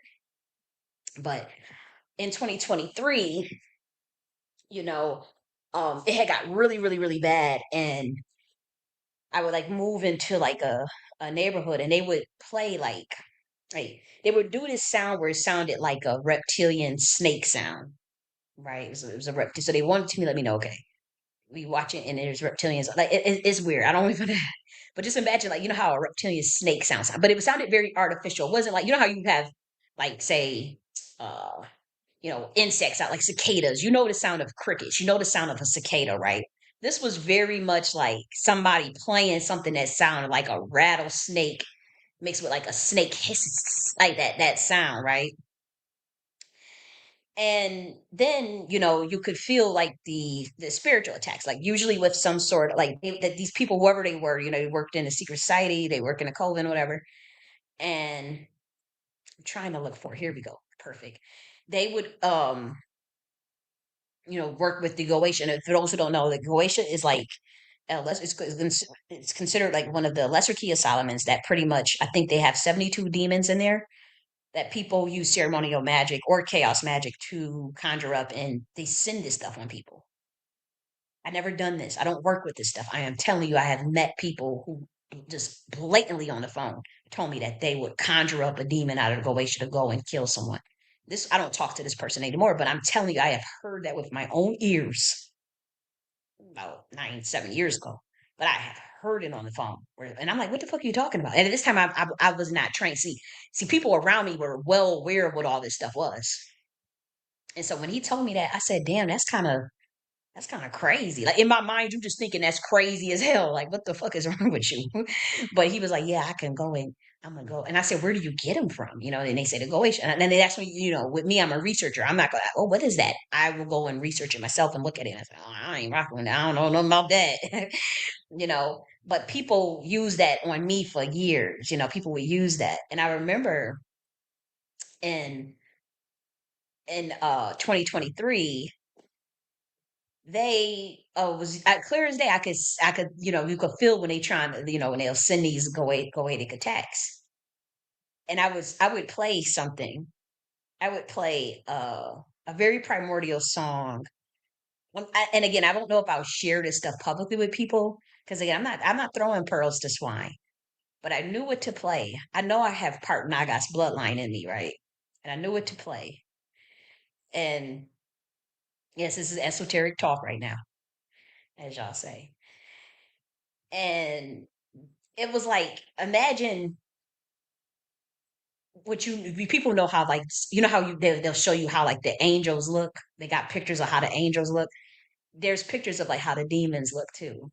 Some of them real tall, 12, 15 feet or 2 feet, or you know crazy looking or whatever, or maybe not. Um, you know how like you know how some of them look. Well, maybe you don't, but I would play a very primordial song, a song that is a chant, but the chant is like at least 10,000 years old because I knew it was happening and I know who I am for one. And so they would come over thinking, the Goetian demons, they thinking they gonna come and attack because they on a mission. They don't got a pack, they don't got their payment, they don't got their transaction. Gonna fuck this bitch up like you done paid me to. I play that. And you can, and I know, I don't care who would say I'm crazy. I don't care. Y'all can laugh now, cry later. I'm telling you, play that song. Do do do do the primordial Nagas shit. Man, turn it. Imagine like a 15-foot big half lion, half cow, half whatever demon, turn it into like a little tiny little bunny and saying like, or a little child and being like, how does she, and I would never forget, I used to hear him say, it get real scared and like, how does she know our chant? How does she know what our mantra? This is somebody that understands the all. This is not, this ain't what we thought. What the fuck? And there's I'll give you this chant though, because this one I gave publicly some years ago. This is not the chant that I'm talking about. This is another one. But just for those who know, Dev Danam Siddhartha Pujita Parameshwari Prana Rupa Parma Paratantra Vinashini Om. So that is a energy of that's a chant of the divine feminine, right? Shakti. And it means supreme, like it's like primordial mother who is prayed to by all gods and even demons. Like even like it's like every god and even the demons. This is an energy that beautifies every soul and destroy evil spells from our body and soul and protect us, the primordial mother. And when you say like that is an energy that the demon would never attack. Just like an angel would never attack that energy. A God would never attack that energy. That's like recognizing, that's like instantly being able to tap into, because demons everything is energy. And so it's like, okay, so maybe somebody wanted to rebel from the order and do their own thing, become more earthbound, stay in a certain dimension, do a certain fucked up thing, whether good, bad, right, or wrong. And you play a certain thing and they instantly remember. It's like remembering your mother. It's like remember, and we talking about angels, whatever, all like both gods, angels, and demons. And I will never forget. And they will go back. And I'm remote viewing and I'm seeing, and I don't do this now, but I'm just saying, like when I was watching it, and I remember like, we're not attacking that. We're not attacking our mother, dude. That's how they feel. And I'm not saying that that's for me, but I'm saying like they just feel like somebody with the awareness to play that chant like that. Not the one that I just said, but another one. It's like somebody that just has the awareness to play that. And of course the angels love it, but I'm just saying it's like if you paid attention to everything I wrote about the chaos intelligence realm and 125D, this all makes sense to you. When we talk about a faction of like what you people call the fallen angels moving coming down and not want to be bothered with the other realm. But then if someone plays something that's a part of their light code and their epigenetics and it sparks up a memory, you can say this stuff is like, oh, that's so crazy. Oh, shit. It's man, these Christians be getting their ass smacked all around by these witches and wizards. And I ain't getting smacked around by you can get smacked. And I ain't got smacked around enough. I'm just saying, like, these people get smacked around left and fro. And you know, man. There's a couple of Christians that's on game. That's all I say. And I'm not a part of any religion, and I don't bash anyone. Um, I would say, like I said, I'm the all like everything everywhere all at once. It's hard to. I don't like to put for people to put me in no type of box because I like certain things that then it's like I don't like labels. I don't like for people to put me into something and then I gotta adhere to it. Then they gotta stereotype you and put everything on you. And I'm like, nah, I want to call myself a Nakhtian. I want to call myself Kali J.N.S. I want to call myself Jenny. I don't want to be a part of like no organized groups and shit. Like, I just don't, or institutions. I like to create my own stuff. But that don't mean I got any beef with any, religions or anything or what other people do. What I'm saying, they get smacked up all the time, not knowing how real, the spiritual world is, and not knowing how real the occult is, and not knowing how people be using that shit over their head. And I realized it was being used over my head. I'm telling you from experience. It's not just some shit. I'm telling you from experience.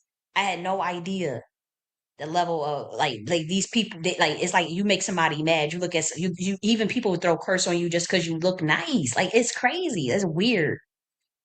And people's lives get messed up because of other people's jealousy and inability to control their emotions. You'll be surprised. I talk to people behind the scenes and stuff and be taught. And I'll be like, damn, like, where's your mind at? Why are you worried about that? Why do you care about like what somebody like I can see if somebody wronged you, you're gonna get your get back, but it's ridiculous. And then speaking of, the value of esoteric talk, you know, um, when people say like, we don't need to talk about that. We have to understand like the concept of a myth. Mythology is very important. It's a tool of energy manipulation and molding of collective consciousness and reality construction. So that's how you effectively social engineer. Like you create myths that create reality based on the energy. Please, Black Americans, understand this because when you be watching them Super Bowl and rituals, it was nothing but a ritual. Look at the halftime show. Um, Grammys are a ritual. The Oscar, that's based on Pata, comedian science. Like they don't hide nothing from you.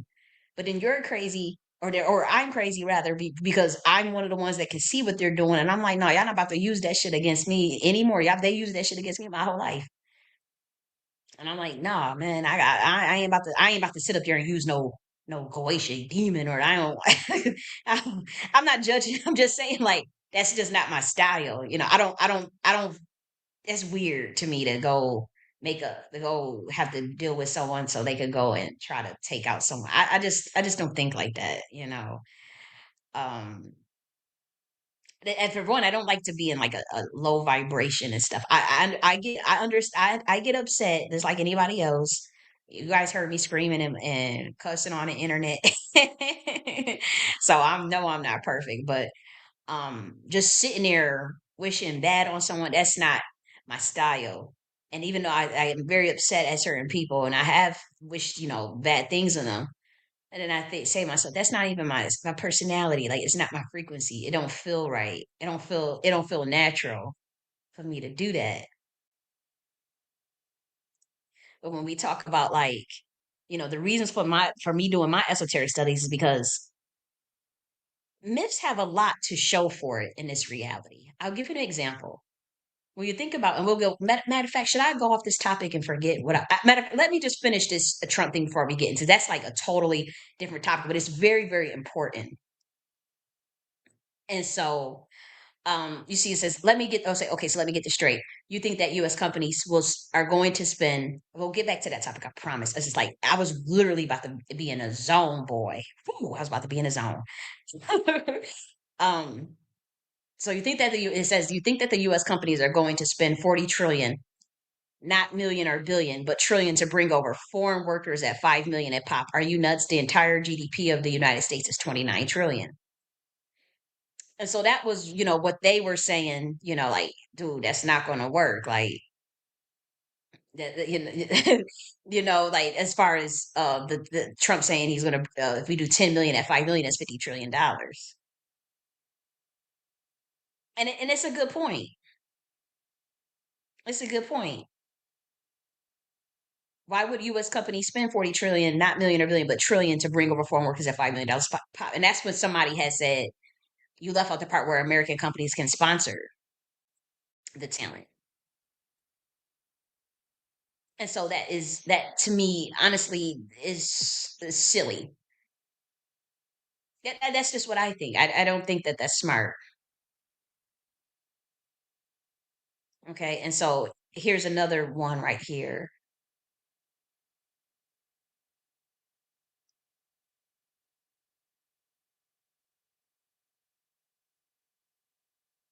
Okay, so this one says, "Hey, straw man, let's dive into this a little deeper. Your original argument, therefore, therefore, it's impossible to sell 5 million visas to 10 million people because there are only 2 million people outside of the U.S. So he says it's only 3 to 4 million. It still wouldn't get you that 50 trillion. And then secondly, you completely ignore domestic U.S. companies sponsoring these gold cards, many of which have hundreds of billions in cash. Therefore, not only is your statement factually incorrect, it's also idiotic." And so he says, "So you're not for Americans having American jobs and instead are okay with companies paying to bring in others to do the work?" And he says, "I thought we were kicking all the illegals out because they were taking American jobs." And then another person says, "So they're going to spend the entirety of their net worth to have the chance of becoming a U.S. citizen. Does that even make sense to you?" Like he said, there are not enough people with that amount of net worth outside of the U.S. for him to sell 50 trillion of these. Also, these companies are going to spend 5 million per person to bring in workers. That's just asinine. And it is. And I'm glad you have people with logic and people that will, you know, talk about these things. I'm glad that people is willing to break down the logic behind this stuff because honestly, a lot of Americans they don't be. You would tell that like you see how advanced humans are getting. Now, do you see why they are so afraid of? They want to do these, fake pandemics and they want to do lockdowns and they want to do, um, you know, panopticon technocracy, digital ID, social credit score. Do you see why? It's because I'm telling you, like humans are advancing quicker than them. Your vibrate, like all you got to do is if you have a high vibration, you're gonna be better. You're gonna be well off than person with pretty much the overlords. And so back in the day, like a American probably wouldn't have been able to catch that. Like, wait a minute, that doesn't even make any much sense. But people are catching this stuff because of the awareness and the frequency, the rising of the frequency, the shift in the frequency. So people are catching stuff more. And what helps humans and give them their advantage is their heart space, their emotions, their feelings. That's what gives humans their advantage over their overlords. Their overlords don't have feelings, and they can't operate at a high frequency either. And they have gotten a power illegitimately. And so what your advantage is that is keeping a high frequency. And that goes for myself. Because I'm telling you, like I did have to work on, I'm like, wait a minute, I gotta work on this, I gotta work. But it's about high frequency is what's gonna save the day for a lot of humans, just period. Because your overlords, they cannot exist at a very high frequency. That's why the targeted individual program is a bust. Like them spraying everybody asses down like that, like all these Americans down, like raid, to keep frequencies down and to keep certain bloodlines out and lock them out to make sure they never get power. Like that shit is not going to work anymore. It backfired. That's why they do that because the frequency get high and they can't control it, and so they illusions become revealed. The illusion of the world, the 3D realm, it becomes non. It becomes null and void because humans start realizing like all I need is earth, air, water, fire, ether, God, a little small garden, little piece, the sun, and I'm good. And it's a couple people that support me and love me, and I'm good. That's like the humans start coming into that awareness. All I need is to develop my soul and be a peaceful, people start thinking like that when you start to raise that frequency. And so they hurry up and cap it, hurry up and cause stress, hurry up and cause fear to bring it down so that you could be on a level again because they have to keep their illusion of their fake world, the money, the fiat currency, the people selling their souls, signing crazy ass contracts and stuff to get put on and whatnot, lying, the masons, all that secret society shit. Like there are whole dimensions where that's why I couldn't understand like what's the obsession with secret societies on this planet. Like that's why I just was like, what? That stuff ain't no secret and like and honestly like in certain dimensions like that stuff that's secret down that's on the stuff that's everything that's like secret on planet earth and the secret society is like common knowledge in other dimensions. It's like common knowledge, common. It's like it's nothing. Like a 5-year-old know that stuff, and so like it, it really like I don't understand it. I don't.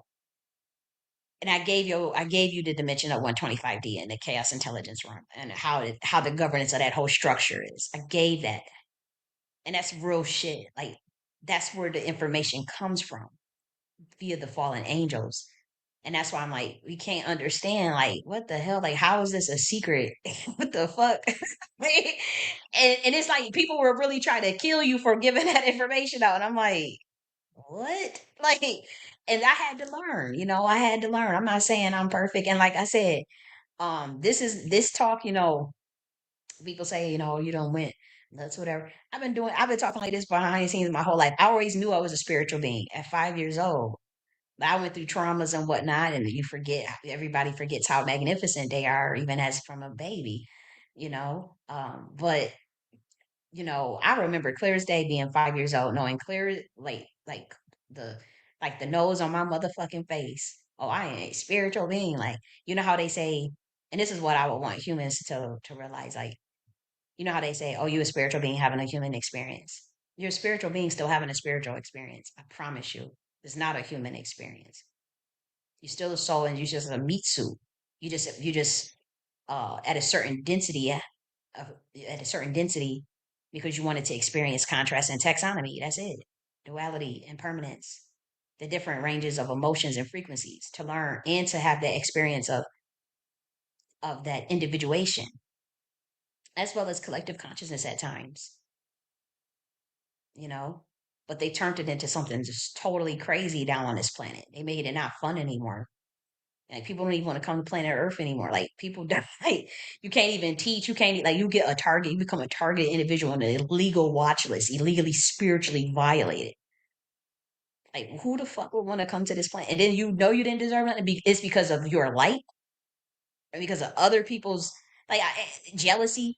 Like no, you ain't about to sit up there and tell me that no, that on some old other shit. I ain't never do nothing to nobody to like for to be put on no target individuals list since 2015. No, I haven't never even had what's it called a parking ticket.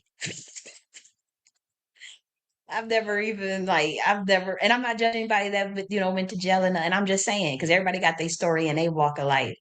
So who am me to judge? But what I'm saying is when I say I don't do shit, like I don't be sitting up here doing nothing crazy, saying nothing. So it's like what the hell? People don't even want to come here no more. But I remember being 5 years old, knowing wow, we are spiritual beings. Well, we having a human experience still. It's still, I mean, I'm sorry, a spiritual experience is not really a human experience. How is a human not spiritual? You know what I mean? So it's like, how are you not still having a spiritual experience? And that's what me and Gabi was talking about that the other day. I'm like, because I was saying I'm a spiritual being having a human experience, and God was like, you're still having a spiritual experience, dude. Like you're not having a human experience. How is a human not spiritual? You think that is physical reality. It's not. This is not physical reality. It's everything is still energy. It's just operating at a different density. You know, it's like you say. It's better. A better term would be to explain it in a dimension or the timeline that it's from. When you say physical reality is a misnomer. Is all I'm saying.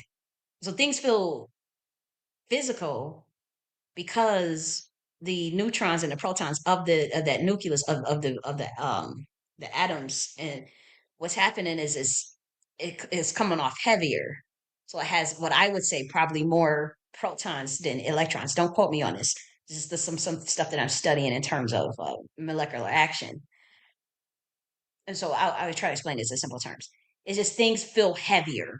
Like if you're a kid listening to this, it's like things feel uh the energy feels heavier, and so it has a mass, like it has it comes off solid like a rock. But what's really happening is that the energy is moving slower when the electrons are moving really really really fast, or when you're even you can even mess with the neutrons to mess with energy too. I shouldn't even be talking about this. This stuff is a little too advanced. Um, that's when things speed up. And obviously everything is frequency. Like say you tap into the frequency of love, things speed up. The energy around an electron will speed up even with love. That's why they go after people with light. Wake up, and you can go higher. You can go higher. Yeah. Oh, certain frequencies are low, low, low, low. So let's even translate that into like fear, 100 hertz, right? They love you at fear. That's what they always. That's why they say the Democrats fear monger because they do, and they instantly lower your frequency. The Democrats they do low frequency shit, and they have to stop doing that. And that's why like either that or I'm gonna start my own party, shit, or do advocacy work for another Black American that start a party that I fuck with. And they got more infrastructure resources than me to dedicate to that. I don't have time to dedicate to building a political party. But it's like say a Black American did, and we know they wasn't a sellout, and we know that they the real deal, and they not stupid. Yeah, I wouldn't mind saying giving them strategies and whatnot. Um, you know, but they be saying don't fear monger. That's why they say oh y'all fear monger because fear is at operate 100 hertz, so that's heavy. I mean it's lighter, but it moves slower because the electrons are not moving fast. It's denser. 100 hertz is denser. It's not moving fast. The energy, so it makes you be able to stay in a illusion, or to buy into their illusion, or to not crack their matrix. Some people say, "Oh, we cracked the matrix. We cracked the code." Um, so that's one aspect of it. But that's like you don't need to understand protons and neutrons and electrons in the speed and how to add them and subtract them to get certain to control molecular action. You don't need to know that.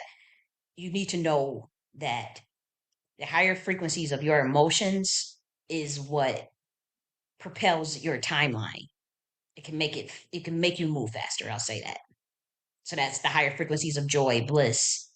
Like joy is I want to say like 400. I know love is 528, peace is like 600 hertz, enlightenment is 1000 hertz. So that's like transcendence, kind of like bliss consciousness. Um well, I forgot what joy was, right? And then you have compassion and willingness, courage. Like I want to say like courage and willingness, that might be like 300 range and whatnot.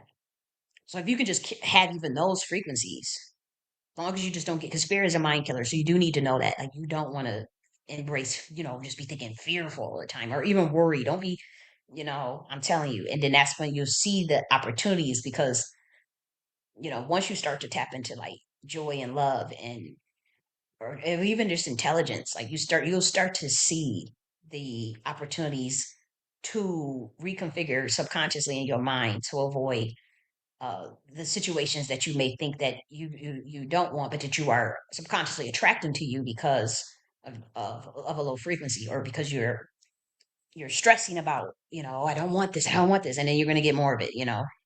This is the intention behind it, and what the timeline that frequency exhibits. And I'm still mastering this, but I'm just saying, like, this is something, I'm just sharing what I've been, working on. But I'm just saying, like, it's not easy to operate. I've done it for a year, so I know it's possible. But it was just like that election shit. I was pissed. I was so angry. So I have to admit, obviously your vibration goes low. Anger is still a better vibration than fear. So like say like Americans right now, we're going through all this stuff that's going on with this change and whatnot. You should be angrier. Like if you can't feel happy like at all, like understand, but turn that even if you say you feel fearful, anger is a higher vibration than fear. So you can at least go from anger to courage, right? You go to anger to courage, then willingness. But you want to get out of fear because fear paralyzes you. And that's what I feel kind of in my people. But the paralyze is, it's deeper than it's. I won't say it's quite fear, but it's like kind of being in shock a little bit. I'm not saying Black Americans are in shock. I'm just saying like it's the energy that's not quite fear, but not quite active either. And I'm trying to figure out where we're going with that. You know, not me. I'm just saying I've can tap into the energy of Black Americans. I'm saying I feel that, and I'm trying to figure out where they going with that. Because with me, I'm angry. I am on many ways. You know, pushed to work on solutions, I have to say, and strategy and whatnot, and networking and whatnot. But I am angry, you know, and so I'm trying to figure out. For me, I have willingness and courage. So I go to courage and I go to willingness. And then I go to understanding and then compassion, then joy, then love and happiness, then bliss consciousness. I have to work through all of those spectrums. But I try not to have fear. I try not to.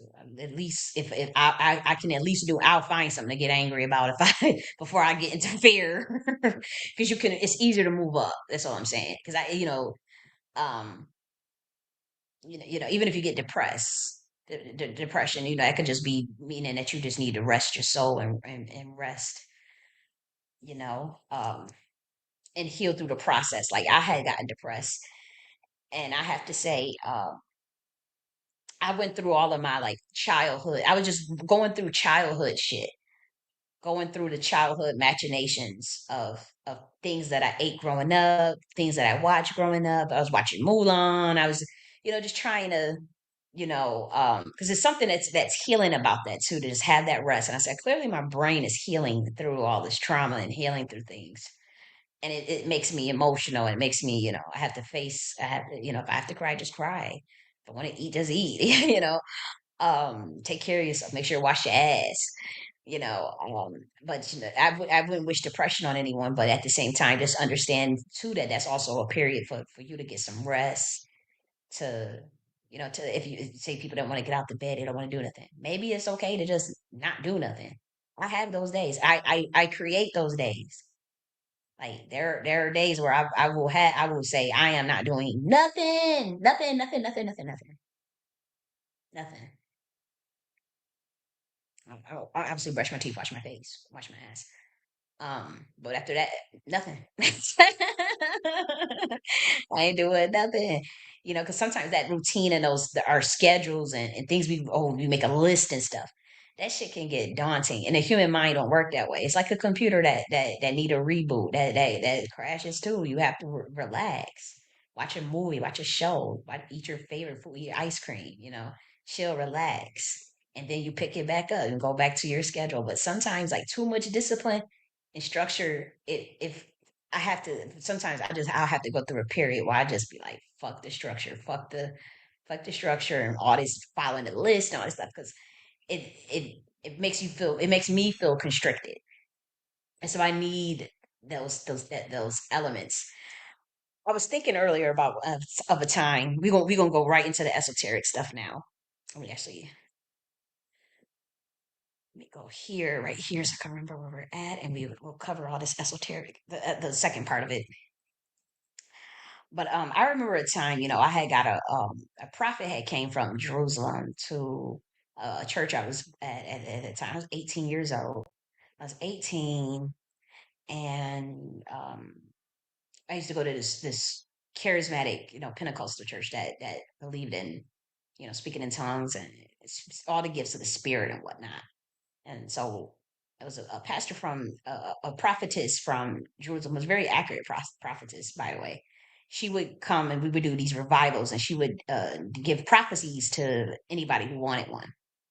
So the first time we did a prophecy, I wanted a prophecy, and she was like, I can't see nothing on you. It's like God blocked me from seeing anything on you, and I don't know what that is. I don't know what that's about. It's blocked. She said, and I remember she could look shook because everybody had got a prophecy. Everybody in the church had got a prophecy, and when it came for me, she was like, I can't see nothing. And she looked back at the pastor and was like, what the hell? Like, and I was scared, but also like, I remember being sad too, because I really, really wanted a prophecy. And so I was asking God, I was like, well, can she tell me a little something, something next time? Like, please, like, I want to know a little something, something next time. I was so sad. And so she did come back. It was the next time. And she was able to do a prophecy. She was actually able to see some things. And she started laughing because she was like, she said, God is like on you more than usual, like than the rest of the other people. Because it's like, she said, you were one of them people that just, she used the analogy of the grocery cart. You know the grocery carts. She's like, you know how you pull a grocery cart, and you have some grocery carts, and the wheel on the grocery cart just goes berserk on its own. The wheel on the grocery cart just go, boom, and you gotta constantly readjust the damn grocery cart to go straight. She said, constantly got to go to readjust the cart to go straight. Constantly, she said, "Is that your?" She just knew. She said, "That's your relationship with God. Like you just constantly got to adjust it, go straight, Jenny, with the cart. And the cart going, and that wheels in the cart just fucked up, like, and you just all of a sudden about to hit the damn column, about to hit the damn groceries off the." And she was explaining this. I was cracking up because but she said God is it's like it's and that's because I have that renegade in me. I do. And again, that's why for those that knows who I am, that's why that truly know. That's why that we some of the I want to go so deep. Some of the angels in the angel kingdom honestly did not like felt indifferent to what the rest that wanted to leave were doing. Just so you know, like some just did not give a fuck. Like um, what was interesting is when she said that, I was thinking in my head like I didn't get it quite at the time because I was 18 years old, right? But she's like God is always on you, like then you go straight. And here's the grocery cart. You going berserk again. And she said, that's you and God's relationship. But then she told me about my writing. She's like, you're going to be right. I didn't know what she meant by that. She's like, you're going to be doing a lot of writing. A lot of, you're going to be doing a lot of writing. And a lot of, and then at that time, I had no idea, that I would write 20 books and stuff. I'm like, what is she talking about? Because that was the second pastor because the black man had prophesied that over my life too. But she's like, we'll be doing a lot of writing. And then the third one is the third prophecy that I got. This was the third time she came, and she looked scared for me. But she did say, she's like, "Oh God, I got you. You good?" Like she did. She definitely, like, "Oh, you good?" But they gonna go. They like it was pretty much telling me the energy that I got from it because she was covering it up. She said it's gonna take a while for people to catch on to what you do and who you are and like the work that you got out. Like it's gonna take people a while to catch on. And unfortunately, what comes before that is persecution. Like is people just don't get it yet. And I remember she was like, it's gonna be rough. She said, but you will be fine. Like and it's crazy because she gave me that prophecy, and another black man gave me the exact same prophecy, and he was just like, people gonna be like, who is this weirdo? What is she talking about? Is this of the devil? Because he said he said the Christians are gonna think that you of the devil, like they're not gonna get it who you are, and he was looking kind of scared too. He was like, but it all makes sense in the end. Don't worry, it's all be fine, but it's gonna be hard because they're gonna try to like they gonna persecute you, persecution. And then she was telling me some other things. Obviously, I'm not telling all of the prophecy. I'm just telling the stuff that came to pass. um, but it was pretty much like you are gonna be fine. Like, and I'm not telling the rest because I was like, oh, that's pretty dope, because that part hasn't come to pass yet. But I think it will on some level. Um, but when I talk about the story about her prophesying that cartwheel, the grocery cart in that cart of my life, it all make perfect sense now. Because I ain't gonna hold you. I look God in the face and I say, I want to do whatever I want to do. I want to do whatever I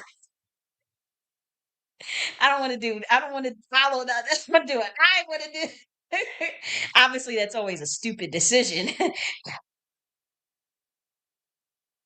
But I'm saying, like, I look, God, what the fuck? Okay. Okay. But it just reminded me of that grocery cart scenario that she gave me because I'm like, that is Jai, like how I be thinking in my head. It's not every day. For the most part, it's really rare. But I'm saying like there are just times where like the grocery cart just goes berserk. Like I'm gonna go this way, and then it's like, no, go here, go straight. And so that's how Honestly, that's honestly how my life has been. And so, and that part truly makes sense. I said, "Wow," because that is how I truly am. I'm like, I'm honest about it. I said, I want to do. I don't want to do what I want to do what I want to do. I want to do what and it's like, really, really, you about to really sit up here and look me in my motherfucking face and tell me that you're gonna do what you want to do.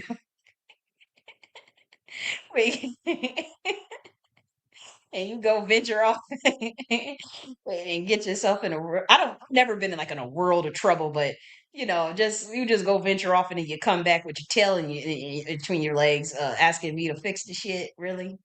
Yeah, okay. But let's talk about the reasons for my esoteric studies. And we were talking about the concept of mythology and how, there's a lot of myths that have a lot to show for it over what is the truth. And truth is very important. You should always speak the truth. You should always speak the truth, but you never want to underestimate the power of myths in creating reality, a new reality. And so, what is the concept of a myth that is a lie, but they have a lot of show for it? I'll give you an example: the system of white supremacy, or the system of whiteism, the system of however you want to call it, racial stratification. That system is a myth. This is to anybody that studies melanated history for whatever you are in a freaking world, whatever continent you're in. You know for a fact that that's a myth. Whether you study an African history, whether you study American indigenous history, whether you're studying histories of the Dravidian or the North Centennial people or the people in the Fiji, anywhere where there's some melanated folk, Aboriginals in Australia, anywhere there's some melanated folk, you study their folklores and their sciences and the way they understand the world. It is highly, highly, highly sophisticated. It is highly advanced. I'm not saying white people are, I'm not trying to drag them. I'm just saying, like, the fact that, the history of them saying, hey, we are superior to you because of this race, because of this skin that gets burnt by the sun. Um, we are superior. And then it's like you set up a system to where you are able to like manifest destiny and stuff. What you have to understand is that's a myth, but they got a lot to show for it when you think about what's happened to melanated people globally. When you think about what's happened to melanated people across the globe, you can see it. They have a lot to show for that myth, for that lie. They're not focused on the truth. Is it the truth? No.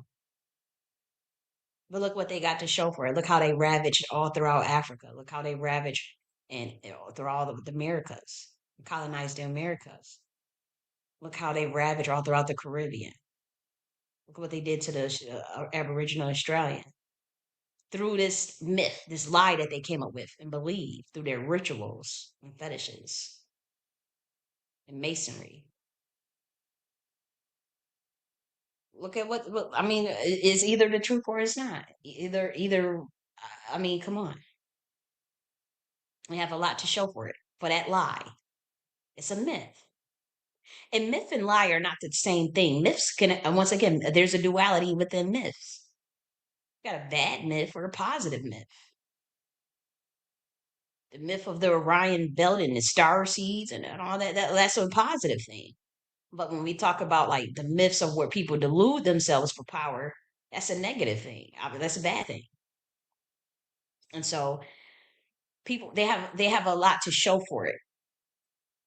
And so you never want to dismiss the value of esoteric knowledge, you know, um, because what's real and what's true,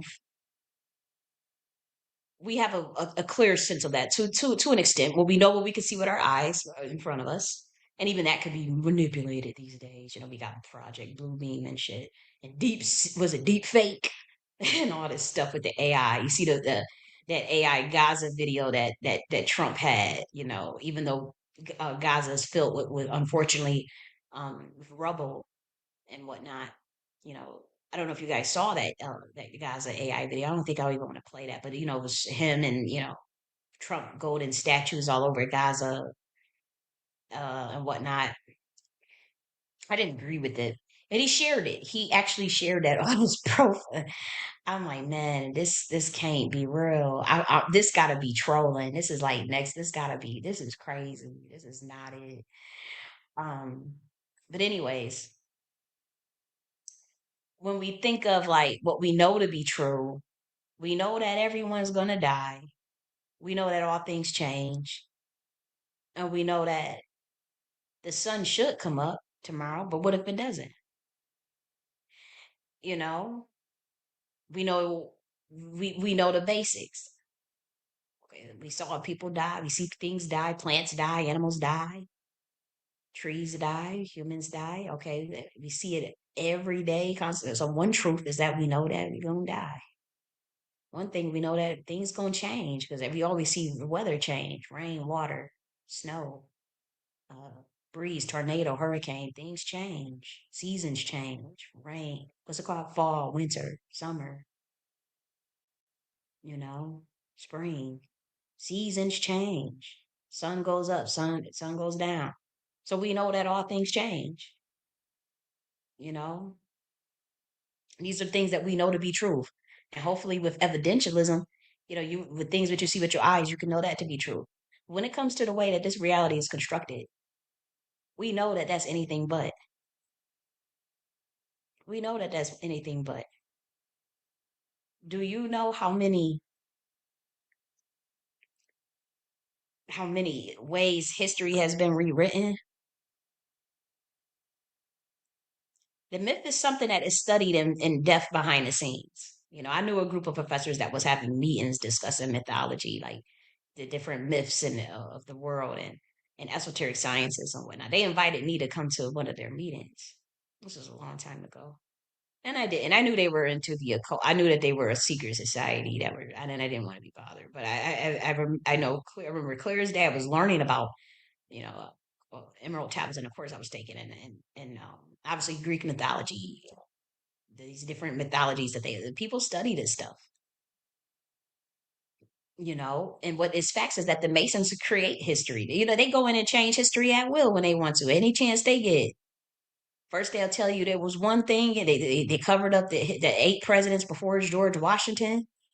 They covered up that the Moors ruled in Spain in Europe for 800 years. They cover up anything. They say anything. They told you there was 100 million bodies of slaves that jumped off the boat in the ocean. How did you count that? That's in the ocean. You don't know where them bones went. You don't know what sharks ate what. Like, what the hell? How do you even quantify that? They just make up shit as they go. That's why they call it macaw grill and shit. What's it called? Macaw grill, textbook and shit. You can't trust a lot of that stuff that be in them textbooks. You can trust some of it, but like you can't, because it's reality in that sense. As far as it being retold long term, it's subjective. You better hope your griots is accurate as fuck, or your historians is accurate as fuck. But then they gonna tell the story from their own bias, the history from their own bias, especially. It don't let it be from the actual winners. History told from the way of the oppressor and told from the way of the person that's oppressed. That's told two different histories, two different stories. You never gonna get the same history on that. And so when we talk about truth, what the fuck does that even mean? In the sense of which you can't see it with your eyes, or you can't repeat the methods or the experiment. Like I was telling y'all how, yeah, you see people die with your eyes. You see plants die with your eyes. Things die. That's logic. I saw a plant die, a trees die, I saw an animal die, I saw a human die. I see it every year. All my family friends and they people got die. Okay, we almost die. Like that's this logic. We all apparently death is true, you know? But when we talk about history, people create shit as they go. And people will always put what it's like, you know, if you got the power to write knowledge or create knowledge or what you want other people to think about the history, what you want other people to think about you, that's what you would do.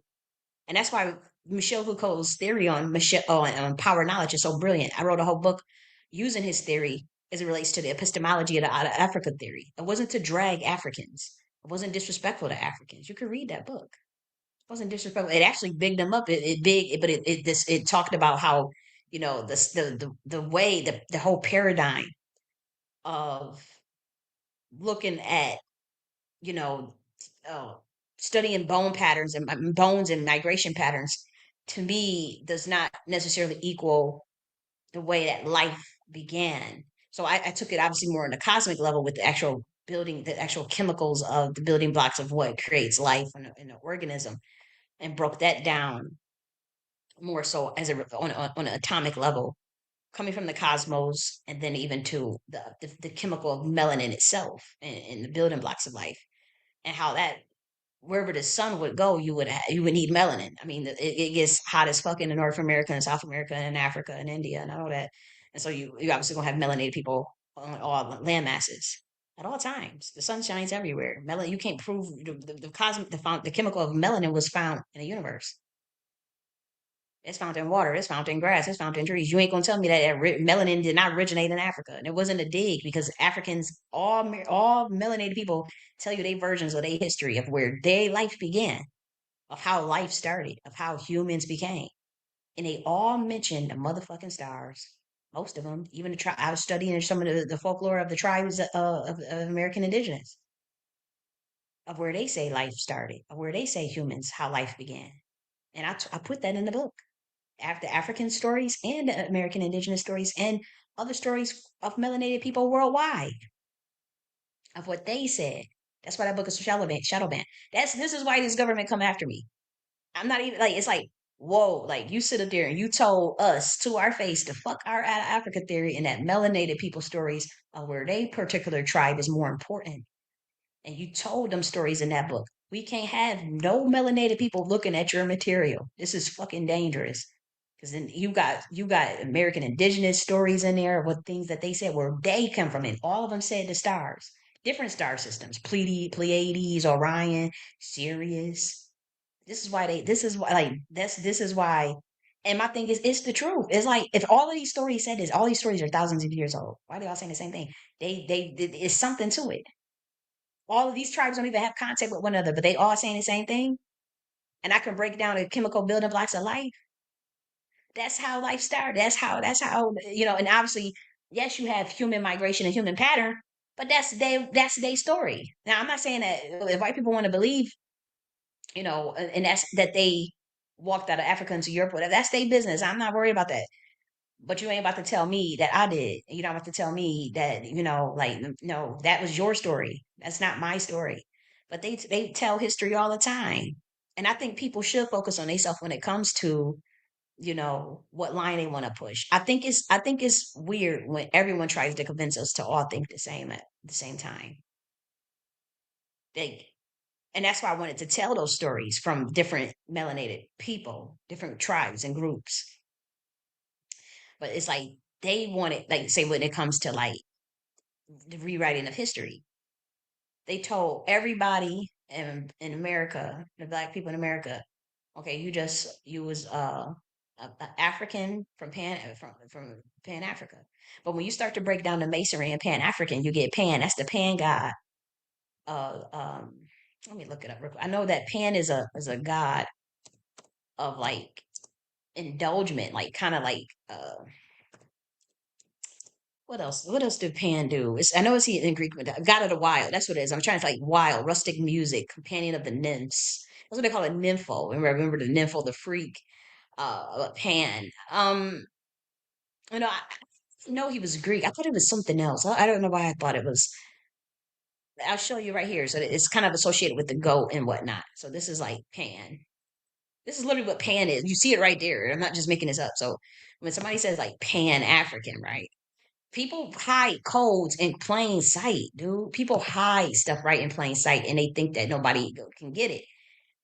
And they curse themselves, you either being certain things or saying certain things. That's why I said just using trusted melanism. I study this stuff, and I'm switching things around purposely to help people. It's not to hinder people. It's not for glory. It's literally for people to see, like, dude, like, they don't hide nothing from you, right? So you have this Pan thing. So we call it Pan African, right? Pan. You got that. That's Greek, right?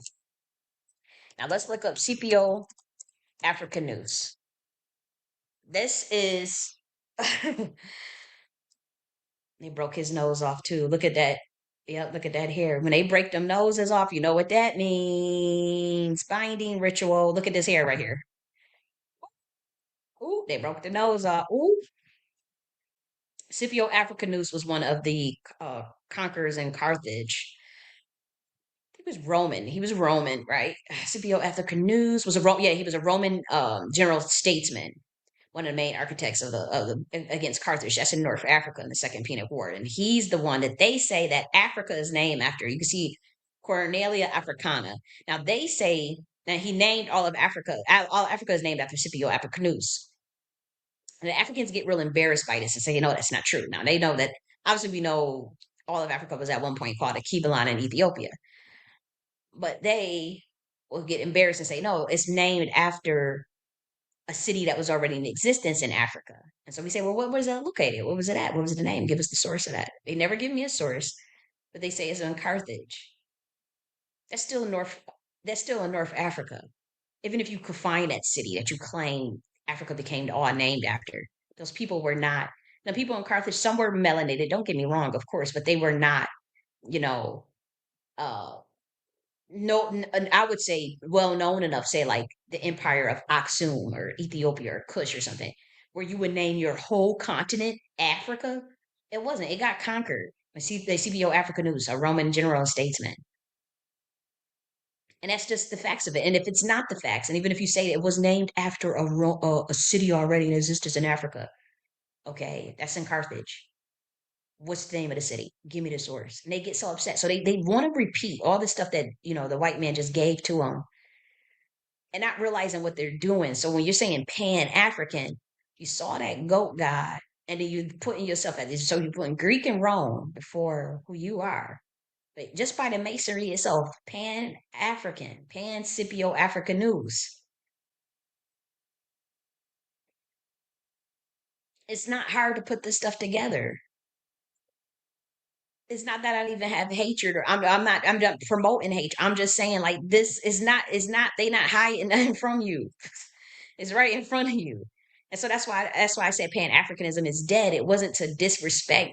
I gave you a solution of entrusted melanism. I promise you, it is a much, much, much, much, much, much, much, much, much, much, much, 1,000 times better than Pan Africanism. It was created. It was promoted by obviously you talk about Martin Delaney and these Caribbeans from in the 1900s, early 1900s. But I'm telling you, it was given to them to promote. They didn't come up with the creation itself. It was like they learned it from the West and they took it and turned it into something else. But this was stuff was created. We have the names of these people. I wrote about it in the book.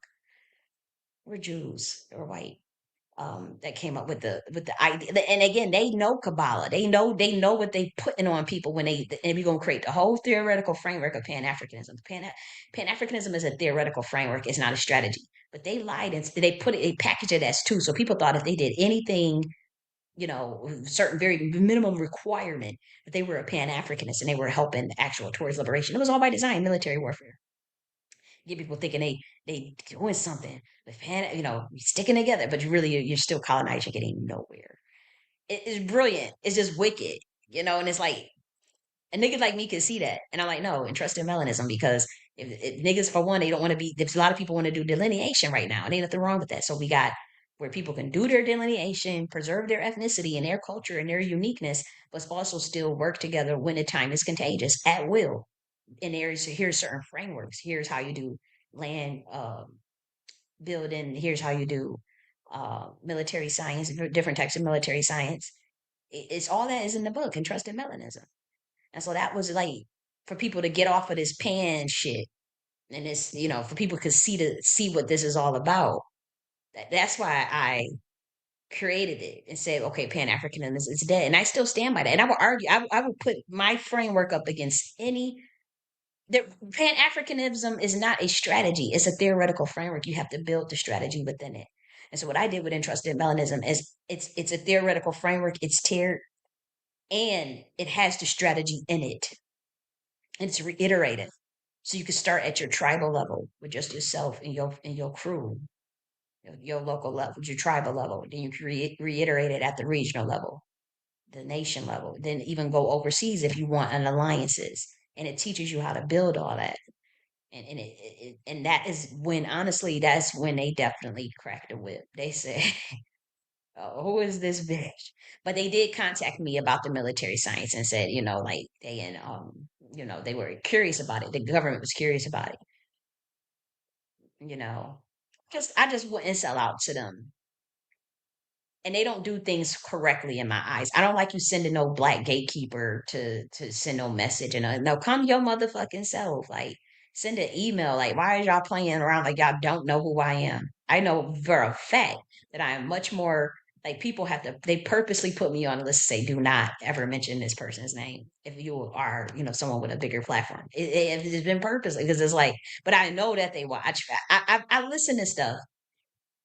Let's see how y'all copy me. So it's not like y'all not about to make it seem like, oh, you're just tripping. Let me get this pen off of here. Everything is out. I was looking at, let's look at a nebula or something. We don't want to look at, let's look at a nebula or something while I'm talking about the esoteric shit. Woo. Okay, let me see. Okay, just want to make sure. But you know, that theory when people call themselves Pan African, I'm just saying to explore where these words come from, what they actually mean, and don't be afraid to either go back to what you know, whether it be a Kiblan or whatever, or try something different. Try different stuff, and it's not bashing nobody. I'm just giving you an example of how when people say, "Oh, we need the truth," we need the truth. When I'm saying that Masons create history, people be messing around with history all the time. Myths. You have to study like, do they have a lot to show for it? And so when I've caught like Black Americans trying to throw subliminal digs at me for esoteric talk to undermine me, I don't think it's fair because it's like you're not put on game with how the real world works through masonry, intergalactic mentalism, resonance, electromagnetism, and energy. That's it. And these people that know this stuff, they will use it against you. And like when people say that, oh, we shouldn't listen to esoteric talk. Those are people that are usually in orders trying to keep other people outside to get from getting that information. That's it. Look for things for yourself. Trust and see if see if it's something that you can rock with or not before you just write it off. Because there's always a method to the madness. I don't do nothing without chance, you know. But when they say, "Oh, is Black people more susceptible to suggestion?" No, they're not. They are more susceptible to the spiritual realm, though. And you ain't ever convinced them that the spiritual world is not real. That's actually their superpower. It's the superpower. And they hurry up and label you. Anytime you start to open your third eye and start to develop mediumship, clairvoyance, the CIA spends so much time. They going. That's when they really come after you. If you the real deal, not somebody that's up there saying, "Oh, I know how to read," and you won't be And I'm not acting like I know everything, but I can prove that I have said prophecies that you come to pass on global events and even on an individual level. You know, but anytime you start to really like go up there and it's real, that's when them makes they'll come out and then they'll tell the rest of the public, hey, it's not real. Or they just label the person crazy, like, oh, you just schizo or whatever. Because that's how they rule over you. It's not from the 3D realm. It's from control over the perception, but it's also interdimensional. Now, Black Americans are also more susceptible to singularity, but not the technological one. It's a different when the definition of technological singularity in the way I see it in my head is a little different to an extent, but I do notice that and I think it's melanated people. They're more susceptible to singularity. And by that, when I say that, I'm talking more so of hive mind. So that's why there's a lot of that's why people a lot of. I'm not saying that other people don't get caught up in cults, but I'm saying like that's why melanated people have a tendency to turn things into a religion, even things that shouldn't be a religion, like even reparations or a group. You'll see people like develop a cult like mentality around certain things. I don't necessarily think singularity is wrong or bad. I think that if you're singular going towards innovation and going towards higher consciousness, then it's not a problem. If your singularity going towards self destruction or going towards distraction or going towards your own demise, then it's obviously a huge problem. Or going towards self hatred or something, but singularity in itself. But I do have a way, and again, I have to teach this to people that are totally down, and this information is only coming out at a higher level. But I do know that I think that there's something that can expand our consciousness beyond singularity. That's all I'll say for now. And it's very simple. And I would teach that in a different way, but again, that's classified. That's not going to be public, and it is a separate science. For the Nakhti philosophy 2.0, that's also going to be highly encrypted when we talk about probability distribution science and the creation of IPUs.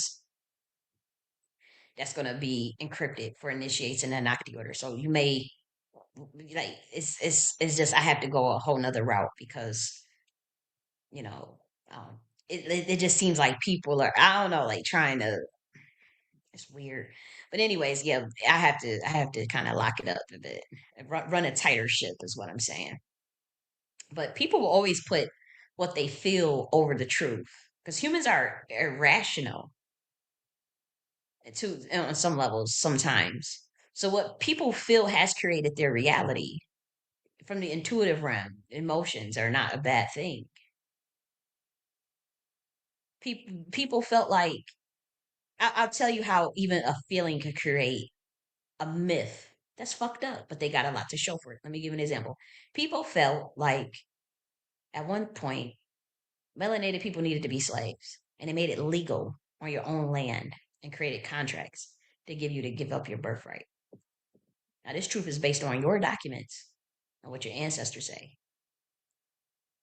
but it's a reality filtered through feelings. Someone felt the need, felt, and they hurt. Now, it could have been jealousy, it was corruption, whatever they felt. It was a feeling, and they acted on that feeling and created a whole reality that created history that turned into truth.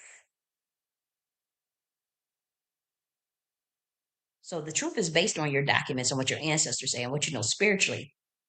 When someone says something that is not real, you know, they can it when you say, okay, that's not the truth, this is the truth. There is an objective way to, I would say, quantify that or to literally say, okay, that truth is superior to that truth. You can rank them, right? But to say like, oh, we shouldn't talk about esoteric stuff or this is just esoteric talk that leads to distraction and because it's getting us caught up in our feelings. Don't ever estimate the power of feelings or the power of myths. People, there are myths that are running this world. Fiat currency runs this world. Fiat currency is not even real. It's not even backed by anything.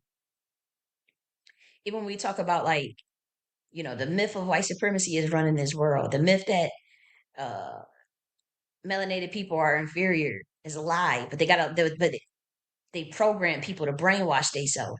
But then when we talk about how they saying that white skin is superior, or whatever, and if you see them, they go out in the sun for an hour or two and get burned by the sun. Doesn't make any sense. It's not true. But they have a lot to show for it, just in their reality, in the perception of their reality. And the perception of reality becomes truth, and it's a myth. And that's why you have to see everything as energy. You have to. And if someone say, well, oh, Kali, you talking about that stuff, that ain't true. Like I have 150 prophecies that are documented and reviewed for public consumption, in which we do a global viral prediction. And then the next week we review it and see if it came true on a weekly basis. And even the stuff that I said was going to happen just in 2025 is already starting to happen. Do I know everything? No. And if I get distracted, I sometimes I don't purposely be looking to see shit. Most of the times, if I look and purposely see something, I could find something out. Or if God, sometimes like I'd be so motherfucking distracted like about that election. Like no, I was literally taken up to like different dimensions. I was literally like like literally forced to by the angel kingdom, like to go and find out. Hey, I was forced because I was doing my own thing, you know. I was not worried about. So sometimes like I get forced to see it, like you're forced to see it. But other times I don't be looking to see what the fuck is gonna happen. And I definitely don't do that even in my own life.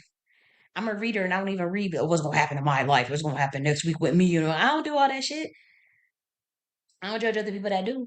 I'm just saying, like with me, shit, I like the spontaneity aspect of things. I don't use the planets to plan out my stuff all like that. Cause I don't like to be controlled by nothing. Not even no planetary alignment and oh this is this and that is Leo and Sun and Virgo and all that. I don't that's just I'm a chaos esotericist by every sense of the word. Man. I ain't gonna tell y'all stuff I be doing with my brain. But it's like, no, I don't like to be that's still an element of control to me. It is, it's still an element of mind control. Even to plan my stuff around something on the planets. And the planets, people say the planets, rule and guide. They guide Joe motherfucking ass. They don't guide me. But I have respect for them. And no, don't get me wrong. I have respect. I have clearance and I have respect, but I do not I will not and I respect, when is the best time to operate with the planets, when is the best time to honor and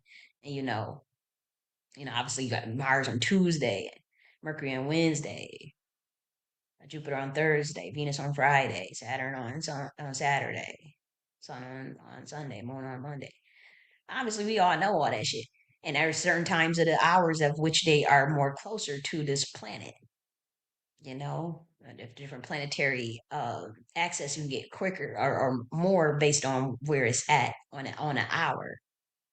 When people took the time to create them sciences, so I respect it. I'm not saying but I don't I will not plan. So I'm going to avoid this because of this day or the Mercury in retrograde. I never got into that shit because I don't like to be. It's still to me it's an element of control over the mind of consciousness. I use all of the data though. Everything is information. Everything is information. That's why I don't knock nothing. It's information. How can I use it? That's why I love learning so much. That's why I don't it doesn't like that's why like when people say like I stand for something, right? I'm an ideologue on certain things. But when I say I'm extremely open minded, I have expanded my level of consciousness by being open minded. That's why like I don't understand like attacking every little thing or like I understand like okay I disagree with that, oh I don't like that, or I'm totally against this, and there's some things that I'm very hardline against for life, but I'm one of the people that were like whoa what is it about, tell me more about it, we try it once, that type of thing, and with the exception of certain things like consent and respect is the name of the game. You got to have consent, and you're dealing with living organisms. And if they can't give consent, then you most likely shouldn't be doing it right. When we talk about like children and animals, right? That's why um, messing with children is very much frowned upon because we understand that they don't have the logical capacity to give consent. So you probably shouldn't do nothing to harm them. That's just like it's just a logical. So when people break that sort of logic, like how the elites do, you know how much that fuck up your frequency. And that's why, humans, like I said, your advantage is a high frequency at this time. It really is. I'm telling you, you could change the whole timeline. That's why when they want y'all stressed and worried about, oh, you getting fired, or you getting this, or you ain't getting no job, you ain't getting no money. That's by design. Don't be attached to nothing at this time. You better start practicing that art of detachment and stoicism. I believe in that as a part of my philosophy. I am detached to nothing and no one or nothing. I like nice things and I like things, but I'm not a materialistic person. Even what I have now, this is more than enough. More than motherfucking enough. And I ain't got much furniture because I'm thinking about leaving the country. So I don't want to buy a bunch of furniture, you know. And what I'm gonna do, I don't want to buy a bunch of just in case I got a dip. But I'm not one that think that value, that material things is gonna take my value or give me value to my soul. No. Mm-mm. But sometimes I like if you have a desire, you should operate in the state of a consciousness to manifest it or extinguish the desire. Left hand, right hand, what you want to do? Left path, right path, rather. Um, Yeah. And I also believe in mastery over the self and over your own energy is important because you can't control or change people. What I realize in this society is that people have an obsession with trying to control or change people. You cannot change people. You cannot. And the more and this goes for especially in this community, I've been seeing. I'm like, the more you guys realize that you can't control or change people, the more the people will be fine. You control what another person think or do. It's not going to work because people are always going to do what feels good. People have a tendency to avoid pain and go towards pleasure. People are lazy. People will look for a shortcut or automation. That's why I come up with that's actually brilliant because it leads to more innovation.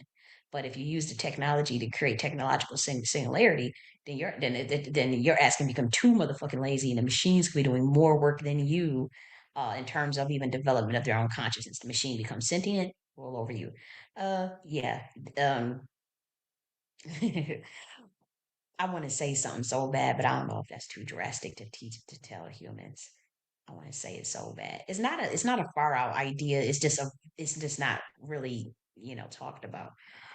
But whew, yeah, they there's a certain beings that see humans as the machine. No lie. Human capital. When you talk about even the way that you're treated, human technology, human technology performance. What was it? They put it right in front of you. They don't hide nothing. Human technology performance.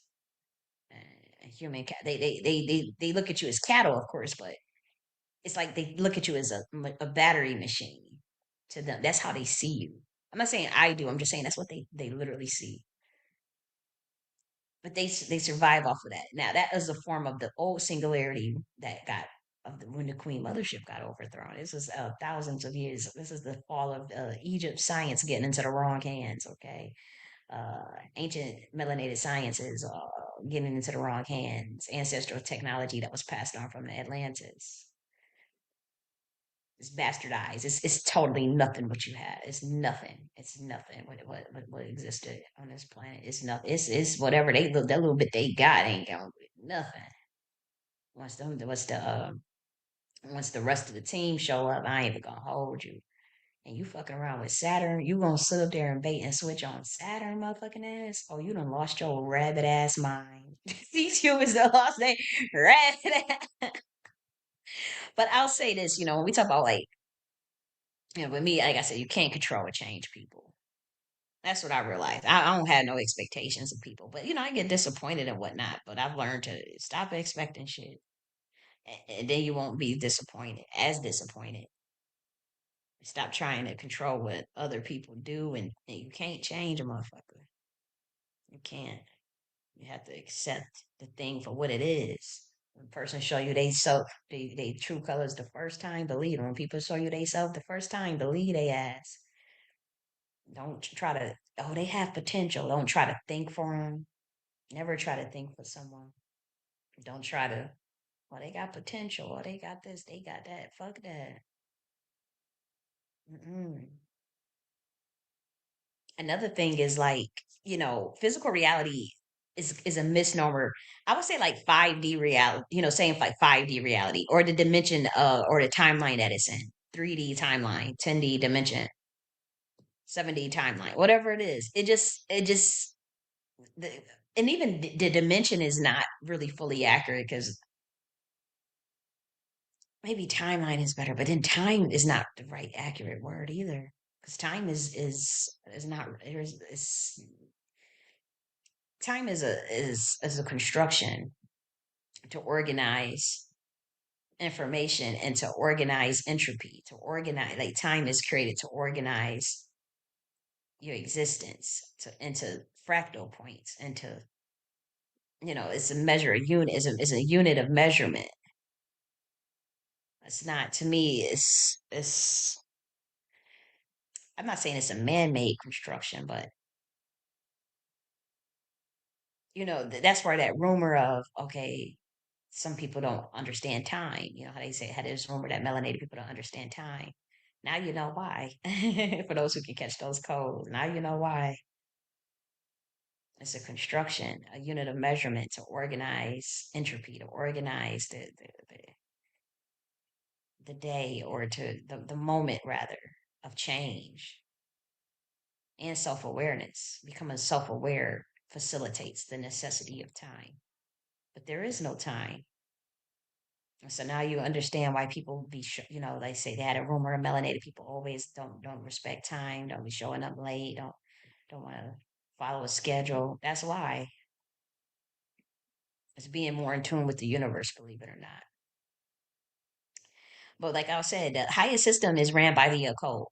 The highest levels of this system, where you see all those rituals, that all them symbols all on the government buildings, and the obelisk all on the government, those are all, and those were flown in from Egypt itself into America. The obelisk that you see like at Washington D.C., that was flown in from Egypt. This highest system is the government is ran by the occult, powerful occultists, interdimensional beings, both good and bad, wizards, witches. So you're not about to like.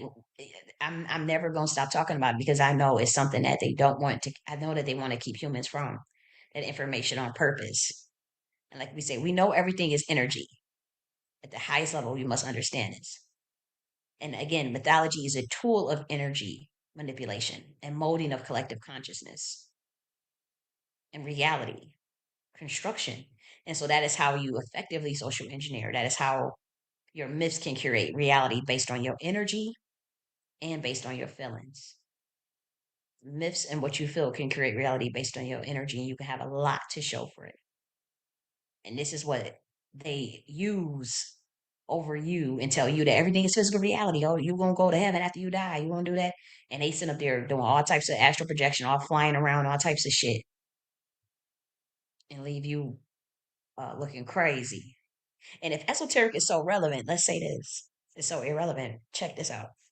We all know that about the gateway process. I'm not even gonna go on to that, but they talk about like the holographic projections and astral projection and remote viewing, right? That the CIA published documents on this stuff. But I'll tell you this: there was a guy that works for the FBI, right? He went and got initiated into Palo Mayambe. Palo Mayambe. He was then hired by the FBI to be a remote viewer. He was hired by the FBI to become a remote viewer after getting initiated into Palo Mayambe. Now, for those who don't know what Palo Mayambe is, it's a very primal African traditional spiritual system that is very, very primal. Um, and they do require initiation and whatnot. Now, he got initiated. He comes back, gets hired by the FBI to be a remote viewer. He knows all of the dark arts, right? All these curses on these things. I have the whole folder of all of them, by the way. I never taught them to the public, and I never did. I never used them, but I still have access to all of these of this knowledge. Now, what's funny is this dude who was working for the FBI as a remote viewer and shit. He would use curses against people who harm children. Like this dude was like gung ho because he was teaching. He was teaching remote viewing and whatnot, and he would use and I'm not, again, I can't judge. I'm not saying that good, bad, right, or wrong. It's not my thing. I'm not initiated in Palo Miande. I'm just saying.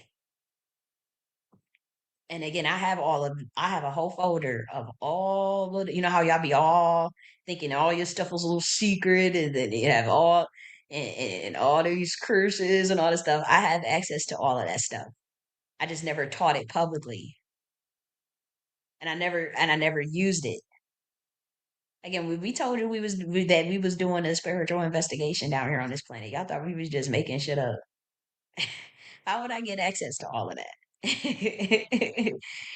And when I say spiritual beings are among you, that shit is real as day. That shit is real as day. But no, I ain't never sit and use it. I'm just saying, like, we trying to get down to the bottom of some shit down here. But anyways, the dude, the FBI dude, he would use the curses to on people who harm children. And like you should see the look on his face where going into the zone feeling like he was getting justice. Like he really in his mind, in his heart of hearts, he felt like he was getting justice for, victims. And he also would use it for people who attacked gay people. And I guess the dude might have been gay, I'm not sure, but I just from hearing him talk and stuff, I suspected he might be gay. Then he would also use the curses and rituals on the KKK when they were playing their rallies. And I'm telling you, every time, like the rallies that he mentioned that he was doing, was going to do these rituals on, no lie, them rallies would be fucked up. Them rallies it would be something crazy that go down at them rallies where the white people will get fucked up. It'd be somebody been came out and whooped their ass or something done happened. There's something else. And he will be like and I would that's how somebody want to spend their time and their energy. That ain't the world I live in. I ain't worried about what too much what other people are doing in the world. I understand the harm against your children though. I understand that, um but that's what that was what was fun to him. Like you could tell that was like a hobby to him. And he said it. He said, "Don't nothing get me better. Don't nothing get me off better than going after someone that I know have harmed children, going after someone that I know is homophobic, going after." And to me, I don't understand. I'm not gonna go after some random person because of their homophobic. Like what the hell? Like, again, I understand the children one. I can see somebody getting really worked up about that. Like, I can see it. And then he would be like, it gives me joy to go after someone who I know is racist. And this was a white dude. And I was just like, I guess. And, and so he was, he teaches remote viewing and whatnot. And again, I'm not giving no more information online to you niggas because man, it's just like y'all act like scavengers. Or it don't even be that deep. Y'all gonna have it's gonna be all this stuff like you say somebody said, "Oh, tell me who you're talking about so I can go learn something." Yeah, that's all you gotta be in a Nakhti order now. You have like it's a wrap. Like y'all done try to steal my shit and kill my ass. Nope. Nope. Yeah, but I thought that was so funny. Like when we talk about like when people say, "Oh, the esoteric is irrelevant." Why the hell is the FBI dude going to get initiated in a polygon bay and then getting hired by the FBI to teach remote to do remote reviewing? He was doing the remote viewing. It's all on the internet. He done wrote books and all types of shit. For those who like, well, how do you know that person? He got books on it. That's how. um, but yeah, like that shit, like. Mm.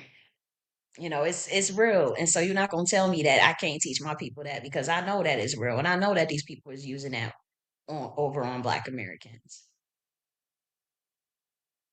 Yep.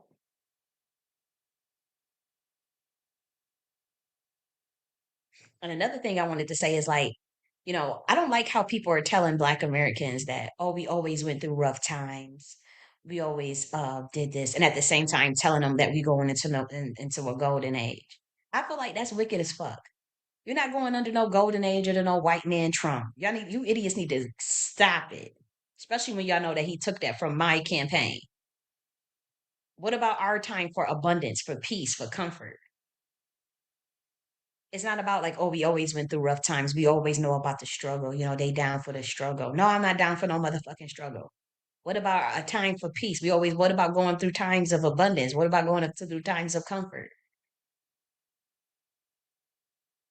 And this is what these black men that it's not all black men, but these are like these people that that convince Black Americans to vote for Trump. They are now telling Black Americans, "Oh, we always had it rough, so we'll bear through it."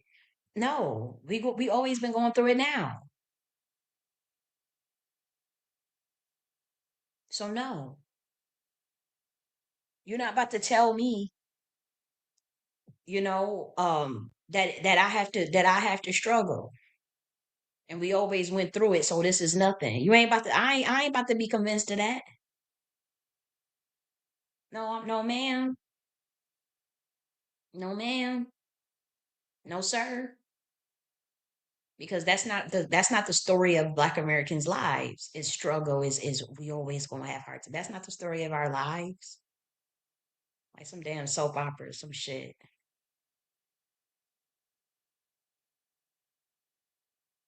And then at the same breath talking about, oh, Trump said we're gonna go to the golden age. You are out of your ever loving mind to go and do double speak like that and think that people can't catch it.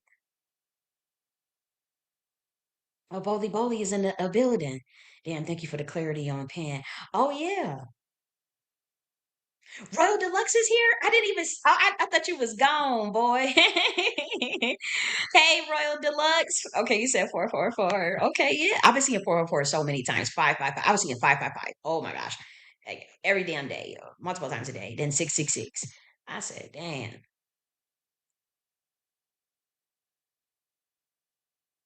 Okay, you said, I'm back. I heard the part where you acknowledge my comment. The fact that you notice I changed my profile picture shows your memory is very associated. Remember, press, bro. Oh, yeah, I remember again, yeah, I'm known for memory. I don't know if a lot of people don't know that. I had a friend, my best friend, she had a memory, the memory of a freaking goldfish, right? And she would use me as her memory bank. She'd be like, Jenny, make sure you remember that number. Like say we somewhere, we need directions somewhere, somebody we stop and get directions. She wouldn't even try. She'd be like, Jenny, pay attention. And she could, I didn't know how to drive, so she would be driving us around, driving Miss Daisy, and we would stop and she would have to get directions from someone. And she would and she would even try to write it down or try to record what they say, and she would just be like, Jenny, remember what that person's saying.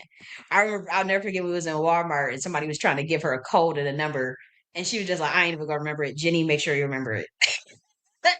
Jenny, make sure you remember it. And I just be like, okay, and like clockwork, it would be like 30 minutes. You remember that eight? You remember that 10-digit number? Oh yeah, I remember. And the people, she used to be like, whoa, that is creepy. I remember every little thing. I had so many, and I used to think they were trolling me, but I'm like, yo, you remember when we was 10 years old? Or remember we was 11 years old? Remember we was 12? Because I don't, I remember the shit, and they'll be like, no, I don't remember that. No, what is you talking about? I don't remember that. And I'm thinking I'm like, are you trying to act like you don't remember this? Because they're like, dude, I really don't remember no shit like that. And I'm like, dude, or if I did remember something, they'd be like, dude, I hadn't thought about that in a decade. You right, I do. You bring it back my memory now, and so I try to keep a sharp memory. And again, they don't beam my ass with so much radiation. You should see like with them.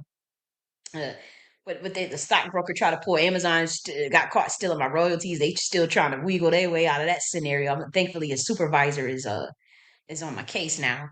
But even yesterday, talking with a stockbroker, and I think I think he was creeped out by how sharp I am. Like I'm like, no, like I think because they feel like, okay, bitch, we don't beam your ass with so much radiation. We done did this to you. You got to be declining in sharpness somewhere. You got to be declining in cognitive ability somewhere. So we gonna get it. So, and I think they be trying to play me because they like, she ain't gonna catch this. She not gonna catch that. I catch everything. I remember Uber was trying to charge me like an illegal like service fee, like something really weird, and it was so small. It was in such small fine print, guys. I'm telling you, and I just knew something wasn't right. Like, and it was based on a memory of me knowing like that's normally not what that ride cost. I called it. I didn't call, but you know how they got the support service. I cussed their ass out. I said, "You gonna put that fee?" They reimbursed. They refunded and apologized. Because it's like y'all trying to do little, how this stuff is ran by a lot of AI, and you got to figure you get on the list, you want, they fuck with you, and they'll try to find any little penny, little pinch, whatever they can do. And so I had no choice but to be sharp. Now it's like I had no choice because I'm telling you what I went through in 2023 when they was trying to fuck with my mind and trying to go around and tell people I'm crazy, and they was doing wicked shit behind the scenes to just try to create a whole scenario where, okay, see, this is what we can say she's great, and I had to fight all of that like hell, and it required sharpness. It required like you know what I did. I had to redo all of my passwords, right, for everything. But I use passwords. What I did was I used codes to remember the passwords by writing out whole concepts. to jar the word of what the password is. I couldn't write the whole password out anymore, right? Sometimes I do, but I'm just saying, like, I had to, and so that really sharpened my memory because I'm like, I have no choice but to remember what that word meant for a password. So instead of like having like, password 1 2 3 4 5 6 7 8 9 10, it would be a word that represents a symbol or a concept or an archetype, and then have and do that for every character. So every character stood for a concept. And I had to remember that shit. If I didn't remember that shit, oh, you locked out your shit. And I had no choice but to do that. I always had a sharp memory. I always had, and I thank God for that. It's in my bloodline for people to have photographic memory, and my photographic memory is weak compared to like somebody in my family that can read a book once and memorize that whole shit. Like, but he hides his gift. He hides his stuff, and then I think he uses his stuff for wickedness. I don't know. I hope I'm wrong on that though. I hope I'm wrong on that. Yes, but Royal Deluxe says he loved the chants, don't understand the words, but like the sounds. Oh, you like the sounds of the chant? Yeah, that's the one. Dave Danav, Siddhartha, Puja Parameshwari, Paranurupa, Parama, Paratantra Vinashini. And it just means primordial goddess or primordial mother who is bowed down to by all gods and all demons, who beautifies each soul. Please destroy all evil spells from our body and soul and protect us. And so um that's one of them that's a that one's more protective mantra. But the other one I was saying that I play to soothe the Nagas bloodlines that are in the Goetia. It's not that it's like being able to control them, but only not because I bind them to a ring or something or forced them to. It's because they became a child. It's because it's like remembering who you are. It's like, whoa, remembering that singularity, will you? Like, bitch, I created you. I know you ain't thinking you about to run up on me. I know you don't think you about to run up on me. And because somebody sent you because they jealous, they don't know who I am. No, you ain't about to run up on me. And they say like that's like somebody attacking a mother. That's like you trying to pay someone to go beat your mother's ass. And it's like, no, I'm not. I'm not. You're not gonna pay me to go beat my mother's ass. The fuck? I don't care if I don't fuck with her like that. I don't care if we ain't been reunited in millions of years, thousands of years, tens of thousands of years. I'm not. You're not paying me to go beat my mother's ass. Somehow she knew that chant. Somehow she knew that that was gonna. And because I used to hear, I used to hear him say like, how does she know our stuff? How does she know our? How does she know that? How does she know that? Who is that person? You know. But I told you about that vision that vision I had when I was 22 years old from the angel kingdom and the demon kingdom that they had a meeting about me. I already told y'all that. I keep saying that for a reason. That was very, very, very, very powerful, life changing for me at 22 years old to see that vision like that and to see them having that meeting on what they were going to do. And they had to come to an agreement, and both sides agree it ain't worth it to fuck with this. This leaders, we both agree that we in on this play, that the GIA and Saturn and a primordial mother is trying to get off down here. We ain't we gonna be in on this play, and it's as simple as that. Now I don't care if nobody else believe it. That's my shit. I ain't trying to tell nobody else what to believe or what to think. Like I said, I don't want people that agree with everything I say. That's freaking weird. I don't want that. I want people to express themselves and be themselves. And I'll be myself and express myself. And we get to know each other, learn from each other, and continue to support and enhance one another with love and with peace and with learning and building. That's what I'm about. I can't. I don't want to. I couldn't believe I heard Black Americans saying, "Yeah, the goal of leadership is to duplicate myself and other people." No, my goal is like I don't want to duplicate myself with other people. That's mind control. That sounds like the first thing I thought of when they said that, that's mind control. That's a code. You somebody that want to, no, I don't want that.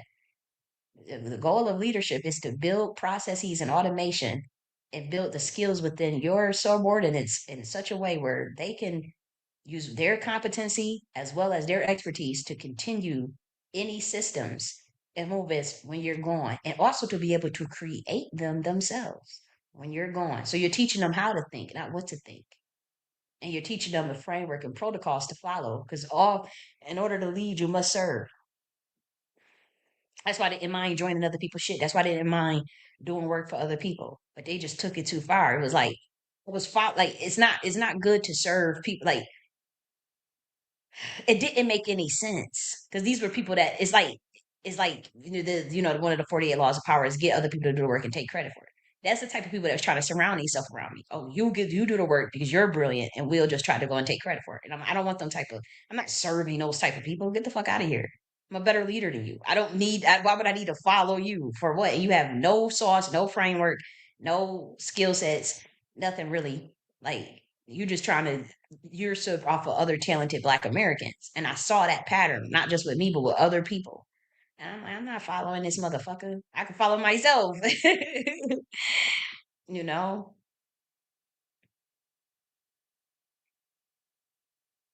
And then, you know what's interesting? Like when I was talking about like how Black Americans was making that list, making a list of who they want, who they feel sold them out, and blacklisting them and not dealing with those who they feel like was pushing all that Trump shit on us. And like I said, I had nothing to do with that list. But like I told you, like you're not gonna be able to convince 90% of them people. Like you're not gonna be able to tell them that them Republicans is gonna do something for us worthwhile. You're not gonna convince them old ass 50, 60 year olds. like like you can kill that noise. That's all I'm saying. And so I'm not trying to be a part of no Democrat party, but I also know that when it comes to Black Americans, I'm not about to alienate them because of my ego. If 90% of them is going to, but we got to carve out some strategy for them. And if they don't bite, I'm not going in that machine. I'm not about to, if the Democrats don't deliver on a solid plan and get their act together. And again, I'm doing I already carved out 2 weeks of strategy for them to use. It's just not going on the line publicly. It's going on Nakhti University. And you better have your Democrat shield and DNC strategists. I'm telling you, it'll be worth your weight in gold. Now, if you don't use it or you don't want it or you shun it, act like you didn't see it, because I am going to tag you motherfuckers.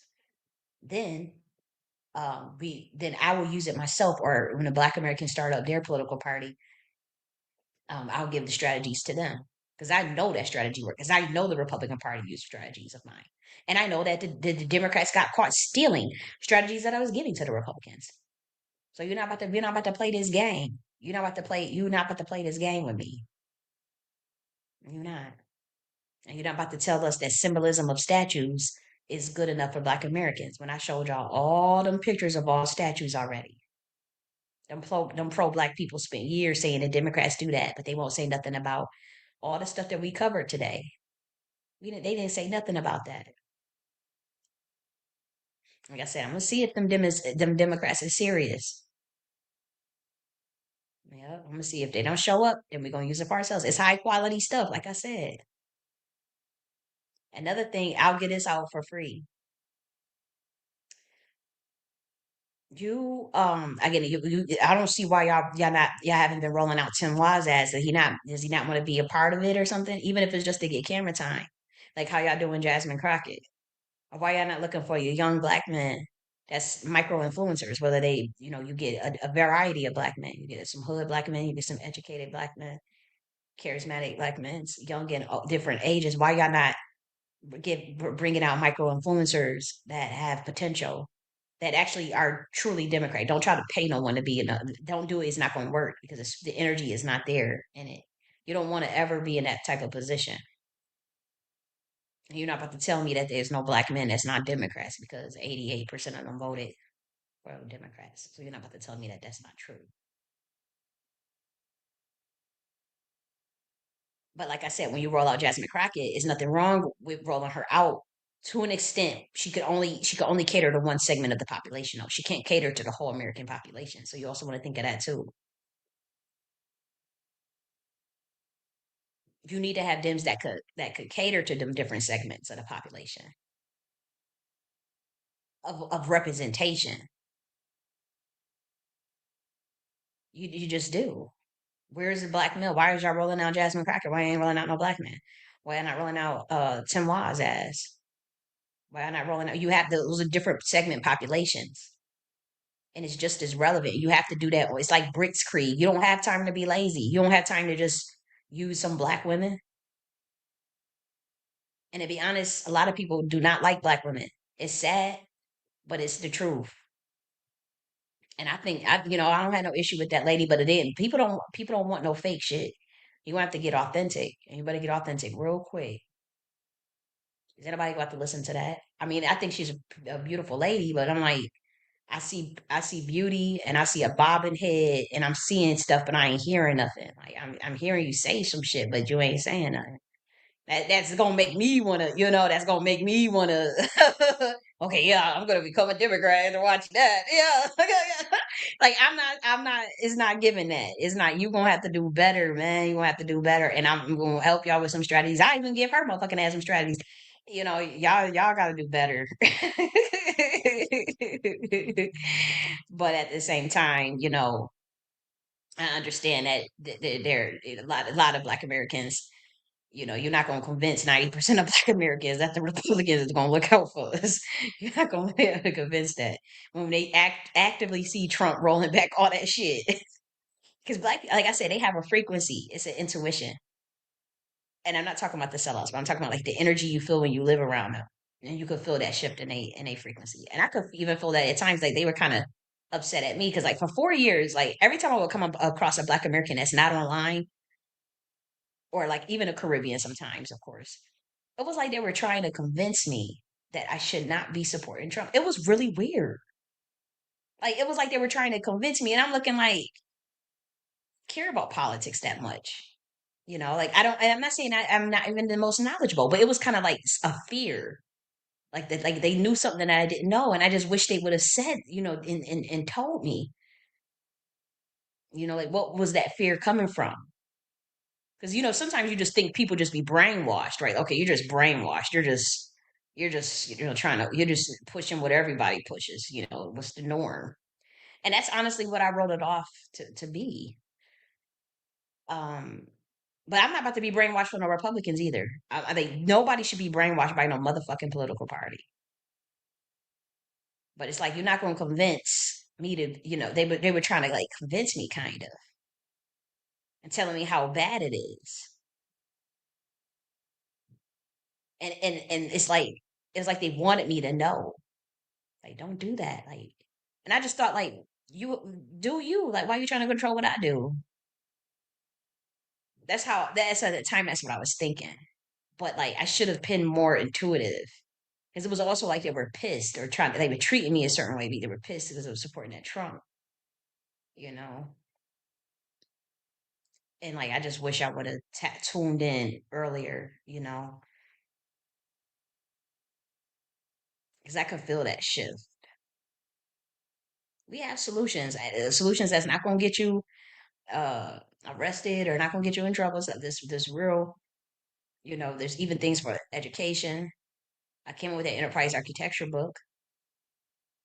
When I start, we're gonna be doing things. I'm gonna be doing more.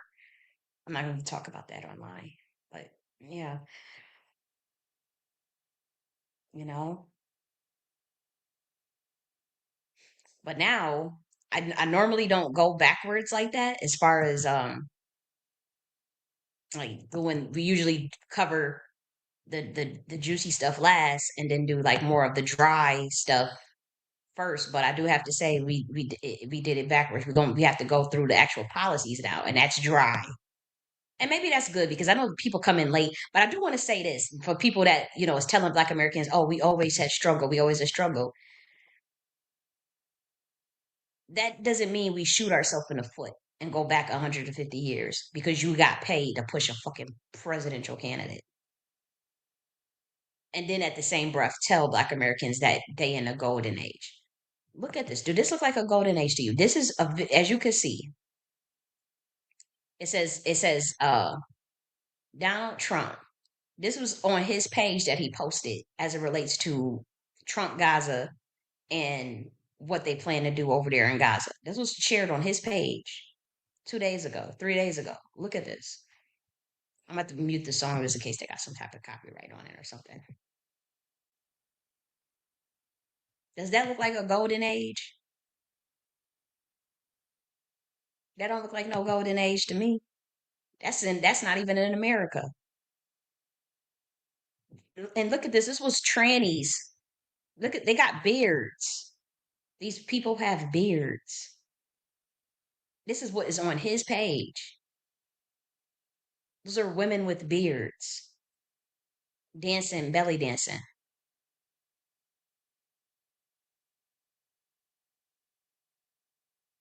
So colonialism, but this is what they want to do over in Gaza. It's called they want to call it Trump Gaza and build it would and look at the golden cat creating a whole idolatry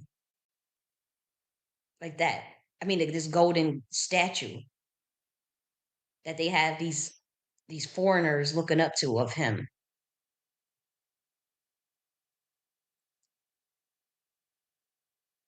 And they have the president of Israel and him on a beach. He shared this. And then Elon Musk. That's the golden age to you, Black America. I couldn't believe I saw a black man talking about he gonna usher in a golden age after knowing that I put that on my video first months ago. I am disgusted.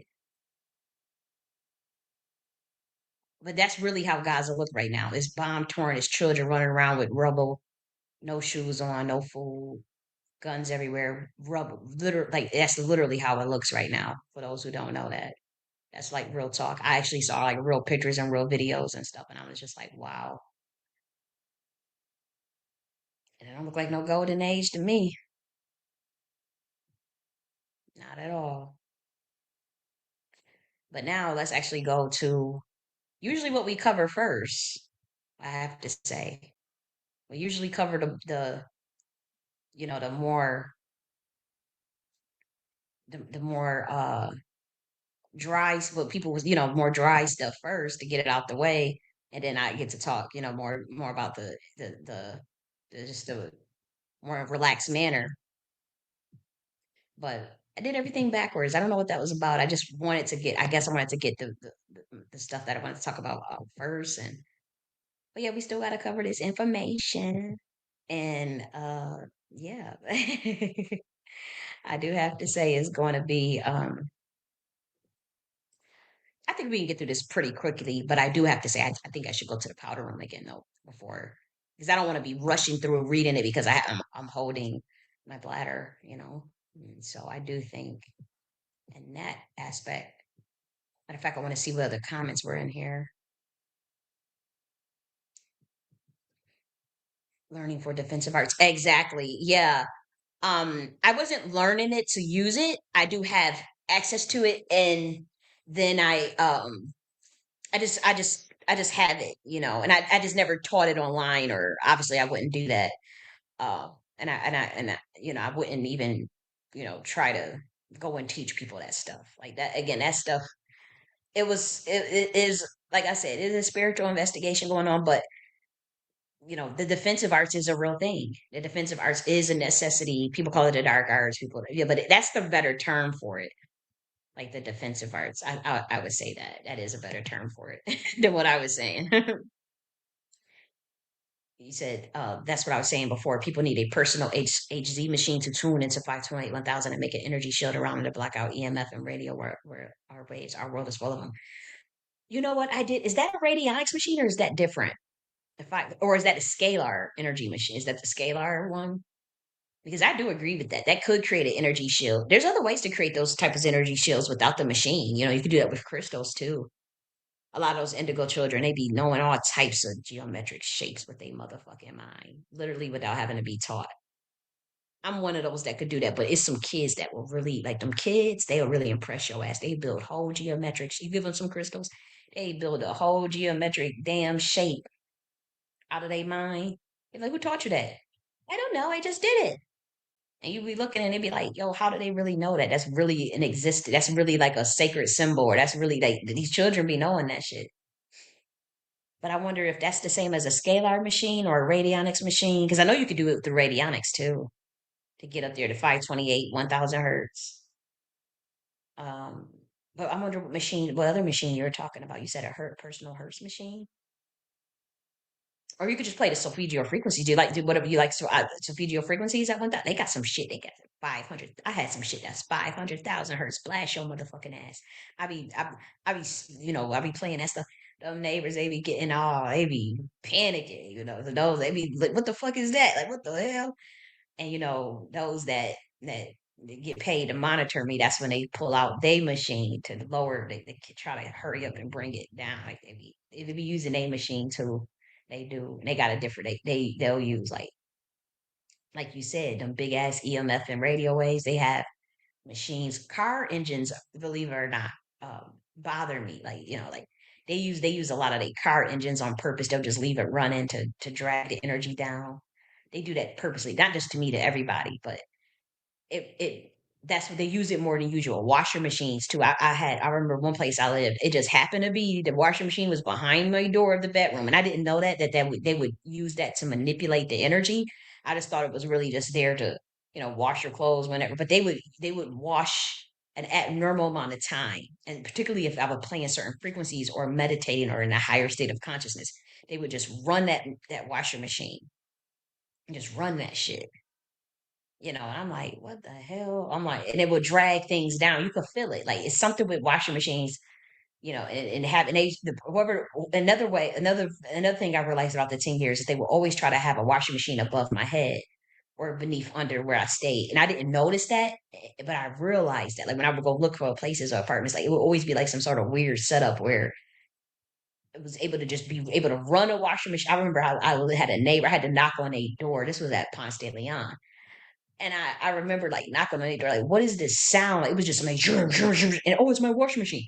And it was like, what? Because it was, I mean, these type of this where we was living, like, it was like, it was apartments that were 220 square feet. No lie. Apartments that was 220 square feet.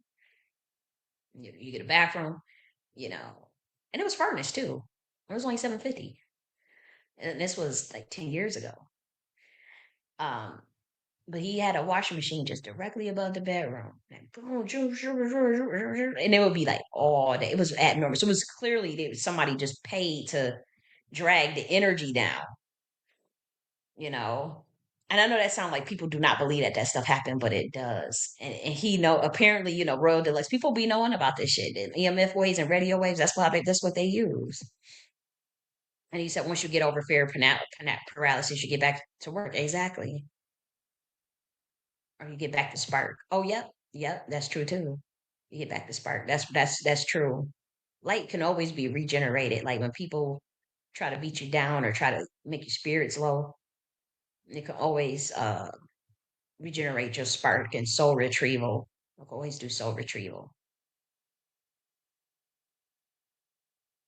You got that Bluetooth. What do y'all know about the Bluetooths? Are those dangerous? Because I use a Bluetooth speaker, but I always hear like Bluetooth talked about like in a negative way, kind of. He said, "Damn, thank you for the clarity on Pan."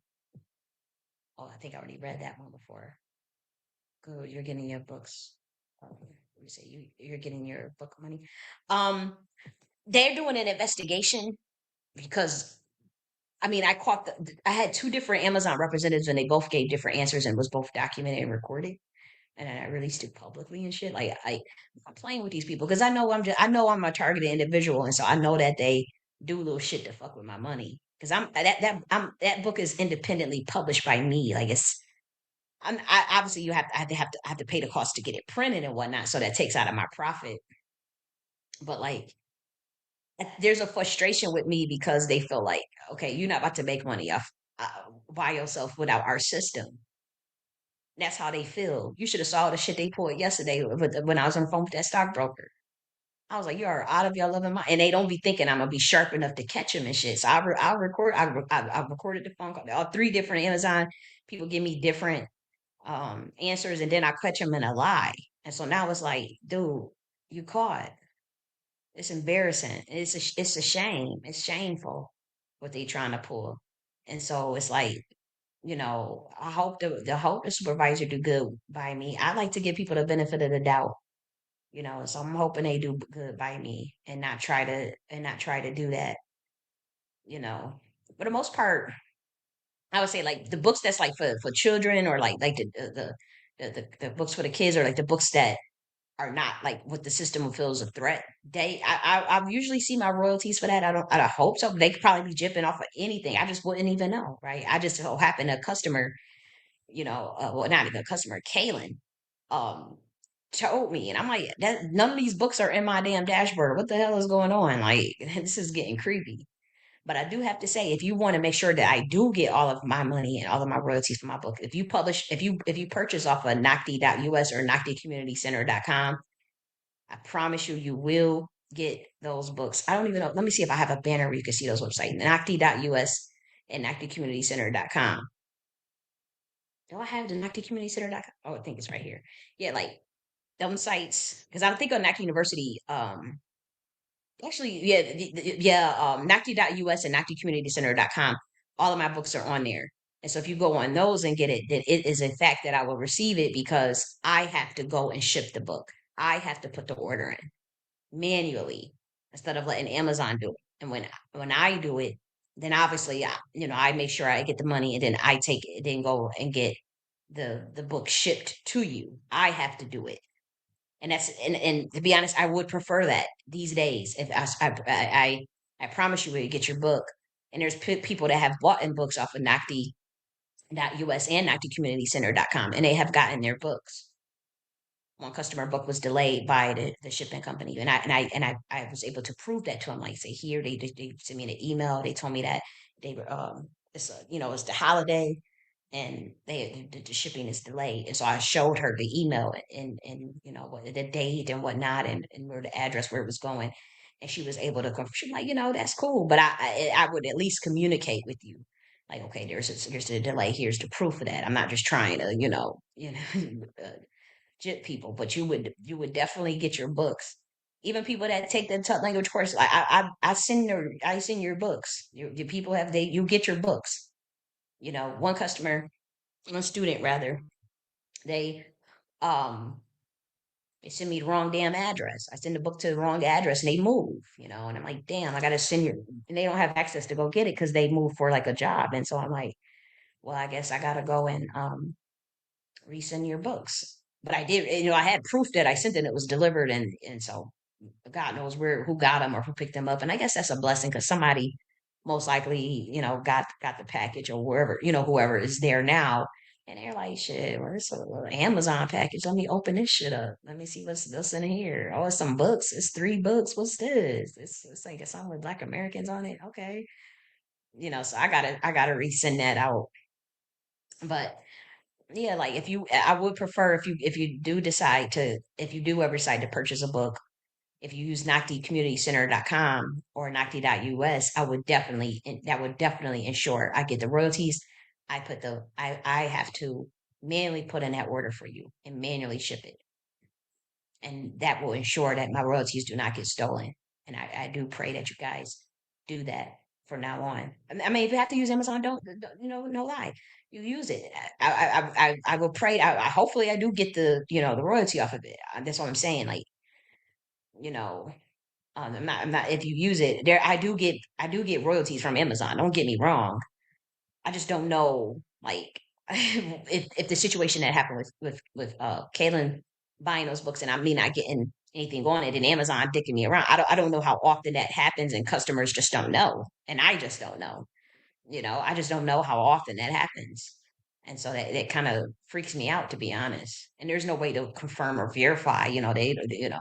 Unless the customer says, "Hey, I got your book. Thanks for the book," and I'm like, "Let me go see if it's in the dashboard." You know, it's a little disturbing, if you ask me. ain't gonna hold you. That shook me. I said, man, y'all getting desperate out here. The fact that they trying to sell $5 million gold cars for immigration, that should tell you what time it is. And then they cut off all that aid from people, firing all them people from them jobs and stuff. That should tell you what time it is. You know? And then they want to switch to this cryptocurrency shit. The writing is on the wall, but when they start skimming, like even that shit they pulled yesterday with them stockbroker, like the stock was up, right? I had a bull put spread, realized profit was this the expiration was all the way in September, but I mean the realized profit, the realized gain rather was at its full premium of the bull put spread. And so I'm going to go and sell it, and then they just literally, and I know implied volatility didn't like they. I've never seen that fight in my life. I called the bank immediately. I said, "You guys are not going to," because I recorded the because he giving me the runaround and all this stuff that you know, and I said, "You rejected this order for no reason," and all of a sudden, I had never saw nothing like that in my life, and they were, I guess they didn't want me to. Okay, you ain't getting a profit off of this, and you know. But then I'm explaining to him things that is not matching up with what this bank is saying and then what is the other. It was matching up, but then you changed it, and then I'm sounding. Then I was like, "What? We changed it?" But I made sure to take screenshots of everything, so it was like obviously they're gonna play dumb or try to make it seem like I'm not sharp, and I think they were shocked at how sharp I was. Like they would explain it, and I guess they figured like, okay, if we just talk over her head, she's not like she's gonna realize things, and I'm like, dude, you ain't going about to tell me that implied volatility. I know. I started. You know, I've used profit probability calculators and shit and all this stuff with these deltas and like, no, I know what the fuck I saw, and I kept saying I got screenshots of this shit, and he had to take over my screen, and he even admitted on the phone like it's stuff that's not adding up. I said, even if you do the calculation, I'm like, what my P&L statement. It was just wrong. It was like they literally just went in there, just changed it over in a nanosecond. I'm like, okay, but it freaked me out because it's like, yo, they planning on rolling shit like that out to just not me. Like, I know people laughing because that people probably hate me and for like, okay, yeah, we're jealous or whatever. And again, I'm not saying everybody is jealous. I'm just saying like I deal with a lot of bullshit with people being happy that I'm a targeted individual, happy that I've been financially blacklisted, happy, like literally happy. And so it's fun and games now because oh ha ha ha, we got her or whatever. But it's like, don't think that I already know. I know from a fact just from how quick they did it. I said, oh, they perfecting the system. And they will use that social credit score. And they do plan on using that on a lot of Americans. And I say, you could laugh now, don't want to say nothing, don't want to speak up when you see injustice or unrighteousness. Okay. Okay. I don't want to hear it. Don't want to I already see people talk, oh, so and so copied me, or so and so set me up, or so and so was doing COINTELPRO. Oh, y'all, I've been saying that shit for fucking years and nobody cared. Nobody, I was all motherfucking happy because these people just wanted to take somebody else's spot. So it was like, okay, yeah, we so happy that MK Ultra breakdown we so happy that, everybody's thinking she's crazy. We so happy she blacklisted. And that same stuff is starting to happen to them because everybody wanted to stay silent. And I knew, and I said, watch when they roll that shit out, that targeted individual program to the average day citizen with that technocracy prison, with that technocracy cyborg shit, with that social credit score and that digital ID and stuff. That's why I only fuck with the people that fuck with me. I'm not. You get one time to disrespect me. You get one time, and it's a permanent one-way ticket out my life. I understand misunderstandings and shit and forgiveness, but no, y'all on some wicked nigga shit. Y'all on some wicked shit. I can't fuck with that vibration. I can't fuck with that frequency at all. At all to see that kind of fake shit. And now it's starting to happen to them. Same people that you could feel they was gung ho motherfucking happy. Yeah. Hmm. But I think that Amazon will rule in my favor. But yeah, let me do. Damn, Rumble done messed up my thing again. Sorry guys if you're on Rumble. My screen Rumble kicks me off spontaneously, and I suspect it may be an incompatibility with the other streaming software I'm using since I'm using Rumble Studio and then another streaming studio. So I could imagine it could be that. Um, but I do apologize for like the choppiness if you're on Rumble and it's like screen going blank and all this stuff. it's not me doing it. They're kicking me off. Like it's something with the stream incompatibility. So I apologize for that. But I'm gonna play the intermission video and go take a powder room break, and I'll be back.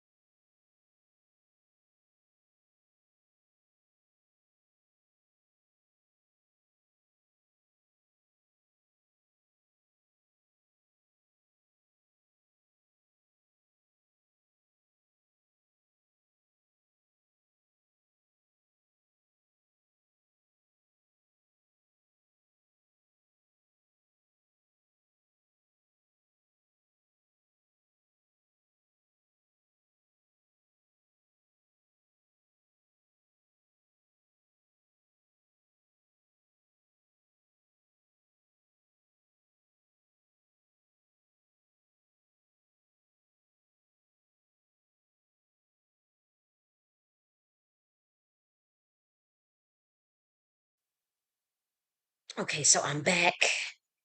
So let me share my screen and we can work on. Okay, trying to.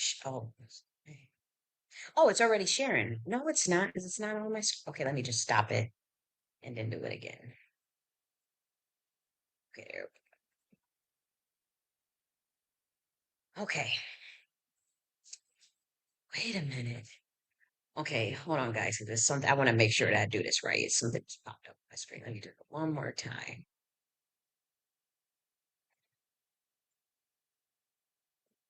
Guess there was some disconnect with the computer. Let's see.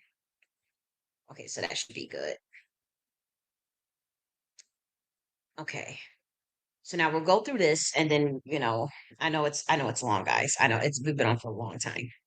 And you might hear me chewing because to be honest, this is my first time eating for the whole day. I forgot to eat because I was on here so long. So I do need to eat something to get my potassium levels up.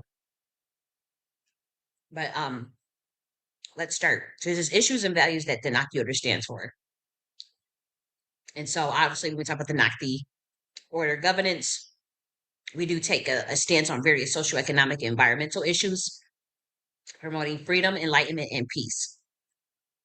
And so first and foremost, there's a lot of Black Americans probably watching. If you wanted to know, like, oh, do you have an agenda for us? I have an 11-hour breakdown, 11-hour video breakdown. And if you're curious, that I will send you that details of Black American agenda. It was created a year ago. And so please don't ask me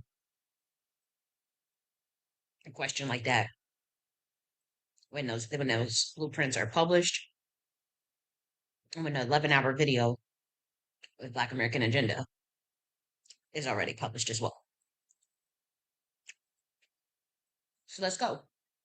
The first one is freedom of speech and anti-corruption. So Nakhti governance opposes censorship and strongly supports free speech. This principle upholds the right of individuals to express their views openly, even on controversial issues, and opposes the suppression of dissenting voices by corporate or government entities. The Nakhti order believes in creating a society where ideas can be freed, shared freely without the fear of repression. And so the second one is anti-human trafficking. I don't think I'm gonna be able to eat and talk at the same time. It's just throwing me off. Like I never had to read and chew. I'm trying to. It throws my concentration off. So I'll just stop for now. But the Nakhti governance actively works against human trafficking in all forms, recognizing trafficking as a global crisis.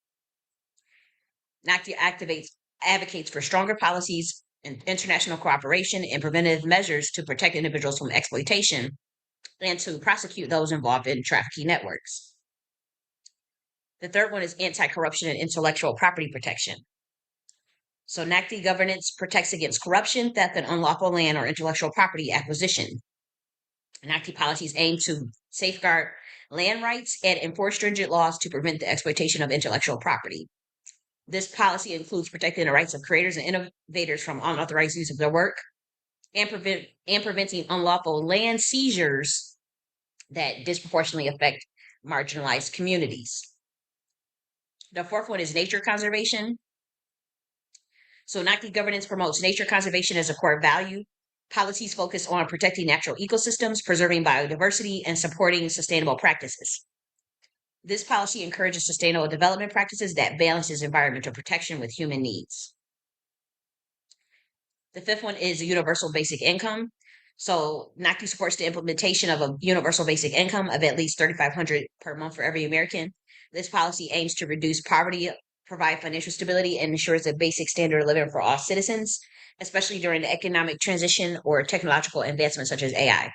This could probably be like what is called a pilot program that ends after a certain amount of time. I don't know if it's indefinite, but I definitely think it's something to discuss. Number 6 is exponential lineage injury plan for Black Americans. And so this is to address the longstanding wealth gap affecting Black Americans. It actually advocates for exponential lineage, a three-tier approach for redress. Again, 11-hour strategy on how this looks like is published already. This policy includes investment in community building initiatives to close the wealth gap due to the latent functions of lineage-based harm. Number 7 is decentralized autonomous organizations and education. So the Nakhti Order champions using decentralized autonomous autonomous organizations in the educational sector. DAOs are backed by blockchain-based organizations governed by code and collective decision-making, enabling decentralized and transparent management of resources and educational content. Nakhti sees DAOs as creating an equitable and accessible educational system that empowers learners. So number 8 is holistic health and alternative medicine. So Nakhti governance emphasizes the importance of holistic health, supporting integrative approaches like complementary and alternative medicine and continuous medical education. This policy promotes natural therapies and alternative healthcare options to support individuals' physical, mental, and emotional well-being. The next one is fair agricultural practices. The Nakhti Order advocates for fair agricultural policies that prioritize organic farming and offer incentives to small farmers by supporting sustainable agriculture and offering resources to farmers who adopt eco-friendly practices. Nakhti governance aims to enhance food security, protect the environment, and promote fair treatment of farmers. Number 10 is innovation and technology and benevolent AI. So Nakhti governance promotes research and technological development, focusing on ethical and socially beneficial advancement. So it's artificial intelligence that align with humane values, ensuring that technological advancements benefit people and protect the environment rather than prioritizing corporate interests. The next one is protection of children. So child welfare is a priority in Nakhti governance, which seeks to provide comprehensive child care resources and protect children from exploitation or harm. So policies aim to support families with affordable child care, quality education, and preventative service that create a safe environment for all children. So the next one is anti-oligarchy and fair representation. Nakhti governance opposes oligarchic structures that concentrate power among a select few and often disregard the best interests of the populace. So the objective is to uphold democratic values and ensure government accountability to all citizens, advocating for policies that reduce undue influence of wealthy elites. Number 13 is fair housing policy and housing equity. So Nakhti policies seek to make housing more accessible and equitable by supporting zoning reform, providing grants to reduce mortgage closing costs, and implementing rent-to-own programs. These policies aim to promote fair housing opportunities, reduce housing costs, and empower people to own property. So number 14 is against illegal surveillance and COINTELPRO tactics. So Nakhti governance strongly opposes any form of illegal surveillance or harassment of innocent American citizens, also known as targeted individuals, inspired by past abuses of the COINTELPRO program. Nakhti advocates for transparency, accountability, and protection of individual rights against the unlawful government interference or mind control tactics. This policy includes working towards stricter regulations and oversight to prevent abuses of surveillance powers. These guiding issues represent Nakhti governance commitment to justice, freedom, environmental sustainability, and the well-being of all citizens. And so by addressing these areas, Nakhti aims to create a fair, more resilient society, prioritizing human and ecological health. So the next one is promotion of arranged marriage and family values. So the Nakhti governance support arranged marriages to strengthen family bonds. And this is this would be like more of a voluntary, more technological app-based type of program that's based on like algorithms that and as well as a sociological aspect of it as far as like interview process and making sure you're a compatible match. But it is voluntary. You do get multiple choices to choose from before you make your decision. You both have to agree. It's based on pedigree. It's based on characteristics that you're looking for, appearance and characteristics, and you get to see the person beforehand and whatnot. But it's voluntary. but is to create cohesive communities and cultural values. So Nakhti seeks to cultivate stability and connection with society by promoting family-centered relationships. Arranged marriages with a foundation and shared values and family support are viewed as a tool to foster lasting partnerships that contribute positively to societal growth and solidarity. Additionally, Nakhti governance endorses community and family involvement in marriage to strengthen social networks and social and support systems. So the next one is support for family and parental benefits. So Nakhti is committed to policies that increase maternal and paternal leave, ensuring parents can dedicate time to their families without financial hardship. Expanding pay leave is a key Nakhti goal to enable families to bond and manage their responsibility without the burden of insufficient leave or job insecurity. Nakhti aims to promote family well-being, improve child health outcomes, and supports a more family-oriented culture by providing parents with extended leave benefits. The 17th one is tax cuts and deregulation. So Nakhti, did I was supposed to see I had edited this in another system because I cut this out because I do want it to be just for small businesses. Okay. So Nakhti governance advocates for targeted tax cuts to small businesses by reducing taxes for lower and middle income families. Nakhti aims to increase financial stability, stimulate economic growth, and support individuals and families who contribute to the community. In addition, Nakhti supports deregulation in specific industries to encourage innovation, reduce unnecessary government intervention, and provide opportunities for small businesses to thrive without excessive bureaucratic hurdles. So the next one is number 18, strategic corporate tax for economic growth. So Nakhti governance envisions corporate tax cuts to encourage economic growth through strategic reinvestment in revenue generating areas, helping drive sustainable profit increases across sectors. For example, the economy can see rapid innovation, increased competitiveness, and long-term profitability by reducing tax rates for corporations that reinvest a percentage of their revenue into research and development or sustainable technologies. And so, for example, take a tech firm that receives a tax cut contingent on channeling funds into clean energy.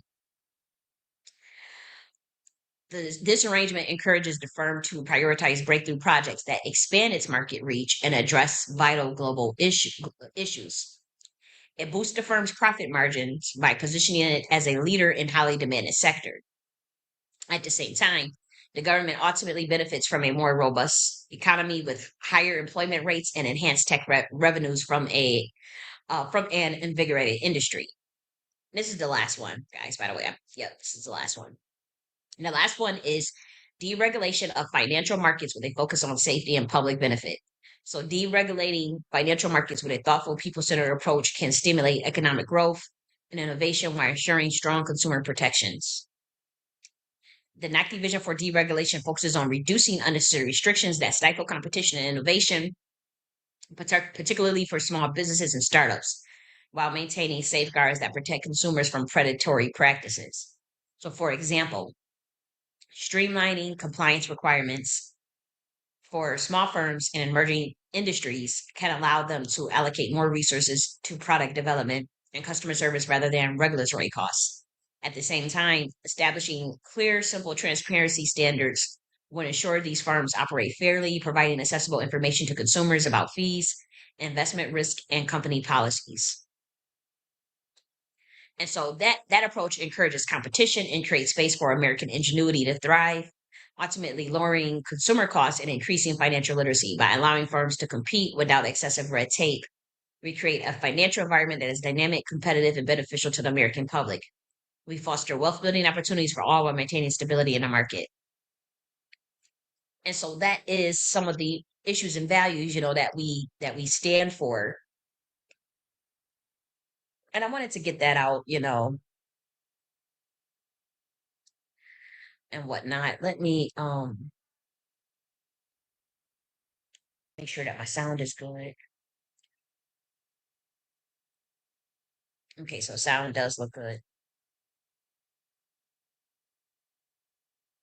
Okay, so now I do have just a small playlist that I like to do my playlists. Just check the comment section. Okay. So I am going to do a small playlist. This one is Mono Neon today. Now, Mono Neon is a bass player that does, I would say, pretty amazing, you know, um, music. I truly enjoy Mono Neon. I think he's dope. Oh, this isn't the wrong. This is the wrong playlist. I was about to play. Oh shoot. Okay. Okay.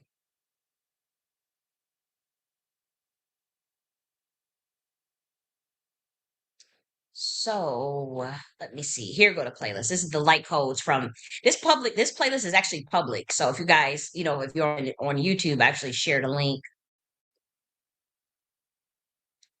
Um, this I created this playlist from Mono Neon, and it is a tribute to Mono Neon because I think he's an amazing musician. He does bass guitar. I think he's amazing. And what he does is he'll like take like a small clip from people that like small little snippets of like a sound bite or something, and then remix it with his bass guitar and like does a beat production with it. And I just think it's really clever and really it's really good. And then like he just has a amazing body of work as well in terms of like his own music. But I purposely like took like, you know, the his clips and made it into like a playlist of high vibrational, very high, from the Nakhti dimension, 125D. There's a very high vibrational guy. I would say I like his creativity, and I like creative things. And so I don't know if we can share it on YouTube because I know with the copyright stuff, so I don't want to test my luck, but I do want to at least play the first two on YouTube, and then I will migrate or continue rather over on Rumble um and X. But yeah, this is Mono Neon. He's an amazing bass player, and I like the messages in these songs. His songs have some powerful messages.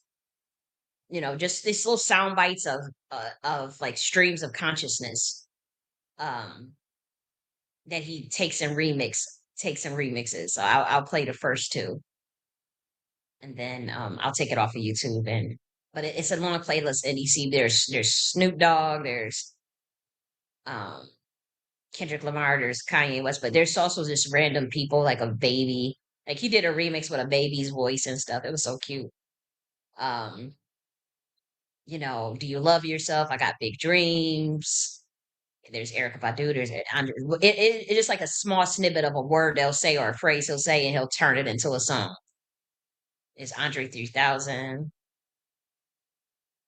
There's Sun Ra. We got Sun Ra in there, so he's dope. I think he's amazing. So let me play it, and then I'm going to check the sound, make sure it's playing too. You're making us pay for water. You're making us pay for grapes, apples, things that God gave us for free. Ha! You will burn in hell when I'm through with you. You're making us pay for water. You're making us pay for grapes, apples, things that God gave us for free. You will burn in hell when I'm through with you. You're making us pay for water. You're making us pay for grapes, apples, things that God gave us for free. You will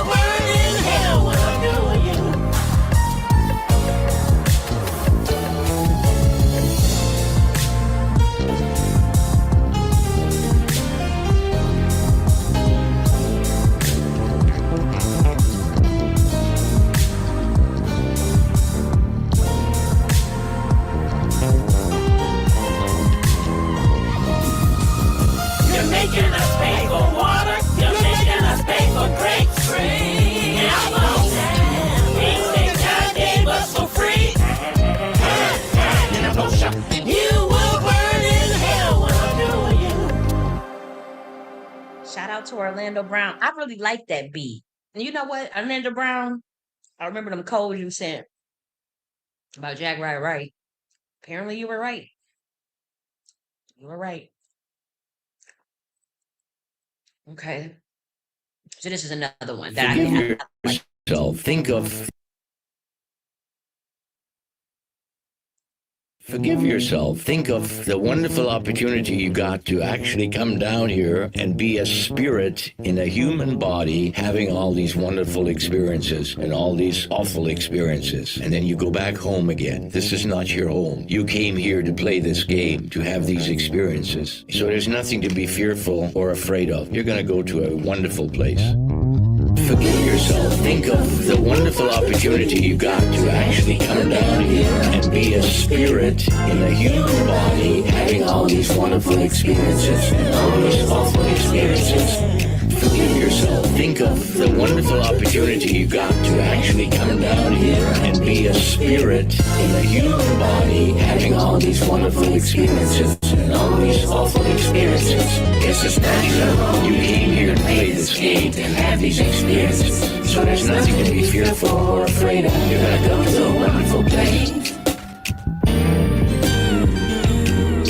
It's just natural. You came here to play this game and have these experiences. So there's nothing to be fearful or afraid of. You're gonna go to a wonderful place. Forgive yourself. Think of the wonderful opportunity you got to actually come down here and be a spirit in a human body having all these wonderful experiences and all these awful experiences. Forgive yourself. Think of the wonderful opportunity you got to actually come down here and be a spirit in a human body having all these wonderful experiences and all these awful experiences.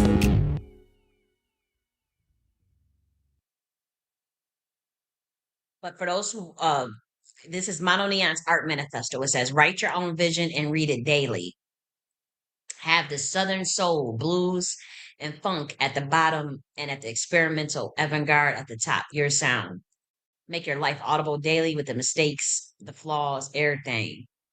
Understand and accept that some people are going to like what you do and some are going to dislike it. When you understand and accept that dichotomy, move on. Embrace bizarre juxtaposition, sound imagery, etc. Conceptual art, minimalism, polychromatic color schemes, high visibility clothing, DIY, childlike. Reject the worldly idea of becoming a great musician. Just live music. I think that's deep. I'm gonna play one more before we move it off YouTube because this one is him and his grandma. I love this. I think this is perfect advice for people that she gives. Hey, Grandma, this is DJ. Mono Neon. I am gonna because I don't want to get into copyright territory if I push it. And so I am gonna remove this off of YouTube and we'll continue on X with the rest of the playlist. It's real short, each song is like a minute, but I love Mono Neon, and so I just wanted to like raise, I know it's a lot going on in the world. So I just wanted to play some positive messages and whatnot, raise the vibration myself, and give a good message. And so I'm gonna take this off of YouTube. You guys have a beautiful day and weekend. Well, it's nighttime. And I'm gonna finish this playlist off and you guys have a great week. See you next week.